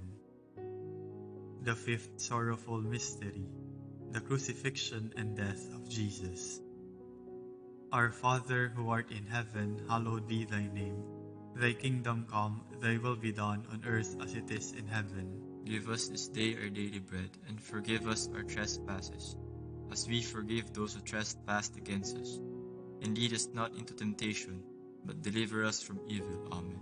Hail Mary, full of grace, the Lord is with you. Blessed are you among women, and blessed is the fruit of your womb, Jesus. Holy Mary, Mother of God, pray for us sinners, now and at the hour of our death. Amen. Hail Mary, full of grace, the Lord is with you. Blessed are you among women, and blessed is the fruit of your womb, Jesus. Holy Mary, Mother of God, pray for us sinners, now and at the hour of our death. Amen. Hail Mary, full of grace, the Lord is with you. Blessed are you among women, and blessed is the fruit of your womb, Jesus. Holy Mary, Mother of God, pray for us sinners, now and at the hour of our death. Amen. Hail Mary, full of grace, the Lord is with you. Blessed are you among women, and blessed is the fruit of your womb, Jesus. Holy Mary, Mother of God, pray for us sinners, now and at the hour of our death. Amen. Hail Mary, full of grace, the Lord is with you. Blessed are you among women, and blessed is the fruit of your womb, Jesus. Holy Mary, Mother of God, pray for us sinners, now and at the hour of our death. Amen. Hail Mary, full of grace, the Lord is with you. Blessed are you among women, and blessed is the fruit of your womb, Jesus. Holy Mary, Mother of God, pray for us sinners, now and at the hour of our death. Amen. Hail Mary, full of grace, the Lord is with you. Blessed are you among women, and blessed is the fruit of your womb, Jesus. Holy Mary, Mother of God, pray for us sinners, now and at the hour of our death. Amen. Hail Mary, full of grace, the Lord is with you. Blessed are you among women, and blessed is the fruit of your womb, Jesus. Holy Mary, Mother of God, pray for us sinners, now and at the hour of our death. Amen. Hail Mary, full of grace, the Lord is with you. Blessed are you among women, and blessed is the fruit of your womb, Jesus. Holy Mary, Mother of God, pray for us sinners, now and at the hour of our death. Amen. Hail Mary, full of grace, the Lord is with you.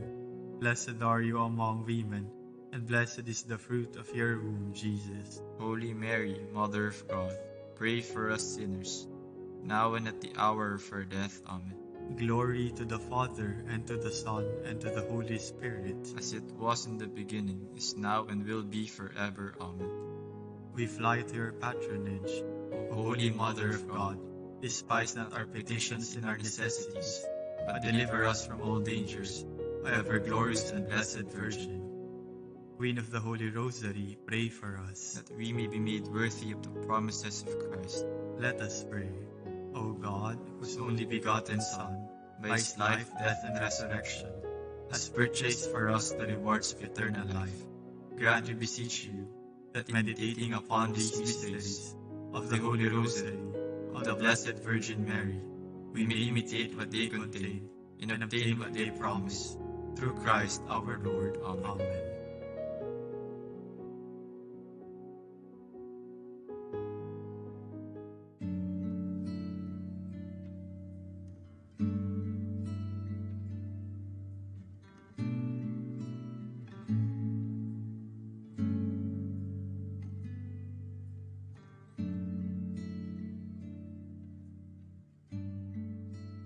One of the 12, who was called Judas Iscariot, went to the chief priest and said, "What are you willing to give me if I hand him over to you?"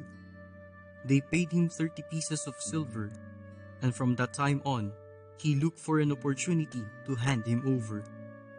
On the first day of the Feast of Unleavened Bread, the disciples approached Jesus and said, "Where do you want us to prepare for you to eat the Passover?"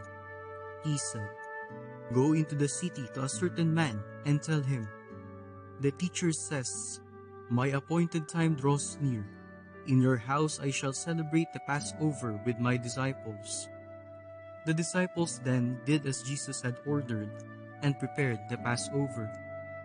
When it was evening, he reclined at the table with the 12, and while they were eating, he said, "Amen, I say to you, one of you will betray me." Deeply distressed at this, they began to say to him one after another, "Surely it is not I, Lord." He said in reply, "He who has dipped his hand into the dish with me is the one who will betray me. The Son of Man indeed goes, as it is written of him, but woe to that man by whom the Son of Man is betrayed. It would be better for that man if he had never been born." Then Judas, his betrayer, said in reply, "Surely it is not I, Rabbi." He answered, "You have said so." Tayo po ay manalangin. Panginoon, maraming salamat dahil ninais niyong matipon kami sa online Lenten Recollection na ito. Pagkalooban po ninyo ng kapayapaan ang mga sumusubaybay sa kani-kanilang tahanan. Pagkalooban po ninyo ng lakas ang bawat isa sa amin, nang magampanan pa namin ng mabuti ang aming tungkulin sa pamilya, simbahan at sambayanan. Inihiling namin ito sa pamamagitan ng iyong anak, kasama ng Espiritu Santo, magpasawalang hanggan. Amen. Sa ngalan ng Ama, ng Anak, at ng Espiritu Santo. Amen.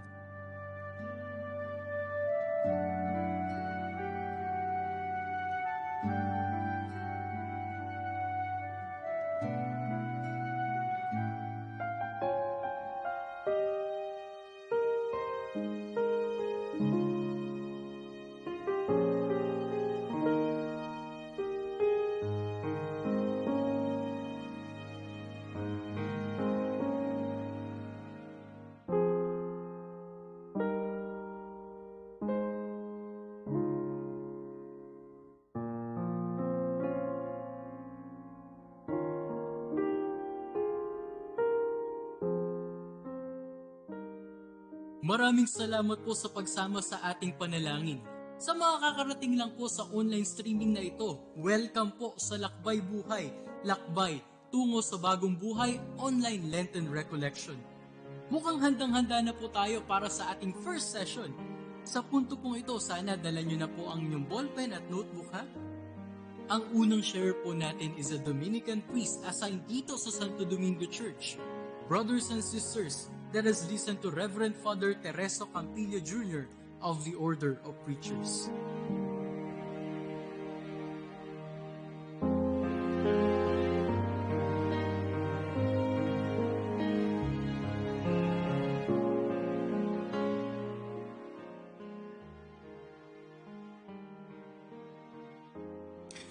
Halos buong mundo ay nararanasan ang krisis o peligro na dala ng coronavirus 19. Ano ang aral o mga aral na mapupulot natin sa krisis na ito? Bago po natin sagutin ito, kailangan natin munang isaisip na ang krisis na dala ng COVID-19 ay may iba't ibang mukha. Hindi lang iisa ang mukha nito. Hindi lang iisa ang anyo ng COVID-19. Maraming anyo ito. Kaya tinaanyayaan ko kayong tignan ang tatlo lamang sa maraming mukha o anyo ng COVID-19. Nandiyan po yung pangunahing mukha nito. Ito yung mukha ng krisis sa kalusugan. Alam ng nakararami sa atin ito. Ito'y sakit na nakakahawa na maaaring maipasa ng isang taong wala namang nararamdamang sintomas ng sakit. Marahil marami na tayong narinig sa radyo o napanood sa TV na naging biktima nito dito mismo sa Pilipinas. Pero ang tanong ko, sino kaya sa mga sandaling ito na nanonood at nakikinig sa ating recollection ang dinapuan na ng COVID-19 o kaya na may under investigation or monitoring? Kung hindi tayo dinapuan ng COVID-19 o hindi tayo sumasailalim sa investigasyon at monitoring, maaaring hindi ito personal na krisis sa kalusugan para sa atin. Kung wala tayong malapit na miyembro ng pamilya o kamag-anak o kaibigan na dinapuan ng COVID-19, hindi po ito personal na krisis sa kalusugan para sa atin. Kung hindi tayo isa doon sa mga healthcare, yung sa mga nasa healthcare frontliners na nangangalaga ng isang dinapuan ng COVID-19 patient, malayong-malayo tayo sa peligro. Malayo tayo sa mukha ng krisis ng kalusugan na dala ng COVID-19. At dahil hindi naman personal na krisis sa kalusugan ang ating kaharap, ano ang mensahe sa atin na ibinibigay? Wash your hands. Stay at home. Wash your hands and stay at home? Ganun lang? Siguro para sa isang taong walang pananampalataya sa Diyos, yun ang mensahe. Wash your hands and stay at home.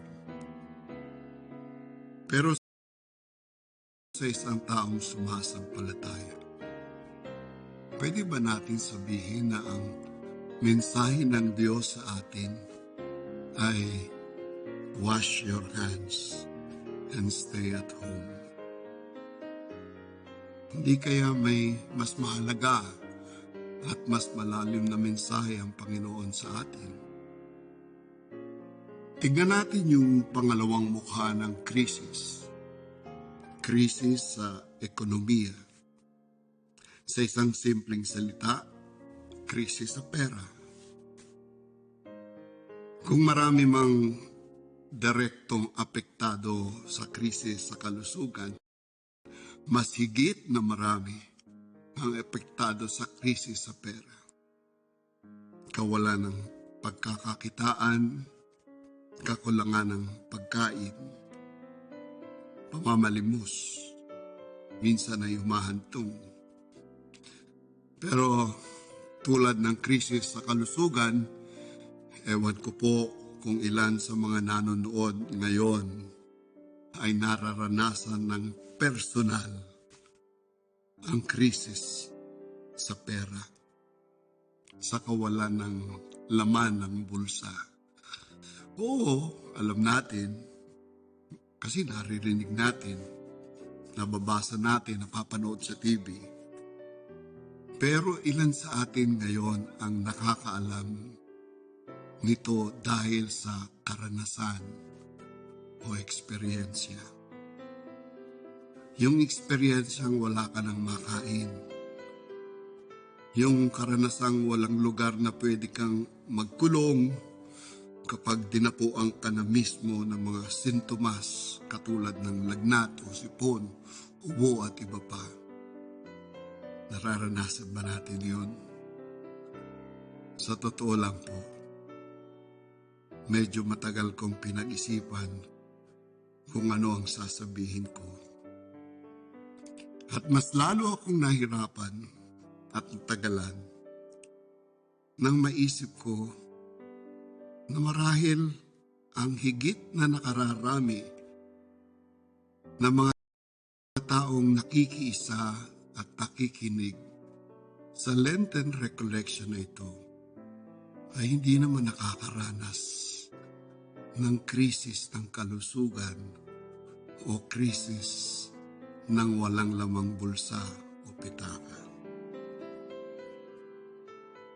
Kaya't sa kawalan ng sasabihin ko sa inyo mismo, Rosaryo po ang aking naging takbuhan. Hindi lang isa, marami. Kahit nga nakapagdadasal na ng Rosaryo kasama ang komunidad, nagdadagdag pa rin po ako habang ako'y naglalakad doon sa balkonahe namin sa second floor. Rosaryo ang aking naging takbuhan. At ang tanong ko, anong sasabihin ko? Anong ipaalala ko sa kanila? Anong gusto mong ituro namin at matutunan? At sa aking pagdarasal, ang sumagi sa aking isipan sa paglipas ng mga araw, ipinaalala ko po kay Lord na ang mundong ito ay minsang nakaranas ng kanyang mga yapak. Ang mundong ating ginagalawan ay kanyang nilakad din. Ipinaalala ko po sa Panginoon na hindi pa tapos ang sinasabi niyang misyon. Sabi nga, natapos na daw. Ang sagot ko, Lord, hindi pa. Kaya't ang aking paalala sa Panginoon, bumalik ka. Muli kang maglakad. Muli kang maglakad sa lupang iyong minsang nilakaran. At tignan po natin minsan. Naalala ko sa sa pagninilay ng misteryo ng pighati. Ang lupang ito ay dumanak sa lupang ito ang kabanal-banalang dugo ng ating Panginoon. Pinaalala ko po yan sa Kanya. At pwede nating ipaalala sa Kanya. At palagay ko, yun ang isang aral na pwede nating gawin. Makipagbunong braso po tayo sa Panginoon. gamitin natin ang lakas na dala ng panalangin. Hindi lang para sa atin, kundi doon sa nakaharap at humaharap sa krisis ng kalusugan, sa krisis ng kawalan ng pera, sa krisis ng butas ang bulsa. We cannot simply pray this and pray that. We will have to wrestle with God. And that's our bigger challenge. Yan ang mas mabigat na hamon sa atin. Makipagbunong braso sa Diyos. At alam niyo, minsan nga, habang binabasa ko yung numero ng mga biktima na ng COVID-19 dito sa Pilipinas, nung makita kong 2084, alam niyo, sabi ko kay Lord, Lord, konti lang naman 2084. Baka pwede mo kaming tulungan. At sa aking puso, alam ko, naririnig niya ako. At alam ko, kapag kayo mismo ang naghanap ng panahon at oras na makipagbunong braso sa Diyos, naririnig niya kayo. Gamitin po natin ang panahon, ang oras natin, hindi lamang para sa panonood ng Netflix, pagbabasa ng dyaryo o ano paman, kundi palagay ko sa ating mga kamay, ibinibigay ng Diyos ang hamon na manikluhod kayo at hingi ng awa ng Diyos para sa 2,000 o 3,000 apektado ng COVID-19. Sabihin niyo po kay Lord, Lord, konti lang naman yan. Tulungan mo na kami.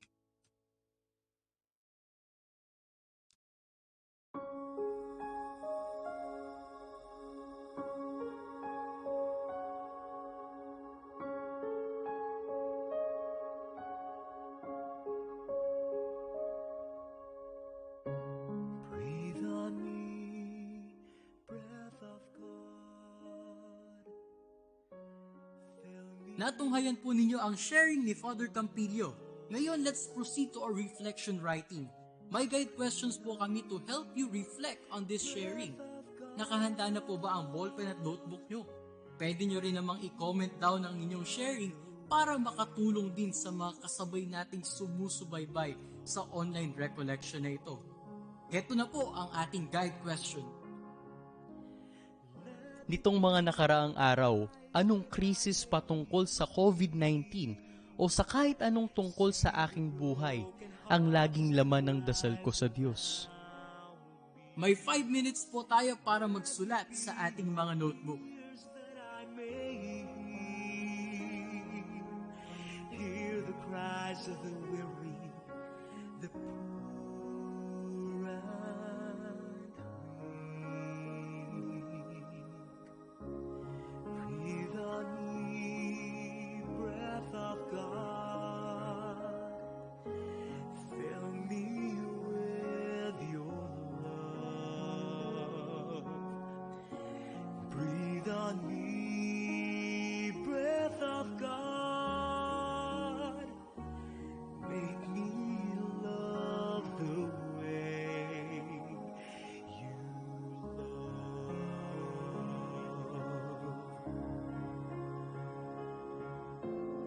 Let me be your hands that I may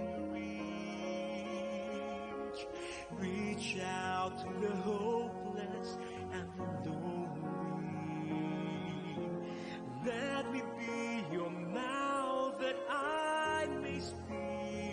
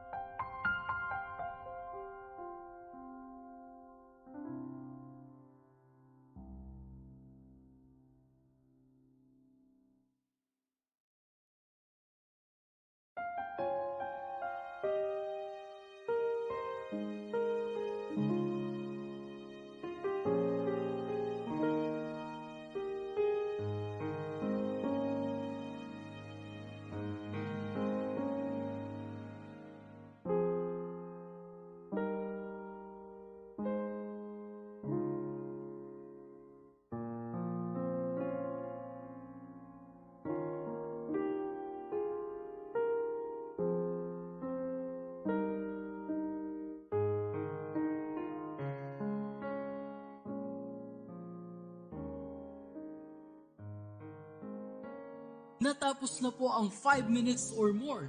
Nakapagsulat po ba kayo? Kung nabitin kayo sa oras, pwede nyo namang itong balikan any time of the day. For example, habang kayo nagpapatuloy pa sa pagmumuni-muni mamaya. Pasalamatan ulit natin si Father Campillo sa kanyang sharing kanina. Ngayon naman ay dumako na tayo sa Session 2. Ang magbabahagi sa atin ng kanyang Lenten Reflection ay isa rin pong Dominican priest assigned dito sa Santo Domingo Church. Tayo'y makinig, brothers and sisters, sa sharing ni Reverend Father Roland de la Rosa of the Order of Preachers.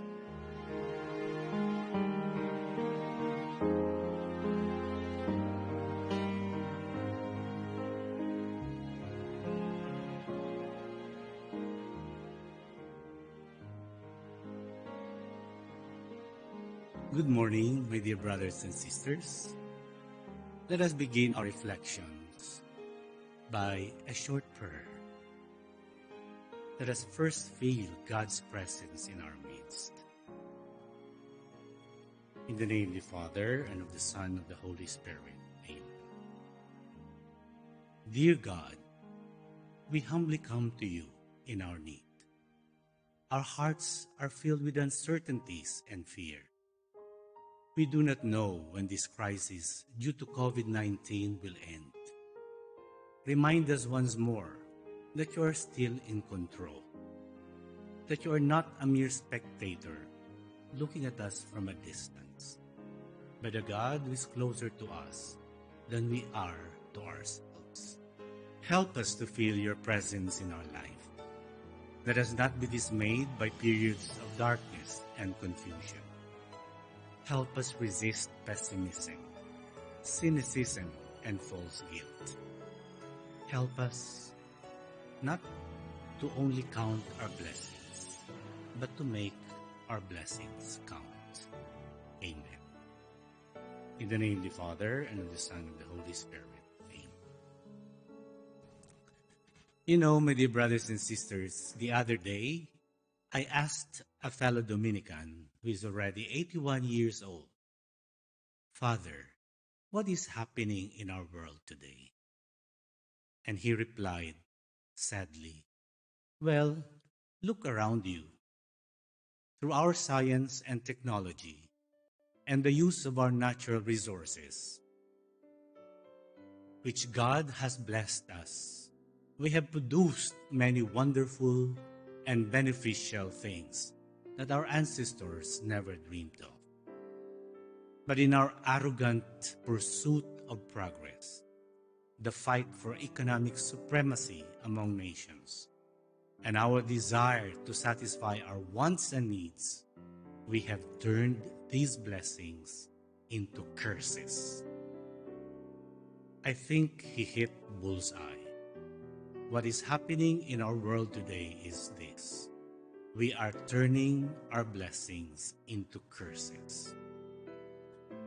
Ang isang biyaya, kapag hindi ginamit sa kabutihan, nagiging isang sumpa.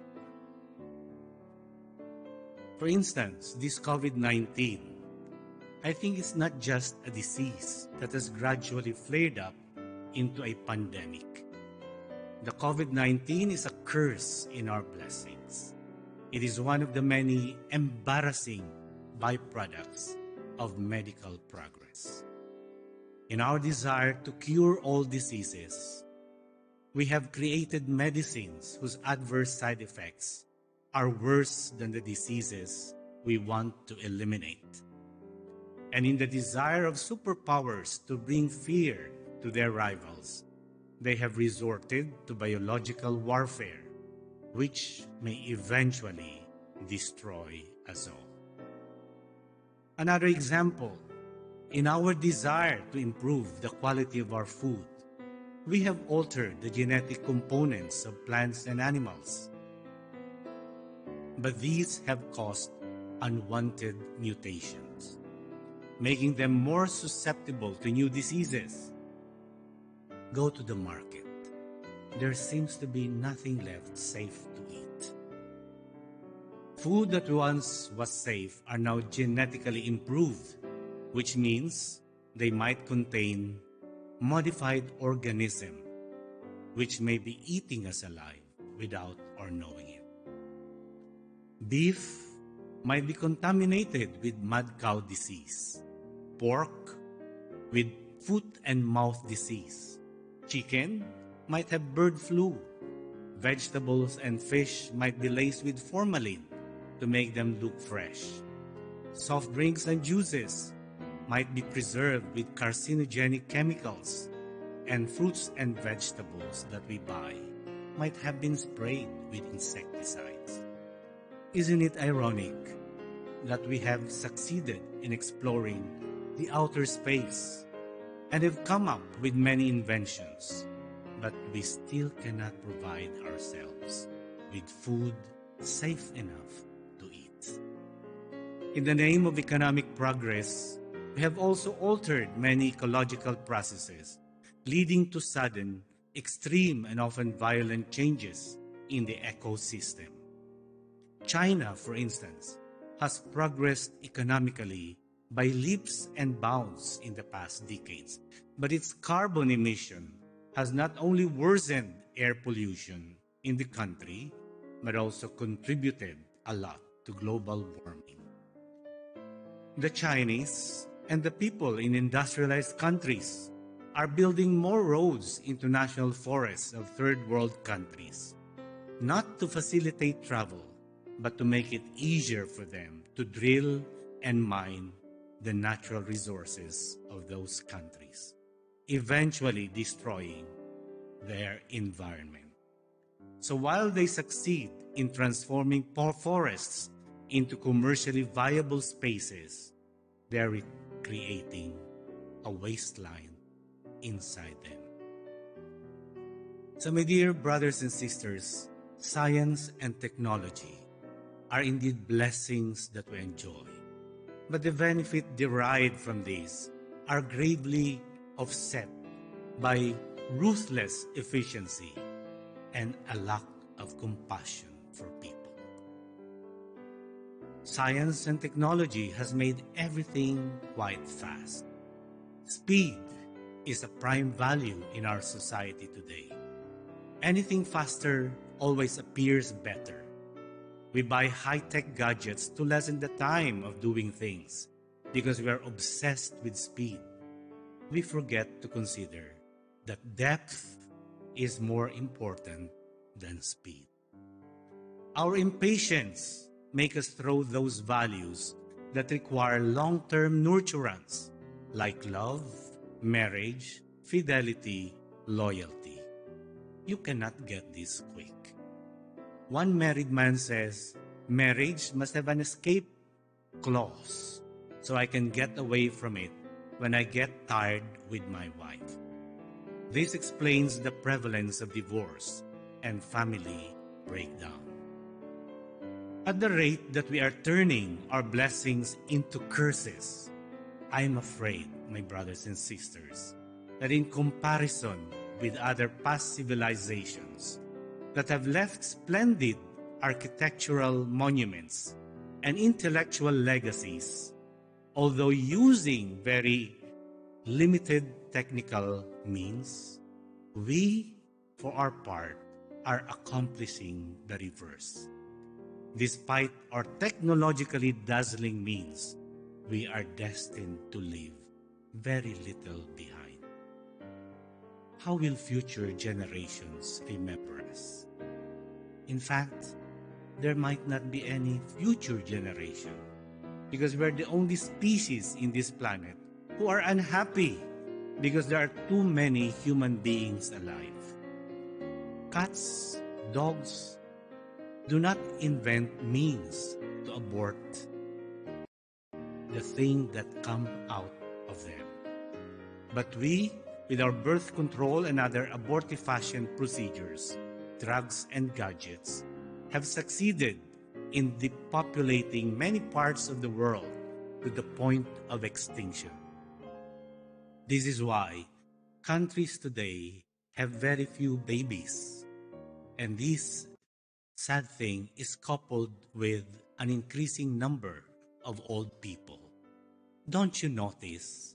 Those countries that are suffering the worst effect of COVID-19 are those whose population is composed mainly of old people. For many years, their minds have been conditioned to think that having children are a problem, a killjoy to their enjoyment of the good life, so they have adopted aggressive policies of birth control and the use of drugs and gadgets that lead to abortion. Now, with a population growth that is below zero, many countries in Europe are facing the possibility of extinction. Add to this the diseases that might later invade them. In many countries in Europe, the number of Muslim immigrants, together with Asians and Africans, are beginning to outnumber the native population. Industrialization and progress are blessings, but they have turned these into curses. Now let us look at our social life. To make us more socially interconnected, we have the blessings of the cell phone and the internet. The world we live now has become a cyber village where communication happens at the flick of a switch, a push of a button, or a keyboard press.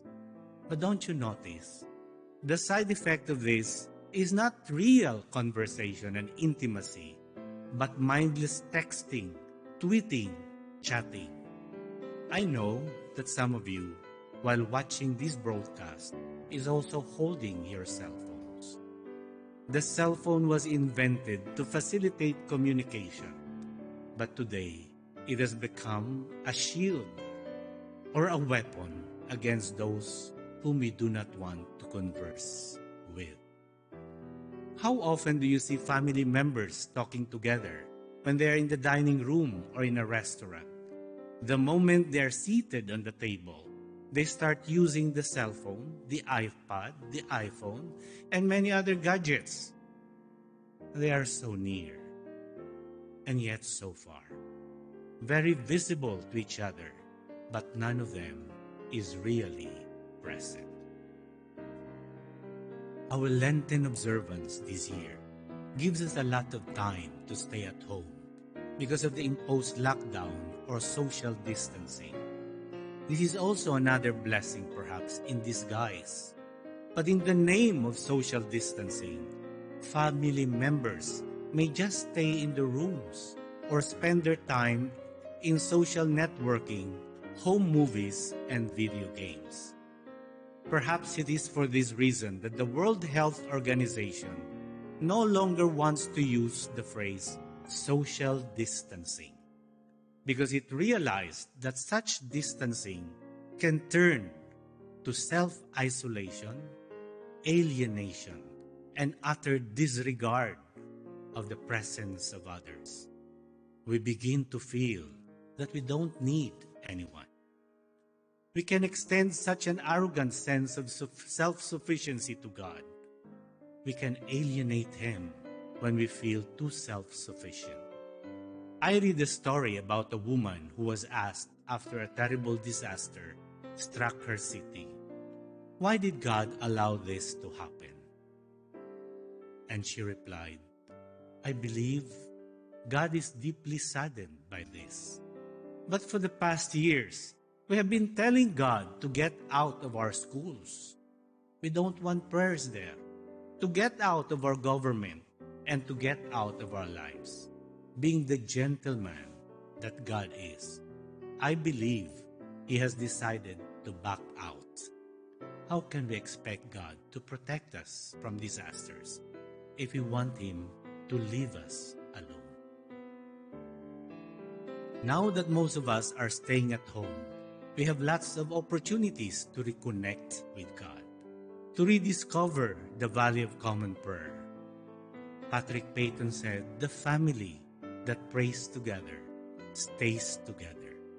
We need God in our lives. We need Him in our family, in our country, in our world, especially now that we feel helpless against COVID-19. Our helplessness becomes even more acute when we realize that what is at stake is our very own life. COVID-19 can bring death anytime. The media, although quite effective in broadcasting the impact of this disease around the world, however, muddles our estimation of the death caused by COVID-19. What the media does is to develop in us a callous indifference to the reality of death. We begin to think of death not as happening to us, but to somebody else. We have become like Joseph Stalin, who, when told about the many casualties in the war, coldly replied, "Well, a single death is a tragedy, but 1,000,000 deaths are mere statistics." Isn't it sad? 1,000,000 deaths are mere statistics. But if we reflect on the reality of death, we realize that every death is intimately personal, and we have to see its impacts on our life, not through statistics. Even Jesus wept when Lazarus, his friend, died. You know, our inability to grieve today when told of the many people dying of accidents, diseases, wars, or crimes can be a symptom of a deeper sickness afflicting us. We have become apathetic. Indifference, and such indifference is aggravated by our extreme practice of social distancing. The favorite word of the indifferent is whatever. When someone asks him, "How are you?" "Whatever." "Do you love me?" "Whatever." Whatever is a word expressing apathy and indifference. When you look at death in the face, you actually see not death itself, but the value of life. COVID-19 has made us realize how fragile life is. And in death, what fills us with utmost regret are not the things we do or things that we have done, but the things we leave undone. As the poem of Margaret Sangster reminds us, it isn't the thing you do, dear, it's the thing you leave undone that gives you a bit of heartache at the setting of the sun. The tender word forgotten, the letter you did not write, the flower you did not send, dear, will make you feel sorry tonight. So it's not the thing you do, it's the thing you leave undone, which makes you die of regret at the setting of the sun. When we look back and see so many days, months, years that we have wasted, we realize that we have turned our blessings into curses. We utter the saddest phrase ever coined, "if only." We start saying, "If only I had quit smoking when I had the chance, I would not have contracted cancer. If only I had not gambled away my money, I would not be facing poverty. If only I had been faithful to my wife, I would not have lost her. If only I had married my persistent suitor, I will not be living alone today. If only I have stopped using drugs, I would not be the addict that I am now." Life is short. Every moment in our life is an unrepeatable blessing, but we can turn it into a curse when we don't use it rightly. Time that is gone forever. One mother wrote something for her children who had abandoned her in a home for the aged, and they seldom visited her. She wrote, "If you're ever going to love me now. Don't wait until I'm gone.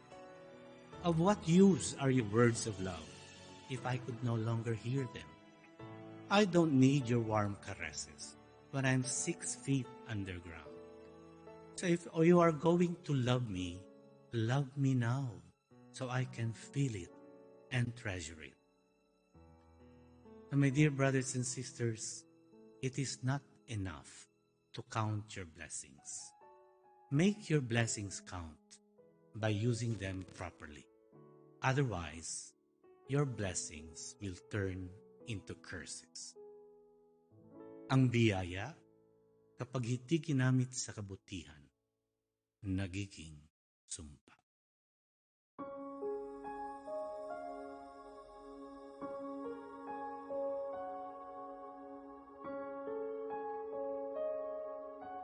Maraming salamat po, Father De La Rosa. Mga kapatid, for sure ngayon pa lang may naiisip na kayong points for reflection pagkatapos ng sharing na ito ni Father De La Rosa. Para matulungan po tayo sa ating reflection, narito po ang ating guide question. Sa lahat ng mga regrets at if only ko sa buhay, saan doon ako pinaka natuto? Ano-ano ang mga blessings na nakalimutan kong i-appreciate at ipagpasalamat? Muli, may 5 minutes po tayo to write our short reflections sa ating notebooks. Pwede na po tayong magsimula sa reflection writing. See the broken hearts and lives around me. Let me be your ears that I may hear the cries of the weary, the poor and weak. Breathe on me, breath of God. Fill me with your love. Breathe on me, breath of God. Make me love the way you love.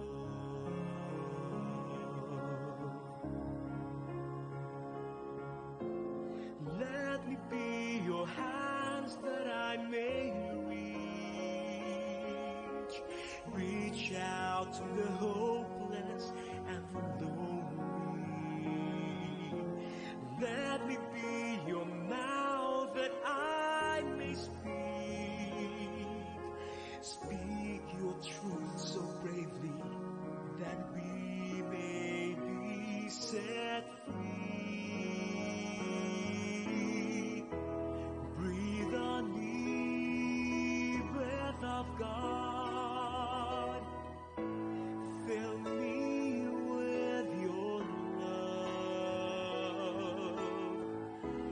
Breathe on me, breath of God. Make me love the way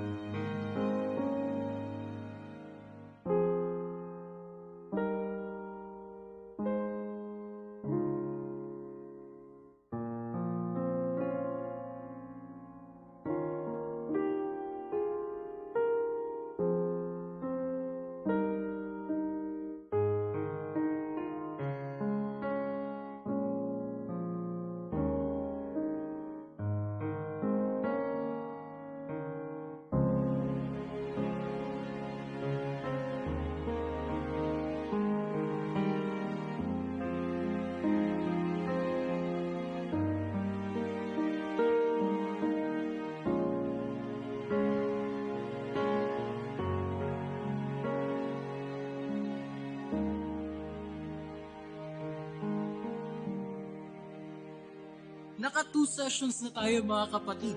Okay pa ba kayo dyan? So far, nakakapagnilay po ba tayo? Pasalamatan po natin ulit si Reverend Father Roland de la Rosa sa kanyang sharing kanina. Nasa last session na po tayo ng ating Lakbay Buhay online recollection. At ang share po natin ngayon ay isang Dominican student brother na naka-assign din dito sa Santo Domingo Church. Pakinggan po natin ang sharing ni Fray John Wilson Nukum of the Order of Preachers.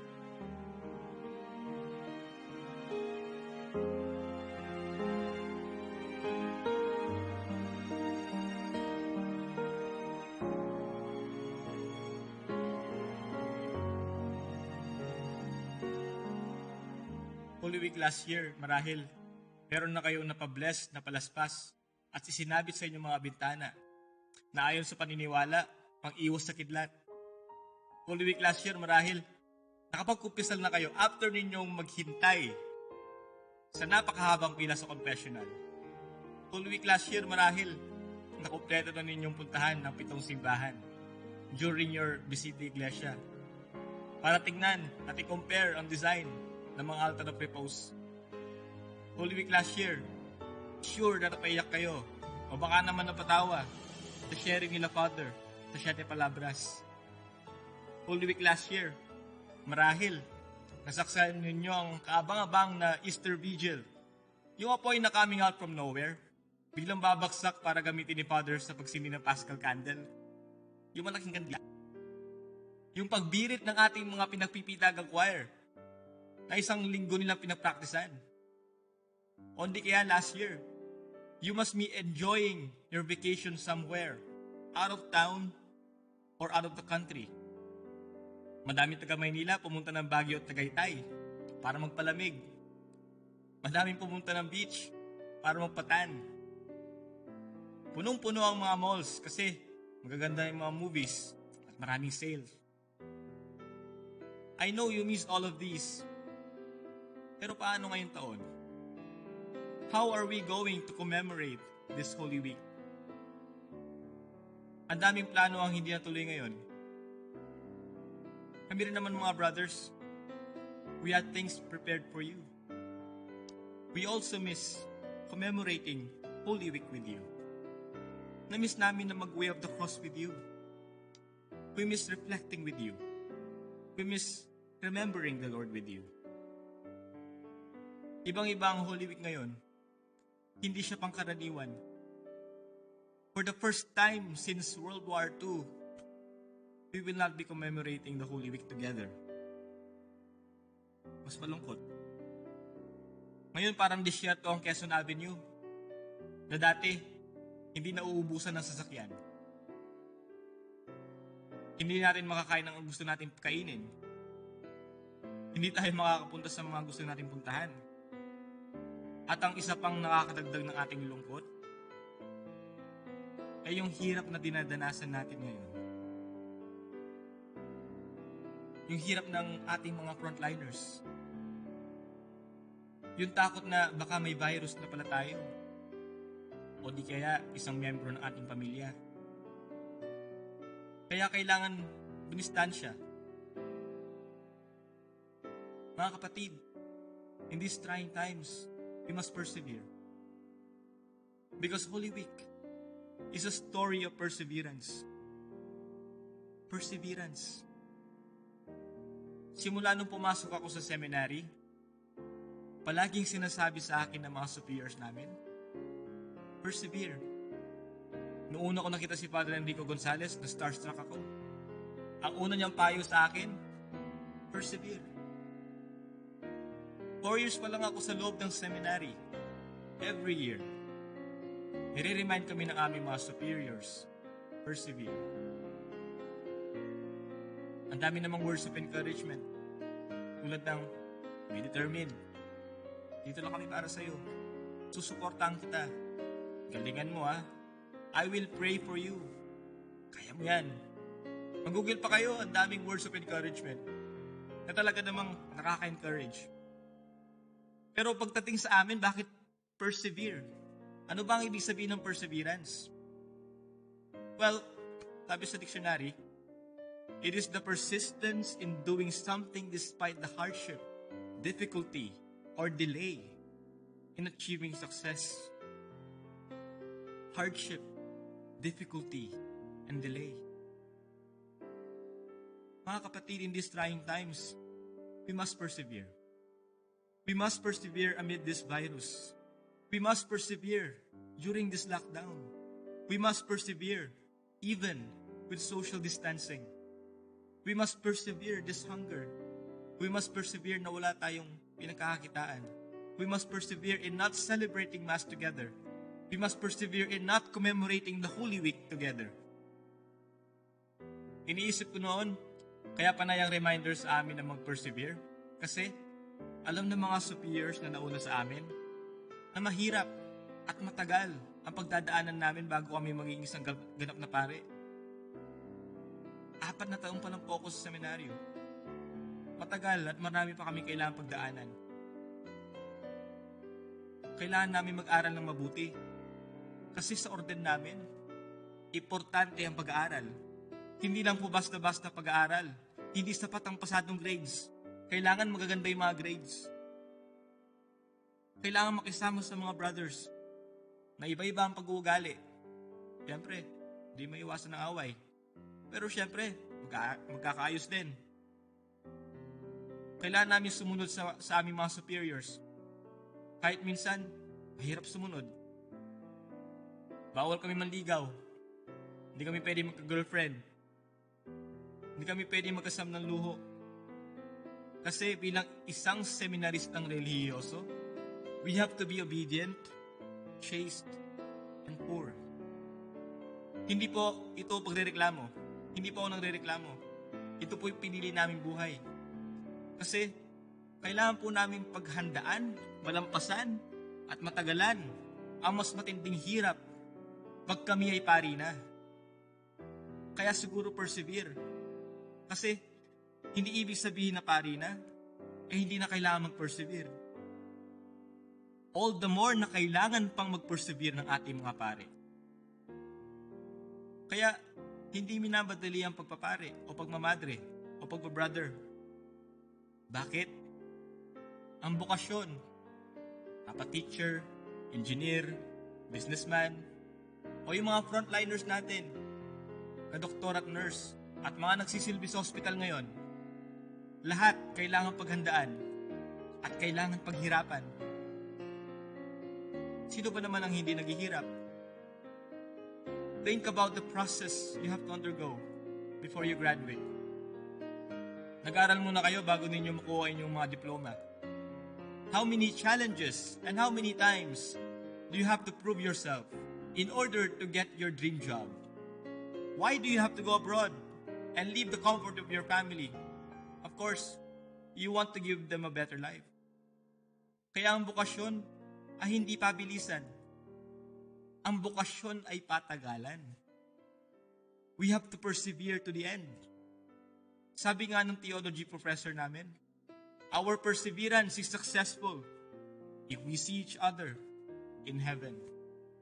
During this pandemic, marahil marami nagtatanong sa atin, bakit may ganito? Bakit pinahintulutan ng Diyos ang salot na ito? Bakit kailangan may mamatay? Bakit kailangan ko magutom? May nagsabi, hindi nga kami mamamatay sa virus, mamamatay naman kami sa gutom. Bakit kailangan mawalan ako ng hanap buhay? Bakit kailangan ko mahiwalay sa aking pamilya? I had a normal life. I had everything planned. And all of the sudden, mga kapatid, all of us share the same suffering. Kapamahirap man o mayaman. May nagtanong, is God angry? Is God punishing us? Mga kapatid, God is not angry. He does not punish. Instead, God is teaching us a lesson. May nagsulat, the world is full of sorrow, of hatred and crime, of strife and war. If God is a tender, loving, all-knowing, all-powerful, heavenly Father, why did He build the world on cruel land? Why does He permit evil and pains to continue? Why does He not give the world peace, health, and happiness. War comes and millions die. Why does God permit? Why does God permit it if He has the power to do otherwise?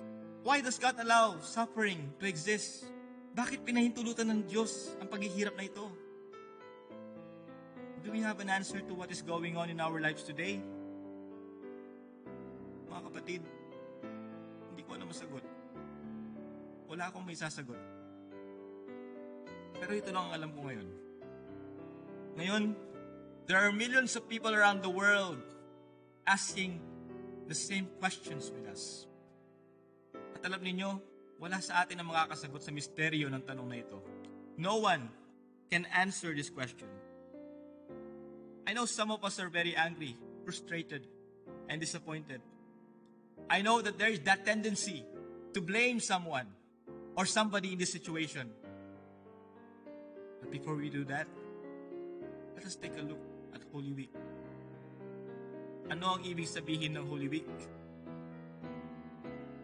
2,000 years ago, a very peculiar week happened. This week changed the world as we know it. It is the most tragic thing that happened in all of human history. Why? Because that week, 2,000 years ago, humanity killed an innocent man. Humanity killed him in the most horrifying, most brutal way possible at that time. And this man is no less than God Himself, as He let Himself be subjected to humanity's anger, frustration, and disappointment. Kaya kung tatanungin niyo ako kung anong ibig sabihin ng Holy Week, Holy Week is a story of a man's perseverance. Perseverance to save humanity from sin. Trinidor si Jesus mismo ng pinili niyang alagad. Perseverance. Dinuraan, pinagtawanan, pinatong ang koronang tinik sa kanyang ulo. Perseverance. Nilatigo, nagkapasa-pasa, nanalsik ang dugo sa kanyang mga sugat. Perseverance. Natulan ng parusang kamatayan. Mismo nang nag-welcome sa kanya ng palaspas. Perseverance. Pinabuhat sa kanya ang mabigat na krus.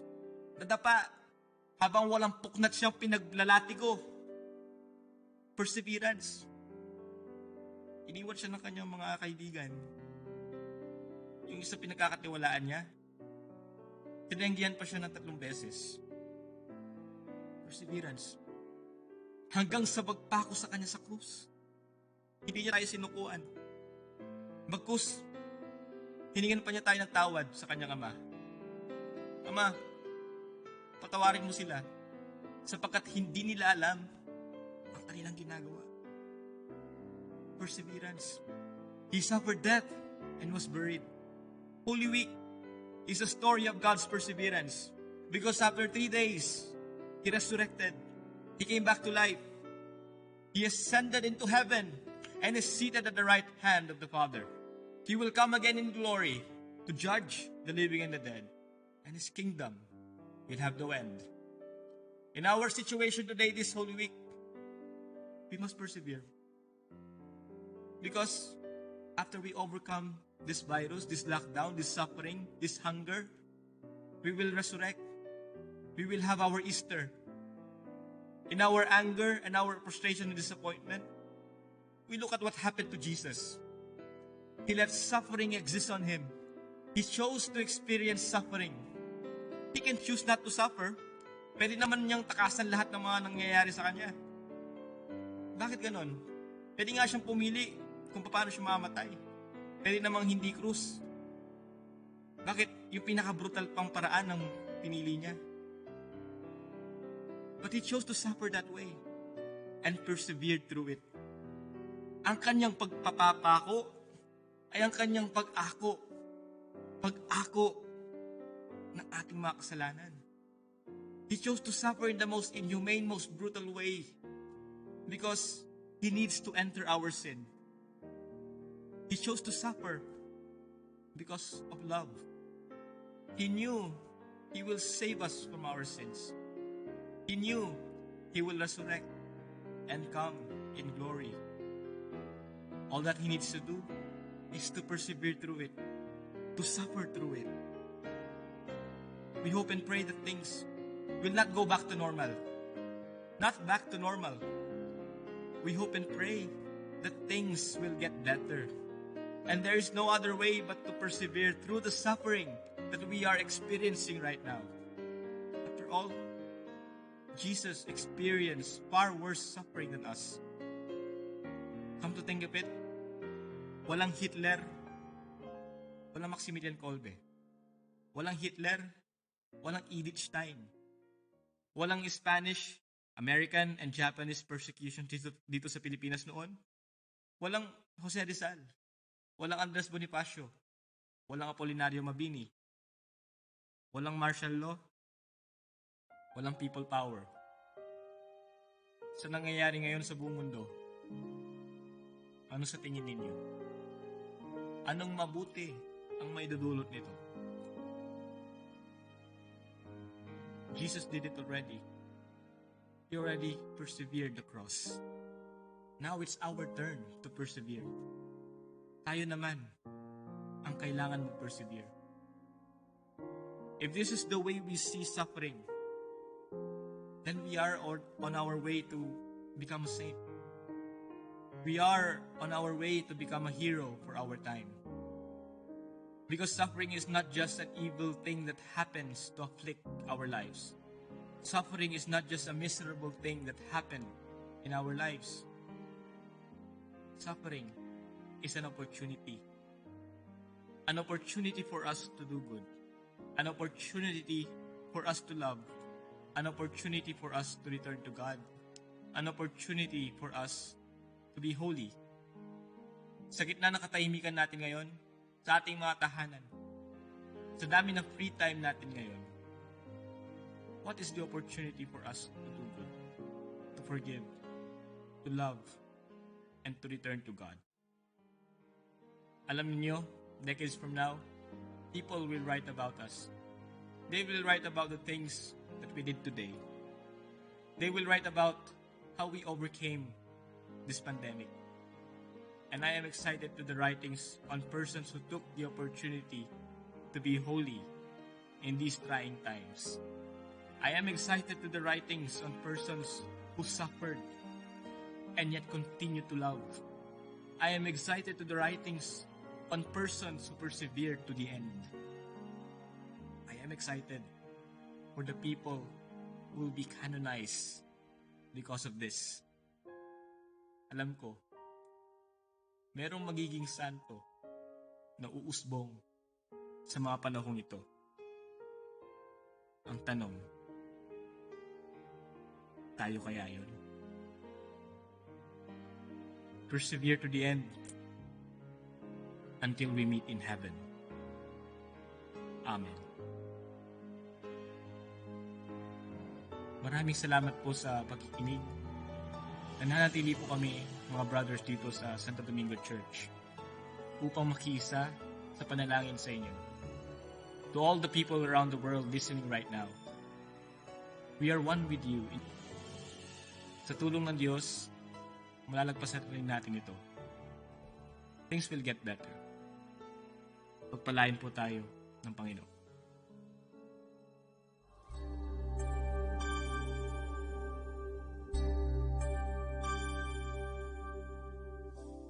There are times when all my dreams just walk away and drift away, and nothing there to stay. And then there's times I feel my world's just crumbling down to the ground. I need someone to hold me through it all.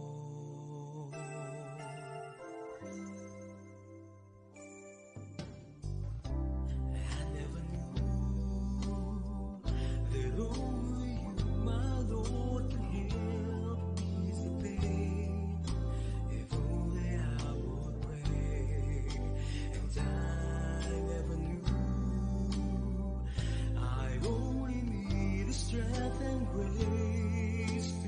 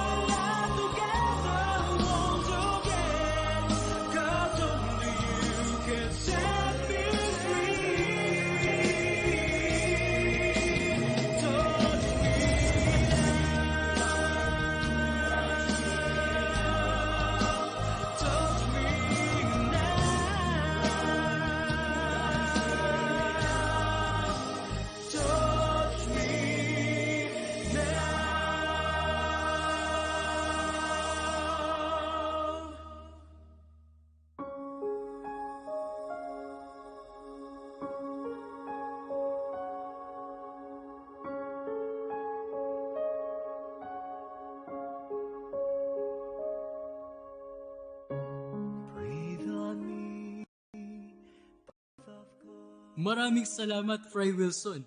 Kamusta na po kayo dyan? Sana po ay nasasabayan po ninyo ang ating online activities. Para lalo pa po tayong tulungan sa pag-reflect, narito po ang isang guide question. Ngayong hindi na ako makapunta sa simbahan, sa dami ng free time ko, ano ang ginagawa kong pang-espiritual upang lalo akong mapalapit kay Lord? Sa mga panahong ito, nakikita ko ba ang isang matinding pagkakataon upang gumawa ng mabuti, humingi ng tawad, at magbalik loob sa Diyos? Magbabalik po kami pagkatapos ng 5 minuto. Let me be your ears that I may hear the cries of the weary, the poor and weak.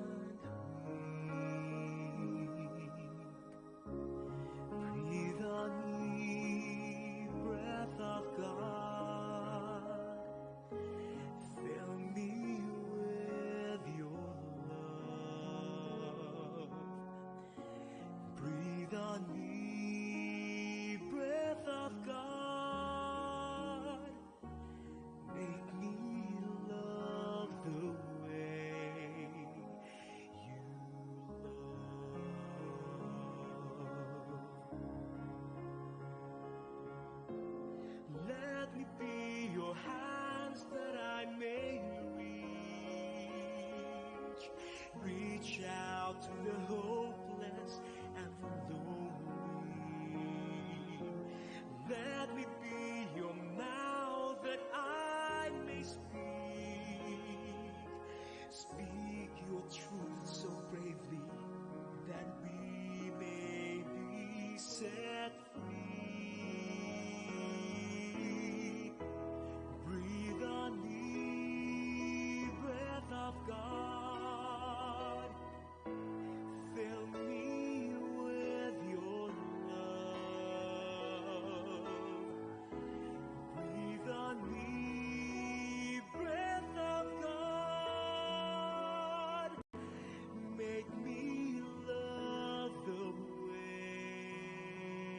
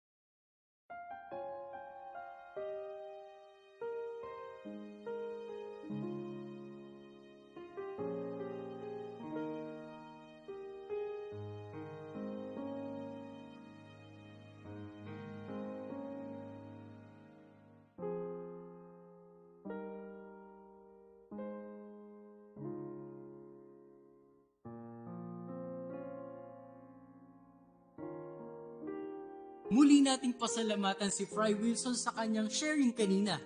Naku, kung hindi nyo naman po naabutan ng ating mga shares, pwede nyo naman pong i-replay ito pagkatapos ng online streaming na ito. Hopefully po ay nakapagdasal po kayo sa sandaling nagsama-sama tayo. Sana rin po ay nakatulong ang ating activities para lalo po kayong makapag-reflect ngayong Semana Santa.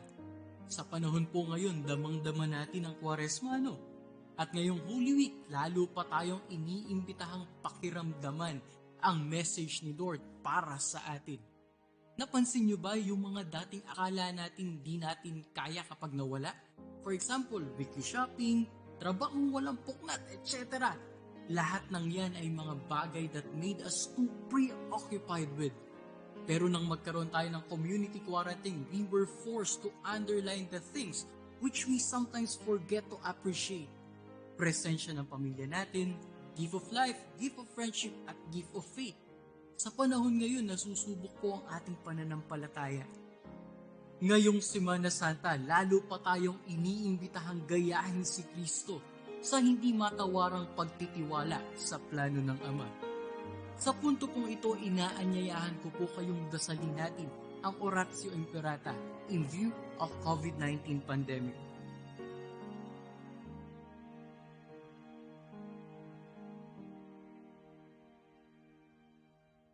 God our Father, we come to you in our need to ask your protection against the COVID-19 that has disturbed and even claimed lives. We pray that you guide the people tasked to find cures for this disease and to stem its transmission. Protect the medical experts that they may minister to the sick with competence and compassion. We pray for those afflicted. May they be restored to health soon. Protect those who care for them. Grant eternal rest to those who have died. Give us the grace in this trying time to work for the good of all and to help those in need. We implore you to stop the spread of this virus and to save us from our fears. Grant all these through our Lord Jesus Christ, your Son, who lives and reigns with you in the unity of the Holy Spirit, one God, forever and ever. Amen. We fly to your protection, O Holy Mother of God. Do not despise our petitions and our necessities, but deliver us always from all dangers, O glorious and blessed Virgin. Amen. Our Lady, health of the sick, pray for us. Saint Raphael the Archangel, pray for us. San Roque, pray for us. San Lorenzo Ruiz, pray for us. San Pedro Calungsod, pray for us. In the name of the Father, and of the Son, and of the Holy Spirit. Amen.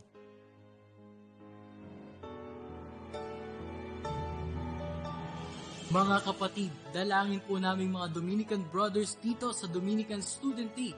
Kaisa po ang aming prior at mga paring Dominiko na naka-assign dito sa Santo Domingo Convent na magkaroon po kayo ng makabuluhang paggunita ng Semana Santa. Muli, Fray Joner Paulo Enriquez OP po, and this is Lakbay Buhay, Lakbay tungo sa bagong buhay online Lenten Recollection Year 2. Hatid po sa inyo ng mga Dominican Student Brothers sa pamamagitan ng Dominican Students Media Center.